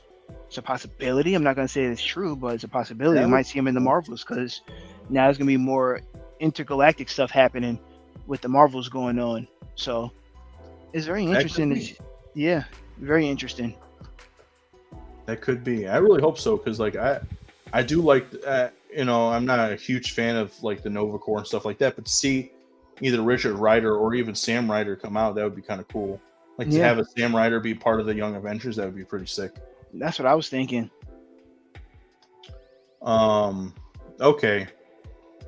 In that same vein, let's go with Guardians Christmas Special. Did you watch that? Yes, I did. I thought it was I- hilarious. I thought it was hilarious too. I'd probably put it right up there with Volume 3 and the first Guardians because it was pretty good. I have It was to a short agree. little like presentation, but it was basically a mini movie. Like it was funny. It wasn't super high stakes, but we got to learn more about some of these characters, specifically Mantis and Drax. Like get to see them like their little partnership kind of come together and shit. Mm-hmm. I liked it.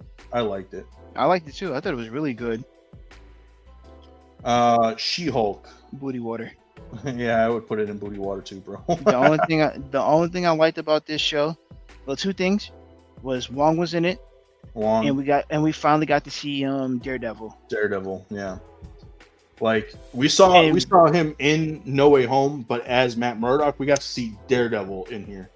Yeah, and they dragged that SOB out for us to see Daredevil because a lot of people were just like once they realized how bad the show was, but they saw that Daredevil was supposed to be in it. People only watched just to see when Daredevil was coming into the show. Yeah. Once they saw that, Mhm. everybody stopped watching. And I don't think nobody watched the last two episodes. Well, he was in the last two episodes, wasn't he? No, he was in one episode, and it was the two.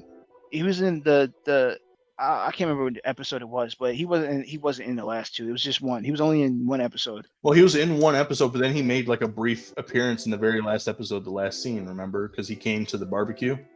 Oh, see, I didn't watch the last episode. Yeah, he came to the barbecue with freaking Jen, so there was that. But I feel you, man. Overall, it was not like the best. It was what the fuck? Hold on a second. Okay, that was weird. It was that. Yeah, it was just not. It was not the best show No, in general, but it is what it is. I guess they can't all be winners. You know what I mean? I agree. Let's see here. Falcon Winter Soldier. I want to say A. You want to say A? Nah, let's say I would, B. yeah, I would definitely say it's definitely an A or B. There's a lot of good stuff to come from it. No, I'll put it in an A. I take it back. To me, it was an A. Now I'm really like dawning on it. Like A lot of people didn't like it because they said it was too cultural, but like not I don't want to say cultural. They said I think they did say it was too cultural or something like that. I don't remember what they said, but people complain about like silly stuff like that and don't focus on the show itself. We got some really good things out of it. The Super Soldier Serum. We really got the Thunderbolt so from there because then that's how we got U.S. Agent. Mm-hmm. We got to see Sam transition into Captain America. Right. We got the original Captain America. The Black Captain America. Well, technically the second Captain America. He was the second. They said he was the original. They said he was the first. No, he wasn't the first because Steve was the first. He came after Steve. Okay. So because he was around during the Cold War. I want to say this is possibly the Captain America that Red Guardian fought. Okay. Yes, because that makes sense. They didn't necessarily say that, but remember how Red Guardian kept saying, "Oh yeah, I fought Captain America and this and that." I want to say that this is the Captain America that he fought. Okay, and then not only that, we got possibly a future glimpse of Iron Patriot. Oh no, not excuse me, Iron Patriot. The Patriot. Sorry, the Patriot. Patriot. Yeah. I didn't mean to say Iron Patriot. The Patriot. So, for Young Avengers. To me, like, definitely some hidden gems in there.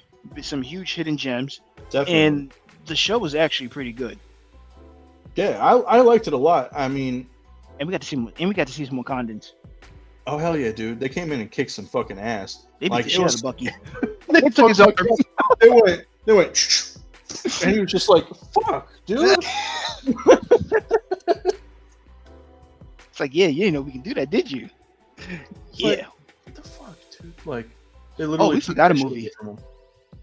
Got a movie? I don't even see it up there. We forgot Wakanda Forever. We did. It's right here. I'm definitely putting that as an A too. I would say it's definitely an A. It introduced us to Namor. It introduced Nemorita. It gave me some people to kind of look up to. Yeah. Liki Talukan. I freaking love it, dude. I fucking love the shit out of it. Like, yeah, no, it was a great. It was really. Oh wait, hold on. I definitely didn't. All right, so we got Namor, Nemorita. We got Atuma. Atuma, Riri Williams, Ironheart, mm-hmm. which is supposed to turn into a show. Show's probably supposed to be in Armor Wars, I think. Who am I missing? We got somebody else too. Shuri. Shuri is Black Panther. Black Panther. Her what do you call her? What do you call it when they go into the spiritual realm? We got to see Michael B. Jordan again. Yeah, we got to see Killmonger back. Yeah. And yeah, that was dope. That was dope to see Killmonger instead of seeing I would love to see her talk to Chadwick for that obviously, one last time. Yeah, but they did it right by showing Killmonger instead. It was, yeah, that was one thing that, like, obviously, like, in the back of my head, I was just like, they just show us some Chadwick, right? Mm-hmm. And obviously, like, I see the reason why they showed Killmonger, because when she went in there, she was angry, she was upset, and that was the one ancestor of hers that was going to stoke those flames. Like, you're angry, you're upset, do something about it. What are you going to do about it? Use that. And then it took her, like towards the end fighting, when she's given into that rage and she almost kills Namor, to realize, like, my mother's with me, my brother's with me, my father's with me. They're all with me here. I may not have seen them in the spirit realm, but, like, I feel them. I feel their presence with me now. They're telling me, like, I don't have to do this. And so, like, yeah, I really loved the message. And obviously, it was a big memoriam to Chadwick Boseman in general. Like, there were parts of it that were really sad, and but in the end, I really liked it. And the part that really kind of I thought was really cool at the end, because Shuri's not the ruler of Wakanda, and she doesn't want to be. That's why freaking at the ceremony out steps freaking M'Baku. He's like, "All right, who wants to challenge me?" Yeah, no, that was dope and hilarious. So she did the right thing. She wanted to focus more on Being the her. protector. Yeah, instead of trying to be the ruler and the protector. So Yeah. yeah, no, it like that definitely could have been an S tier for me. Like I said, they should have just switched the names. Yeah. That's my biggest issue. Yeah, I could feel that. Let's see. We've got WandaVision.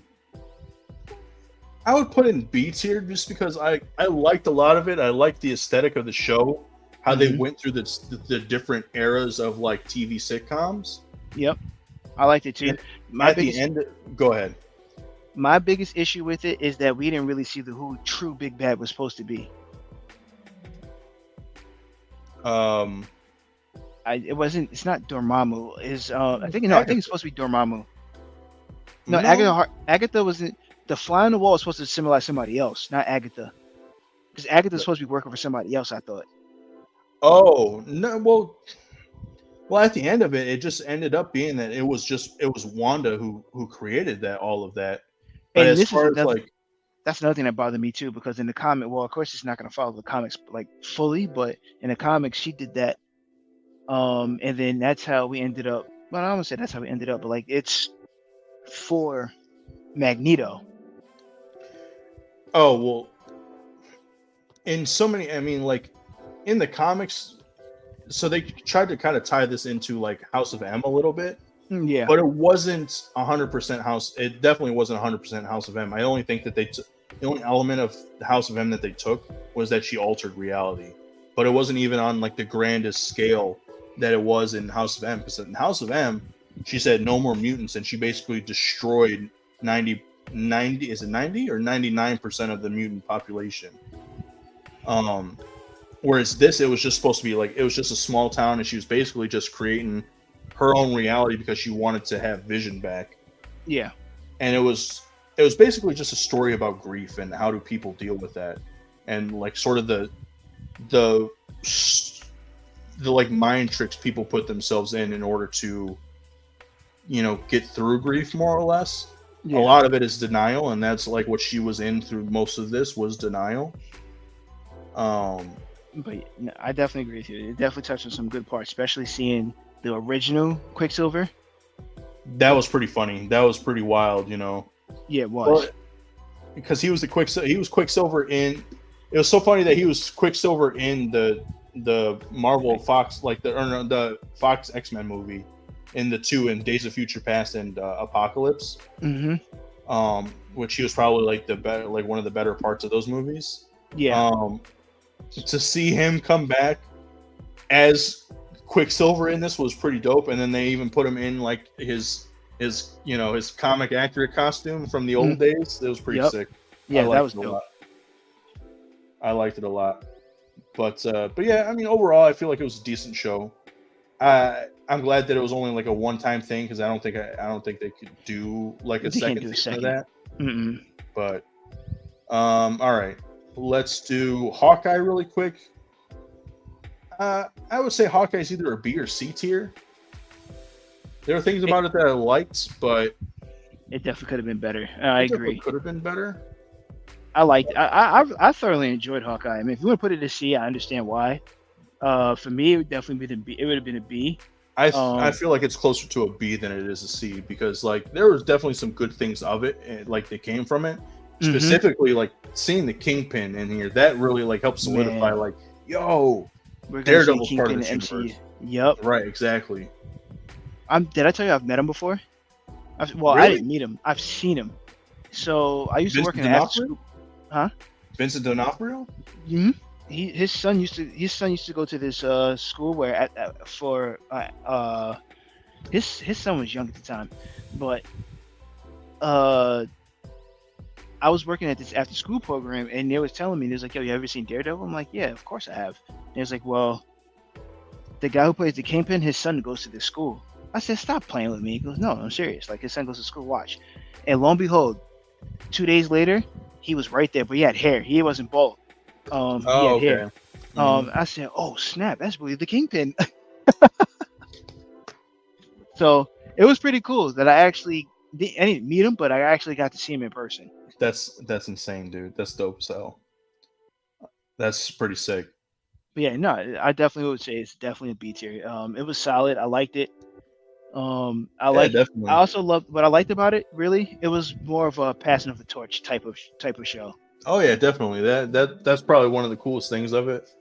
Um, it's set up giving us Kate Bishop as, the next Hawkeye, either in Young Avengers or even part of the like new Avengers team. Mm-hmm.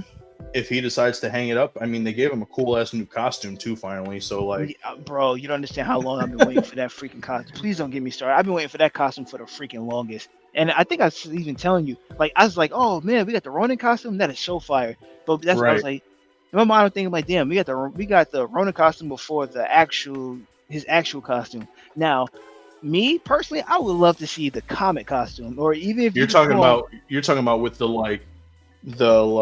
the Hawkeye with the mask H with the mask. Yes, I would have loved to see that. I and the don't care if you put it female, on the with the black tabard. costume. Yes, I really wanted to see that, but we didn't get it, and I was really sad. But I'm happy because both of them got their upgraded suits. You have the mask. Oh, No, I don't have a mask. That'd be freaking weird. I No, thought you I had got the Hawkeye mask. Yes, this bad boy right here. Hold up. Uh, uh, bro. Yes. I mean, it's not showing, but I would have loved to see him in that costume when we first saw him. yeah, that'd have been pretty insane. Oh man, yeah, but overall, I think it was a decent show. Like you said, it was a good passing of the torch type of show. We get to see Kingpin. It introduced us to Echo, who might be interesting to see in the MCU going Yeah. forward. Yeah. We got Lucky the pizza dog. That was pretty cool. Yeah. um, Yeah. all right, let's see. Loki's Let's S. let's Oh, what if S? let's go with what if you liked it. You liked it that much? You put it in S. I loved it. I thought it was really good because then we all like it introduced us to that dark Doctor Strange. First of all, all right. So I'm gonna tell you all the great episodes to me. The dark Doctor Strange, the Mhm. Party Thor. Party Thor was funny as hell. I love seeing Loki as a frost giant. Yeah, that that was dope. Um, the zombie apocalypse for Spider-Man. Yes. Oh my God, that was such a good episode. The what if instead of Iron Man, I forgot who it was. Instead of him meeting Black Panther, instead it was Killmonger. Oh That was yeah, a good one. yeah, that was Uh, really good. Um, Infinity Ultron, yes, bro. Infinity Ultron was so sick. I'm telling you that was what if was definitely an S tier. Yeah. Okay, you're right. I haven't watched it in a long time. I have to rewatch it, especially because they have a season 2 coming out. Exactly. I Like, gotta go I, back and rewatch I it. gotta rewatch it. But it was so good. It was really good, and Agreed. it helped introduce us into the multiverse a little bit. That's another thing. Loki S. I don't care it. S. Yep, that's 100% S. That was the Kang. second. That was the second Marvel TV show to come out, and like I was blown away. I was like, "Yo, this is dope. This is really good." And like now that season 2 is coming out soon, I can't wait. I can't Same. wait. Same. I thoroughly enjoyed Loki season one, and how it set it up for this phase for movies. Hmm. And man, Kang is gonna be so great, so great. Yeah, yeah. I can't wait. I can't wait, dude. It was so good. I see you touching on it. You know exactly. I know exactly where you're gonna put it. Where? If you put it, okay, are you gonna put it in the C? I thought you were gonna put it in booty water. I was gonna say because it was a C, but it definitely had some shitty, I don't mean to curse, but it really had some real shitty moments in Moon Knight. Yeah, like there were. It had the potential to be good, like be really good, but they just never like they didn't take it as far as like I wanted them to. You know what I mean? Yeah, they Like didn't, they and it should really have pissed me off. leaned a little bit more into the horror aspect of it.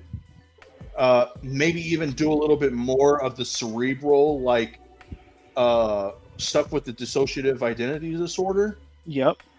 Like I feel like they could have done something way different with this than it was. It was a lot more straightforward than I wanted it to be. You know what I mean? I agree. It kind of pissed me off, like because like you took such a badass character. Well, I want to say badass. What street hero? You want to Yeah, call him? street level hero. Yeah, To make him seem like he's lame. Like, and that's how people are gonna like. People are gonna watch that show and then think Moon Knight. Oh, he's lame. Like that was horrible. I had yeah. so many people say that like, yo, they could like. So many people said like, comic book wise, like, yo, they could have done so much better with this. And I agree. And I like Moon Knight. I love Moon Knight. I think Moon Knight is dope. Same. Like he had the potential to be better, and there were things in the show that they could have, if they would have turned it up a little bit, they could have done a lot better with it. But in general, like it just fell flat, you know. Yeah, it did. It definitely Um, did. but yeah, I mean I don't really have much else to say about it. I mean, there's cool things about it, but all in Hmm. all, it just fell flat. Yeah. Miss Marvel, I'm gonna put right up there with it because there were things I liked about it, but overall, the thing I like to tell, I've been telling people because people have asked me about it. It just wasn't a show for me. Like it wasn't made for me. You know, it was made for girls of that age or young women of that age who can relate to that sort of thing. I liked to see that they were representing a little bit other like different culture, especially in Pakistani culture. You know, like to be fair, dude, I had no idea what partition was. I had no idea what that was, and ultimately that kind of just boils down to I've never really been exposed to that much in terms of Indian or Pakistani culture. So like to learn about that was really cool. But I, overall, it wasn't a show for me. Like it wasn't made for for a person person of my gender, person of my age. It seemed like it was definitely geared more towards like a young teenage woman or a young teenage girl. I didn't necessarily like what they did with the powers, and I know that that's something that you were grinding up against too. I got it. Here we Yeah, go. go right ahead. First of all, I'm gonna start with the. I'm not gonna start with the powers. I'm gonna give it booty water tier. I thought the show was ass. So I didn't think it was ass not only for the powers. I thought it was ass inside of the story itself. So like, all right, I don't the backstory. It wasn't that good to me. They could have did a better backstory. Backstory was complete shit. Like they could have did something way better. Um, the her putting on the bracelet is what give her the powers. Shit, because that's not how she got her powers. She's actually an inhuman. I really wanted to see her actual powers of her being able to stretch, and then for me learning that recently is that she learned how to be able to transform. I thought that was dope. So like, why not give her full, like, give her the power that she's supposed to have? Instead, you want to give her this band that looks like it belongs from like Shang-Chi with the 10 rings, and then all of a sudden she's be able to shoot powers like that. No, that's not Miss Marvel. That is not Miss Marvel. So you don't understand. Like, so when I saw that, I was instantly turned off from the show, but I watched it just because I wanted to see what they do with it. Maybe it'd be better. Each episode got worse to me. It was horrible, very bad. Didn't like it. It was the worst thing. It was. I'd rather watch She-Hulk than watch Miss Marvel, and that's how bad it was to me. And I hate Miss She-Hulk. I thought She-Hulk was terrible. Damn. Ran over. Damn. Freaking okay, I mean, I see how you feel, man. I mean, I get it. There again, like I said, I just don't think that the show was made for me. Because there was things about it that I just didn't like. I didn't like her powers either. You're right, because that's not Miss Marvel's powers. Like, she doesn't create light constructs. She doesn't, stretch using this like light energy on her arms and stuff.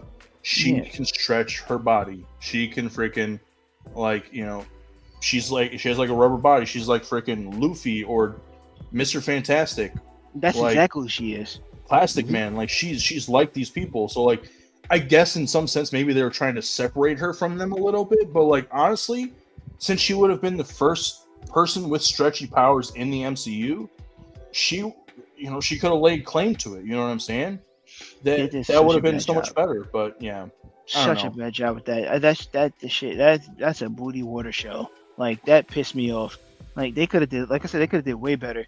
I don't know if it's because they didn't introduce Inhumans, which would be a lie because they did. Because if you think about it, what else That is a show. part of? Yeah. Well, Um. they didn't really. I mean, I like to. I don't think they really count that show or like Agents of Shield. I guess I don't know No, though. they That's did. the thing. They should and they do. I thought, but I don't know. They did because that's how Inhumans was introduced to as well. Was Agents of Shield. Well, not No, it wasn't in. Agents of Shield. Yeah. Yeah. So MCU gave us Agents of Shield.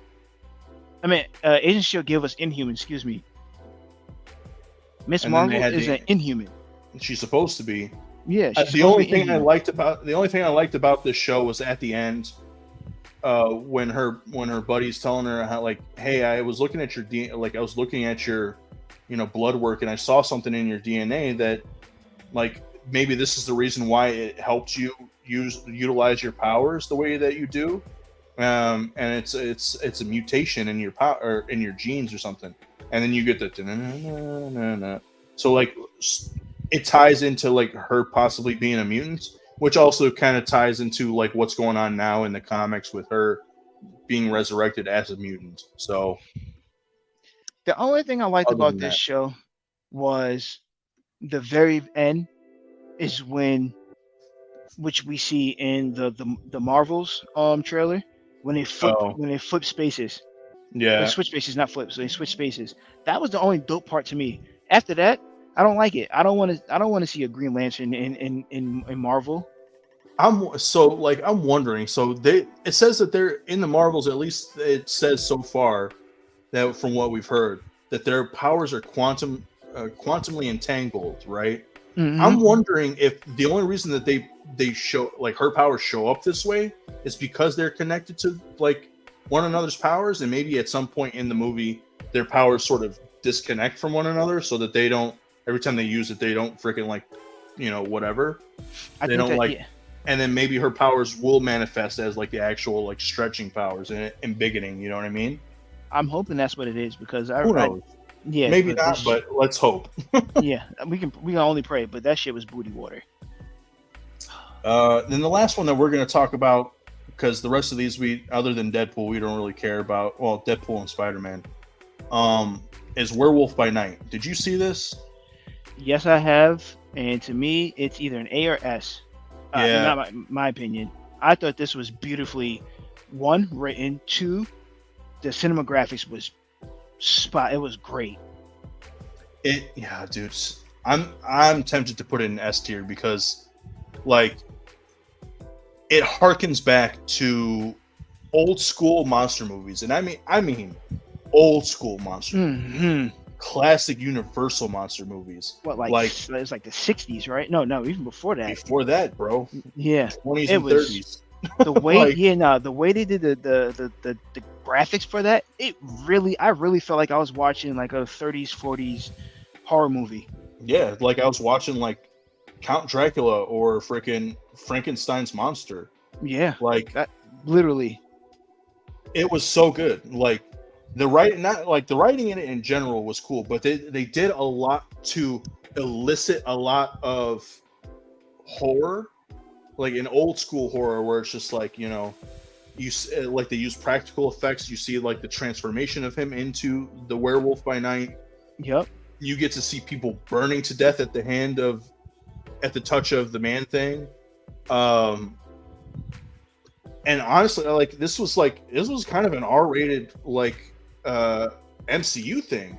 Yeah, it Like 'cause was. you get to see some horror, like blood and gore stuff in this, if I'm not mistaken. No, you definitely do. No, you definitely do. It And was, like, and the way you see it, if you'd have really like, if you really would have felt like splat blood, like 30s, 40s, like that's how it looked. Like it wasn't like mhm. how it was now. Like, oh, I'm just bleeding. No, it splattered the blood everywhere. Like I was like, yo, This is so good. Oh yeah, it was so good. Like I really like it. Like it's gonna be like one of those things that I'll go back and watch every Halloween because it was good. Agreed. Like I can't wait for Halloween so I can watch this. it like in black and white, it was so good throughout the whole thing. And then because at the very end, that's when they go in color, Mm-hmm. and it's like, and that's because it's like more lighthearted moment and stuff. So they go in color, but like everything else throughout this is all black and white. There's a lot of tension, a lot Mm-hmm. of tension building through this whole thing. So like, yeah, they did a good job of portraying that like old school horror like Yep. vibe, and I loved it. I loved every minute of it. It was Yep. so Same good. here. Yeah, same here. I can't. I might even watch it tomorrow. Not tonight. Tomorrow. Yeah, I Yeah. probably will too, because yeah. I mean, I have nothing else better to. I have nothing else more to say about it. It was really good. Um, Agreed. all I'm gonna say is that we're just gonna go ahead and throw this right up there, Oh no, you don't. Put that. and we'll put that right there as well. That's fine. But you need to drop that Spider-Man down to This to is, to that to that bro, green. bro. This is Spider-Man 2. Spider-Man 2 is magic. Okay, Spider-Man 2 is ass. nah, son, All nah. the Tobey Maguire movies were ass. And I'm trying to get people to understand how bad those movies were. And the only reason why people like, oh, you're bugging. That shit was definitely that the first one was definitely booty water. I'll agree with that. B for okay, I agree with you on those. But Tobey Maguire movies, I never seen the second one of Venom. You don't have to. It's ass. Okay, cool. But Tobey Maguire's Spider-Man was horrible, and I'm gonna tell you the only reason why people like Tobey Maguire movies is because that was the first Spider-Man live-action movie that we've ever seen. That's why people like that movie. After that, if you really go back and watch, and you watch Spider-Man now, you're like, nah, these suck. They're terrible. So I will concede that Spider-Man 1 is not as good as I thought it was when I was younger. But Spider-Man 2, bro, is literally one of my top 10 like favorite comic book movies ever, because it like did everything right. It was like one of the best sequels. It gave you a dope ass villain. The practical effect, like a lot of that stuff in there, other than there's some CGI obviously, but a lot of this, like the arms for Doc Ock, practical effects. A lot of that is practical effects. Um, the score is awesome. The fight between him and Doctor Octopus is great. The tension building, the part where he like loses his powers and quits being Spider-Man for a little while, and then finally realizes I need to be Spider-Man again. Like it's just so good. It is so good. The only Now, thing is it about on par with a lot? Like, is it on par necessarily with like some of the newer Spider-Man movies? No, because like visual effects and like some of the writing nowadays is so much better than it was back in 2000. Was this 2 or 3? But like overall, just in general, like it's my favorite. It's like one of my favorite comic book movies ever. Like I can't fault it. I mean, it gives you the scene where he's trying to stop the train, like with his body and spider webs, bro. Like that's where the trope comes from. that shit was garbage. Like, is it better than the other two? Yes. That shit was garbage. Like the fight between Doc Ock was probably the best part about. Like, you're right, is probably the best part about that movie. I didn't really enjoy. I didn't. I like I said, the only reason why I put up with it was because it was the only Spider-Man movie at the time, and I told people, I said this shit is garbage. Like, I only watched it because this is the only Spider-Man we have, and I'm gonna watch Spider-Man. Same thing with Batman. That shit was garbage, but I watched it because it was Batman. Talking about Except for Michael Batman Keaton. from '89. Except for Michael Keaton. I'm talking about the other Batmans. I'm talking about Val Kilmer, George Oh, Clooney. I didn't even like Christian Bale as Batman, and I almost people. had to hurt you for a second. I thought you were talking about my Michael Keaton, bro. I was gonna shoot you. No sweat. No, I love Michael Keaton. Michael Keaton's Batman was dope. Like that, like nobody will ever determine from saying Michael Keaton's not one of the best Batmans. Michael Keaton to me is Batman number 2. Number 1 to me is Robert Pattinson. Robert Pattinson to me is the best Batman. Yeah, I would argue that he's maybe not the best. To me, he's but the I would best. argue he's up there. He's definitely up there because I enjoyed the Batman a lot more than a lot of the other Batman movies. But Except yeah, Dark Knight. but I'm not gonna jump on that one. We can talk about that one next time. Yeah. But Spider-Man, those movies were terrible. Like I'm telling you, they were god awful terrible. And what made it better was once we got Andrew Garfield. Andrew Garfield's Spider-Man was a little better because we got to see a real Spider-Man. He wasn't a good Peter Parker, no, but he was a really good Spider-Man. Quips until you pissed him off. When you piss him off, he's really quiet. When he's really quiet, Mhm. that's when he starts. That's when he starts going hard. And that's what Spider-Man 2 was. He was quiet. No more So talking. I would concede that Toby was definitely not the best Spider-Man, especially because like he didn't do a whole lot of quipping. You know, he's not the right size for a Spider-Man. He like he played a teenager as a grown-up. He was literally a freaking whole adult, like playing, 30-year-old man playing a 18-year-old. So like I understand that. And like he didn't play the best Peter Parker. He played it good for the movie, but he wasn't like the best. Like, so yeah, I will concede that. And like I said earlier, Tom Holland definitely the best mix of the two. Like where he is a really good Peter Parker and he is a really good Spider-Man. Yeah, see, now crazy part is people are arguing. I know people who are arguing saying Toby was the best Peter Parker, but he was a terrible Spider-Man. And then they would say Andrew was a terrible Peter Parker, but he was a really good Spider-Man. I thought I said that. I said it right. Mm-hmm. And then a lot of people don't like Tom Holland, so they'll say, "Oh, he's bad." And I have to look at them. How are you saying that? Like, what makes Tom Holland that bad of a Spider-Man? Like, what does he do wrong for you not to like him? Like, first of all, he's literally Spider-Man from the comics. He's Spider-Man from the video game. And when I meant the video game, I meant Marvel vs. Capcom Spider-Man. Okay. He's Spider-Man from cartoons, except for the original. I want to say the original, because the original is from like what 1960s. But he's the original Spider-Man from. He's not the Spider-Man from the 90s. He's not that Spider-Man. I feel like Tobey Maguire is a little bit closer to that Spider-Man. That's what that is. Like the Spider-Man that Tom Holland is like Drake Bell. Quips, jokey, smart. And like the 90s Spider-Man show, as Spider-Man, he was very quippy, but whenever he was Peter Parker, like he was just kind of stoic and quiet. He didn't really do a whole lot. He was more of a goddamn crybaby, just like Tobey Maguire. But I still love the 90s Spider-Man. I would never say like there's. Yeah, I do too. I mean, it helped introduce me to comic books. Same here. Spider-Man, X-Men, Ninja Turtles, of that 90s. I used to love those. Those are my favorite shows, literally, and Batman. Yeah. So, I agree. But yeah, like to me, that like I said, that Tobey Maguire Spider-Man series was god awful terrible. And I know people will argue saying, "Oh no, you must be on drugs." No, I'm not. I'm telling you, horrible. Only people like it. It was the original Spider-Man. It was a very first live action Spider-Man movie, not show, movie. Yeah, I could argue. I could understand that argument because it is quite a bit of like nostalgia. Mm-hmm. But again, like I still posit that Spider-Man 2 hands down is in like top 10 comic book movies of all time. That's my opinion. I definitely think so. It does everything right that you're looking for in a comic book movie. It was like part of the template for comic book movies. You know what I mean? So what is your top 10?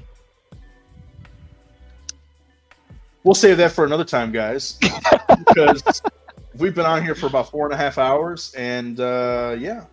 And I'm hungry, and I got some stuff I have to do. I have some stuff I got to do, but thanks for joining us today. We took a lot of time to talk about our favorite MCU. Well, not our favorite MCU movies, all the MCU movies. Put them in a tier list. Thanks for joining us. Catch us again next time. Probably same time, same day, same channel. Same bad time, same bad channel. youtube.com/Full Nerd Academia. You can follow us on Instagram at Full Nerd Academia, TikTok on Full Nerd Academia. Hopefully, sometime soon we'll be streaming to Twitch as well. But go ahead and follow us on all the socials at Full Nerd Academia. But other than that, man, you got anything else for us? No, I just want to say, thank you guys for coming to watch, and we're out. Class dismissed, folks.